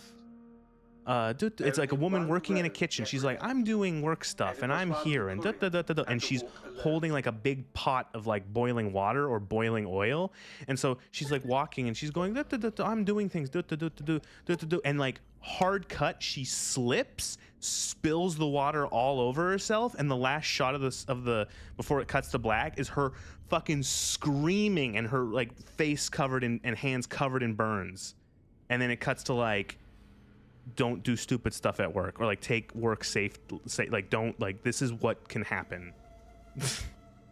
And then there's another one where a woman is like at like a clothing store. She's told to like change a sign that's hanging from the ceiling of the store, and so she's getting up on a ladder and she's reaching over from like, she doesn't have the ladder right up to the sign, so she's reaching over, and you see she's talking, and the ladder falls over, or she slips or something, and she slams into like a glass display case, and she's just bleeding, just covered in cuts.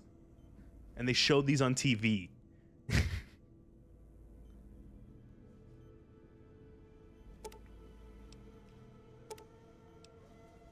Yeah, it was again, it was meant to be like the thing of like, this, like, even if you're working in like a retail store, like you're selling clothes, it's like, yeah, you could fall off a fucking ladder and die. Like you know, don't fuck around.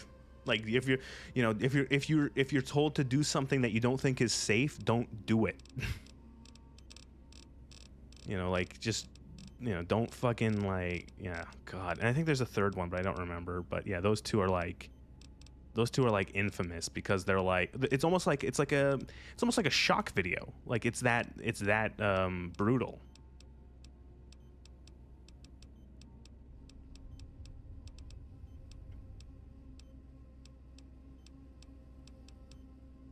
I don't know why it was just like a thing that, like it sticks in your mind.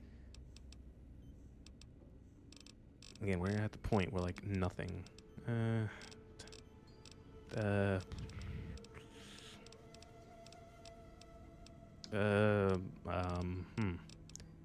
Action points so I can sprint longer?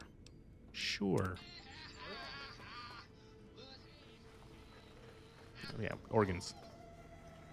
Spine. Oh, I gotta go through the auto dock, right? I don't know why every time I do that, I think I can just go and click on the spine and get it back. I trust matters regarding your... Swap body parts. Put your heart. Just swap. That's like a Looney Tunes bit.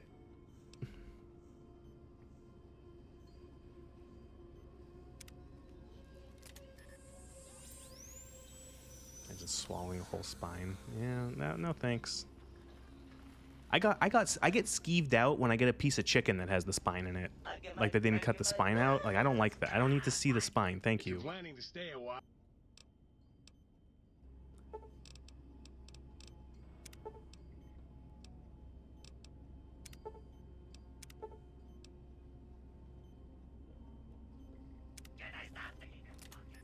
Ugh. Oh, you bringing up cerebrospinal fluid now makes me think of other stuff, like other horrible. Oh God. Okay, years ago, like a decade and a half now, maybe not that long, maybe like 11 years. My uncle was in a horrible accident. He was hit by a motorcycle, and his entire head was essentially shattered. The only thing keeping his skull together was his skin. And he was in the hospital early on, and his nose kept running, and it was cerebrospinal fluid leaking from his skull. Yeah, it was horrifying.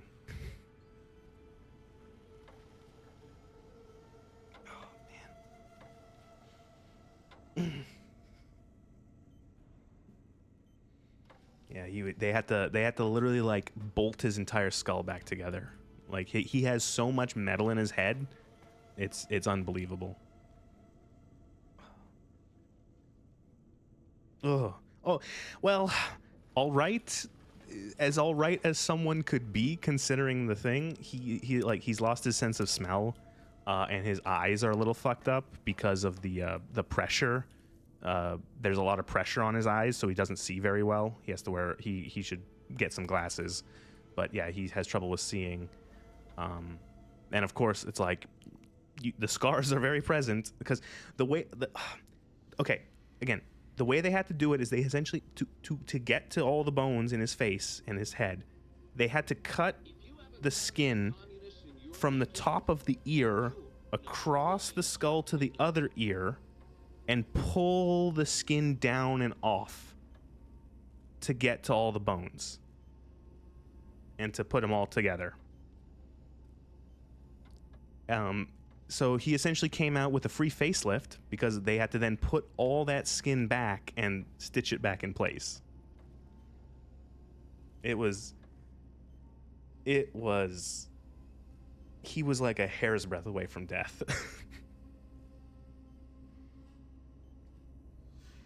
Oh, man. And the worst part is that he wasn't even in the country. He was in Jamaica. So we had to fly him out of the country. Oh my God, it was a nightmare. He was in Jamaica for a motorcycle festival thing.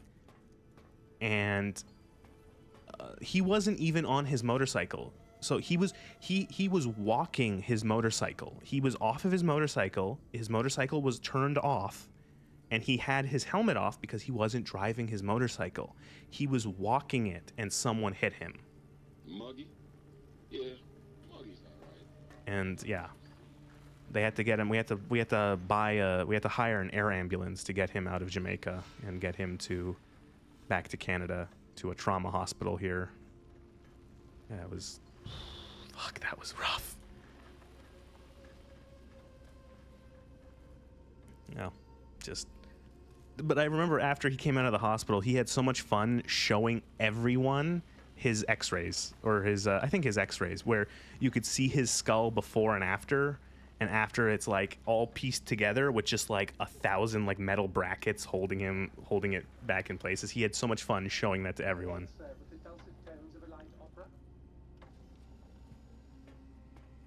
So, yeah. Like, I don't know if he triggers metal detectors. I think he might. I think he does have to have some sort of like doctor's note of some sort saying that he has like medical implants when he goes to the airport. Like, I don't know if they're magnetic. Work safety PS. I'm looking up those horrifying work safety PSAs. Yeah, and they were from the I just looked up those workplace incidents, workplace commercials. They were from the WSIB, which is the Workplace Safety Insurance Board, which is what, you know, whenever there's an accident at work, every business has to, you know, you have to have insurance with them in case someone gets injured at the job. And yeah. So how do I do this? I guess the easiest way to do it would just be switch this to window capture. No, not window, display. Here we go.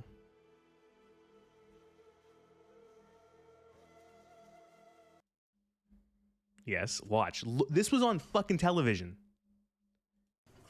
I'm the sous chef here. With any luck, I should be head chef by next year. I've got this amazing fiance, who I won't be marrying this weekend, because I'm about to be in a terrible accident. But really, I should have cleaned up the grease over there, and they should never put the deep fryer so close.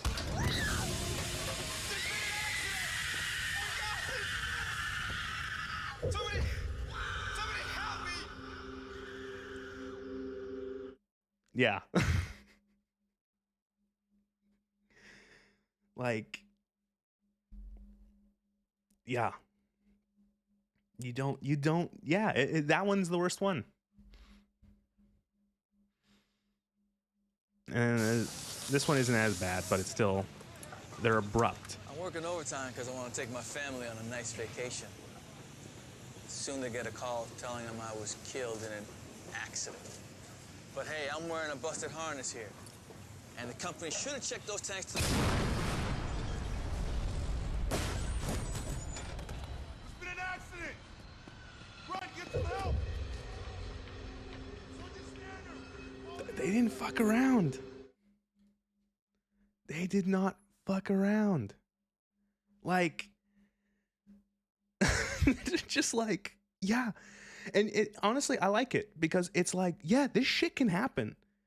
It was a huge thing here in Canada in the GTA, where like I think it was a long time ago now. It was probably like 8 or 9 years ago, where there was I want to say like either a scaffolding or like a window washing, like those things to wash the windows on buildings, that collapsed and 3 people were killed. Like 3 of the workers were killed, and it was like a fucking massive thing where it was like, holy shit, like these 3 workers are fucking dead because like I don't remember exactly if it was the company or if it was the workers or if it was a combination of the company being slacking off and the workers also slacking off, and yeah, they fucking died, you know. And as someone who, you know, I work in the front end of a factory, so I'm in the office. I'm not in the back, but the back, like, there's machinery and shit, and so I'm doing a lot of the safety stuff. And there's like, yeah, you don't fuck around. These things, like, they can kill you real quick. This one though, the Top Chef one, that one is like, oh god damn, that one is so just effective. And then I think is this the one? Why? Oh, it was yeah, here. So she's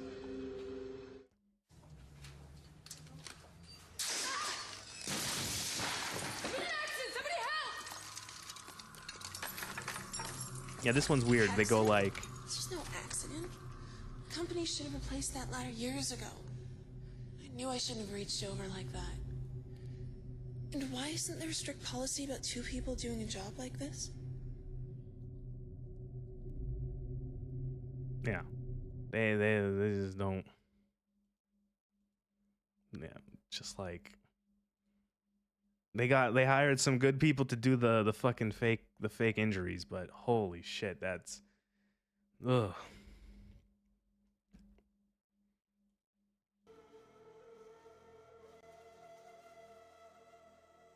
Oh, man. Whew.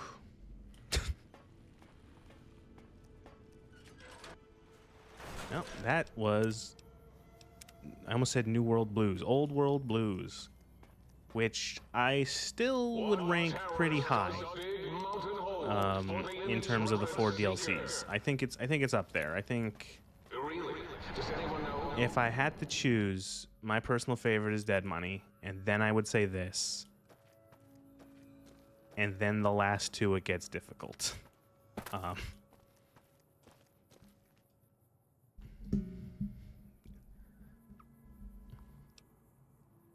Oh, Jesus fucking Christ. See, I get upset about that at home if someone leaves like a steak knife or a paring knife at the bottom of like the sink. It's so fucking easy to like reach down there and be like, oh, I'm gonna pull this dish up, and whoops, you've cut your hand open on a knife.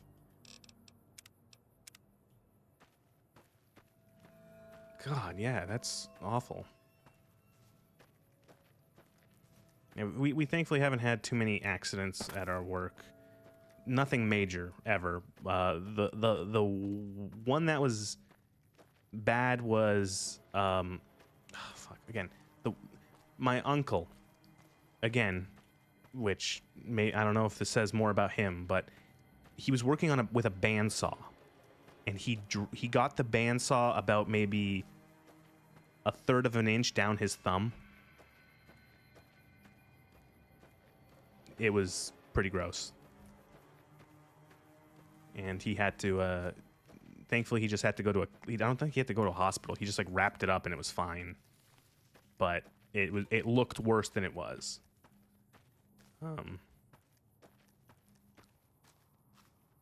Like, you know, or I can't tell you. Yeah, it was just, God. It was one of the reasons why I don't like hardware. I don't like power tools. I don't like saws. I don't like anything like that. I took shop class in high school, and I quickly left shop class because I spent like a day doing some of the stuff, like using a miter saw, using a bandsaw, using a table saw. And after using them each like once or twice, I'm like, no, I'm good. I don't want to be anywhere near these fucking open spinning blades.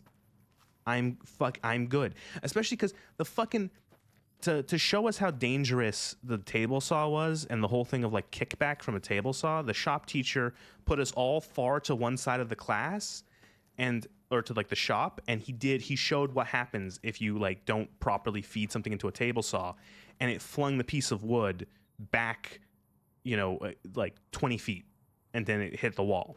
And I'm like, oh, and you're gonna let 15-year-olds use these? No, I'm gone. I'm done. I'm not taking this class. And now I end up working in a place that has a bunch of these machines that I hate. Thankfully, I don't have to use them, but you know, I just work in the office. But yeah, jeez, awful. Well, that's... Huh. God, that took much longer. What class did I take instead? Oh, see, there's the funny thing, is I didn't actually take a different class. I just skipped for the entire semester. I was that kind of student in high school.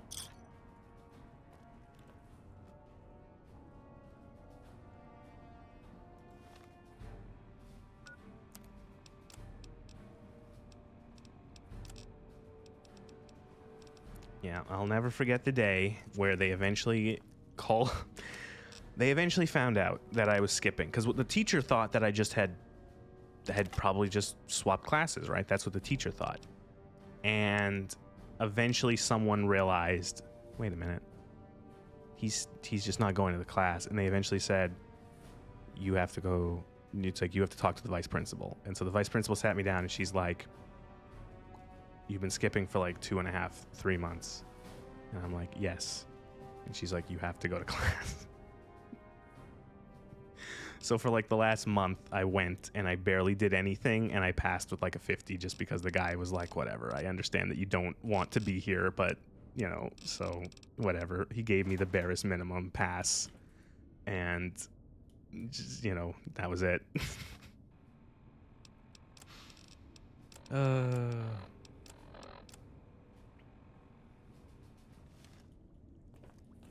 Yep. Like, yeah, because people are like, there was,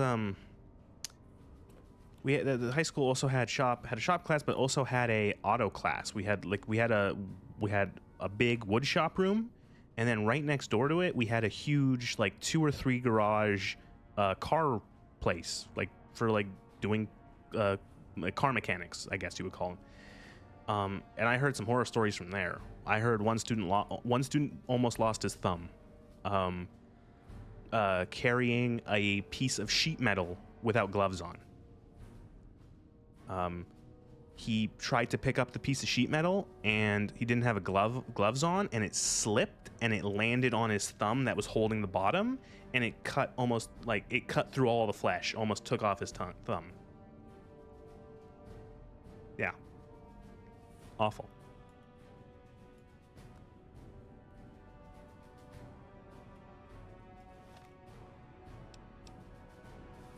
I gotta get my armor repaired. It's fucking destroyed. Oh, let's get some. Do we have any? I think we only have.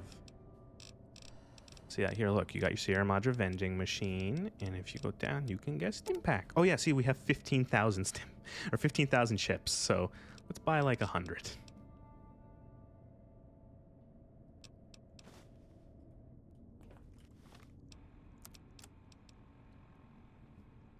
Waste so much in this mod, though. Ugh.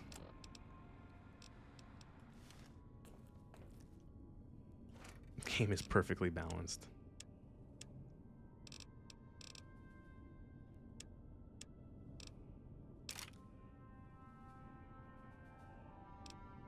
Well,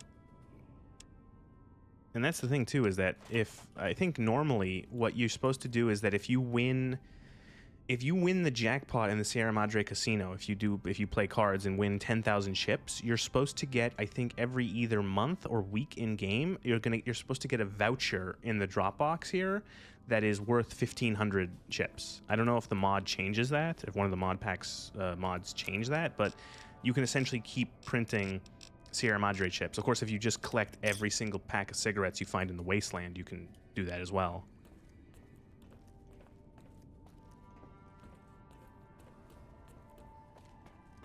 Oh shit, I just realized that's all the DLC's done. Oh no. We have to actually play the vanilla game now. I think that's...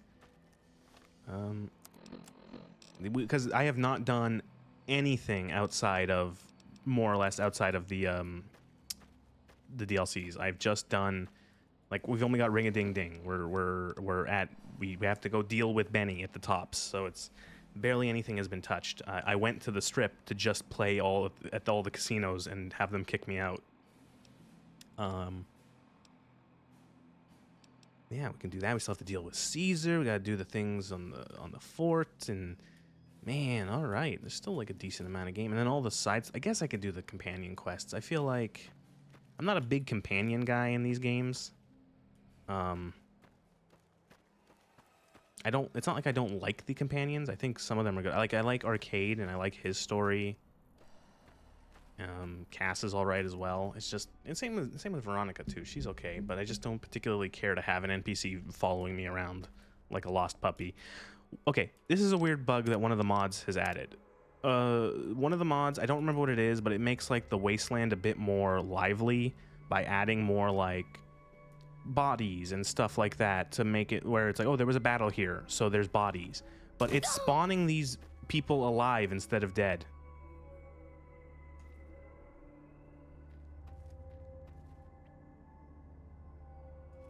Like what mod? Wasteland Uncut, or Uncut Wasteland. Yeah, these are supposed to be like dead soldiers here in the battlefield to show that they had a fight. Like, you know, this is the battle between Nelson and Camp Forlorn Hope, but they're just like standing here missing limbs.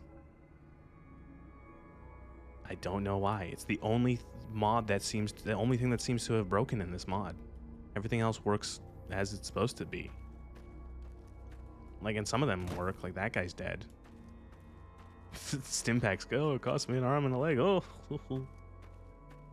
Kill me. Are they supposed to be like wounded? And like you're supposed to put them out of their misery? Is that what it's supposed to be? And they just haven't. Like they're supposed to be on the ground? I don't want to cap this guy and then be like, oh, vilified.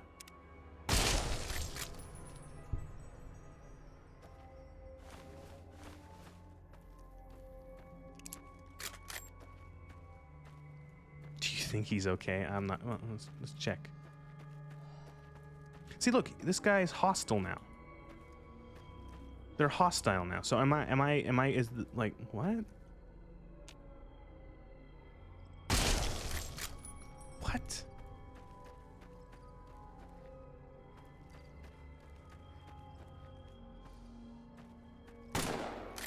Where'd that round go?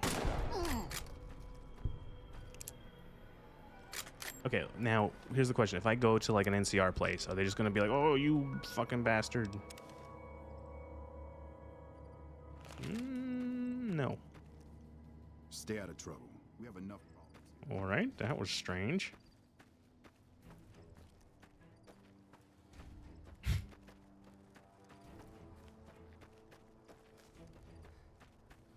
That was fucking bizarre. I love mods. They're so much fun. My favorite thing is when you add a bunch of mods and then you break the game and then you can't remember what mod broke it, and then you really want to scream because you just wasted 2.5 hours of your life. The finite time you have on this world, and you wasted it adding tits to Skyrim, but they don't work right and they're inverted, and you want to scream. I don't know. That's just a hypothetical. That I didn't actually. Yeah, no, don't worry.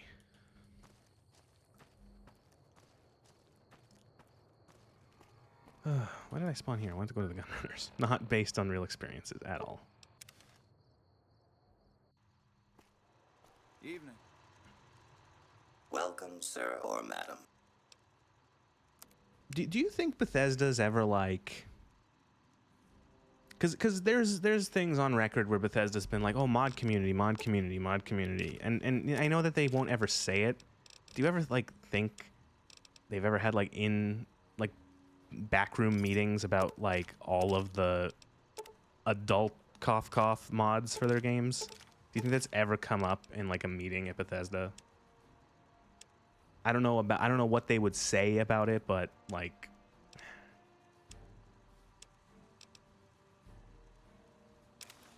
Like, it has to have been, right?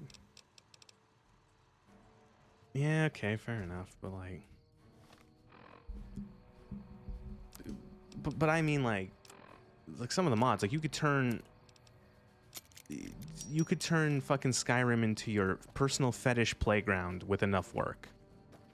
Yeah, you know, like, I'm talking more so than, oh, the armor has, like, you know, has boob cups, like... I don't know. I just feel like I don't know. I would feel kind of awkward where I'm like, that game that I made, people are using it as their spank bank. I don't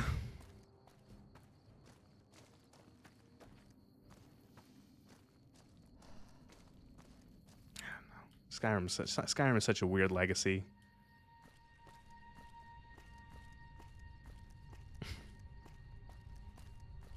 What? No way. You can install... Oh, no.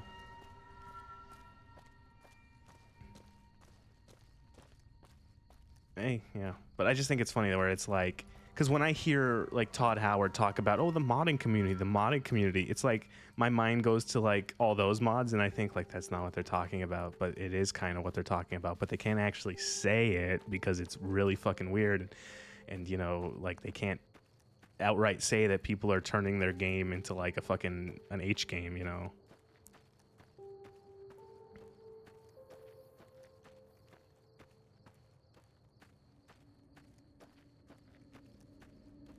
I like the New Vegas mod community because all of the mods for like the one that makes Benny smile. I like how all of the mods that you have to download for like stability are either named something funny like Johnny Guitar, or they have like just shitpost memes in the images on like the Nexus page. You know, it's like, oh, what does this mod do? It's like, oh, it makes the game more stable. It fixes stuff. And it's like, what is it? It's just a bunch of fucking meme pictures. Like it's like the complete opposite of like the Skyrim community, where like the Skyrim modding community makes all of their stuff look very professional, or like some of them try to, like making up like a lot of really nice layouts for the mod page, a lot of nice pictures, maybe some logos and stuff like that. Where the New Vegas ones, it's like, yeah, here's like a fucking Pepe meme, or like here's like, you know, some other shit, and it's like just like shit posting. Yep. Oh, and by the way, this shitpost mod is necessary for the game to work. You need it. If you want to install any other mods, you need this shitpost mod. That's funny. Improve, yeah. Yes. or shit like in Rim, or like milkable colonists or something like that. That's an actual mod for fucking RimWorld. It's you know, it's like, you know, or how like, yeah, like certain games, you know, you have people asking these questions where it's like out of context, it's like, this is psychopathic. What you just said is psychopathic. Again, going back to the meme, if you showed this question back to someone living in the 1800s, it would kill them.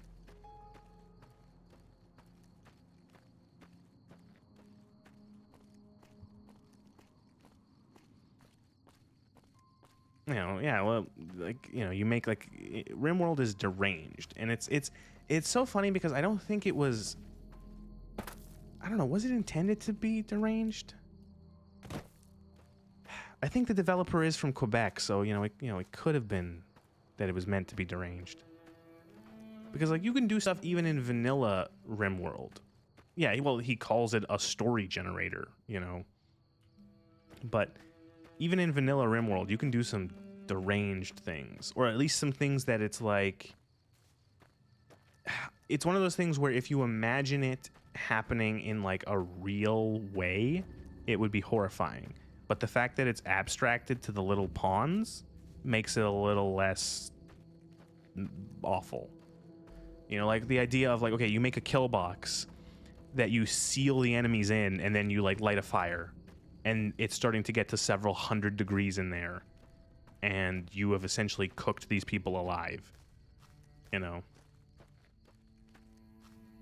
Well, see, I think the thing is that, like, the game is, it gives you the flexibility to be a terrible person, but oftentimes you end up having to be a terrible person because otherwise you lose, because the game can be very unfair. You know, like, you can make it very unfair to the point where it's like, yeah, it's like, you're going to have to start, you know, doing awful things. Or awful things, yeah, Randy always wins. Yeah, awful things happen. Yes, that fucking cougar did just kill your 4-year-old colonist. You know, because the colonist dared to enter in like 100 fucking tile space of the fucking animal. You know, congratulations on your most recent tragedy. Fuck, what am I talking about? All right, I think I need to end stream. It's been fucking 4 almost 5 hours. That was fun. I'm losing my fucking mind. What day is it? It's Saturday. I'll probably be back tomorrow afternoon to evening, probably. And I will either do more New Vegas or Sulaco? I don't know, something. I'll do something. I don't have any plans. Plans are for people who know what they're doing with their lives. No, I enjoyed the conversation. It was really good. I really do. That was great. Really good fun. It was a joy. Made going through the DLC really fun. Yeah, so till I stream next, goodbye, good night, and see you whenever.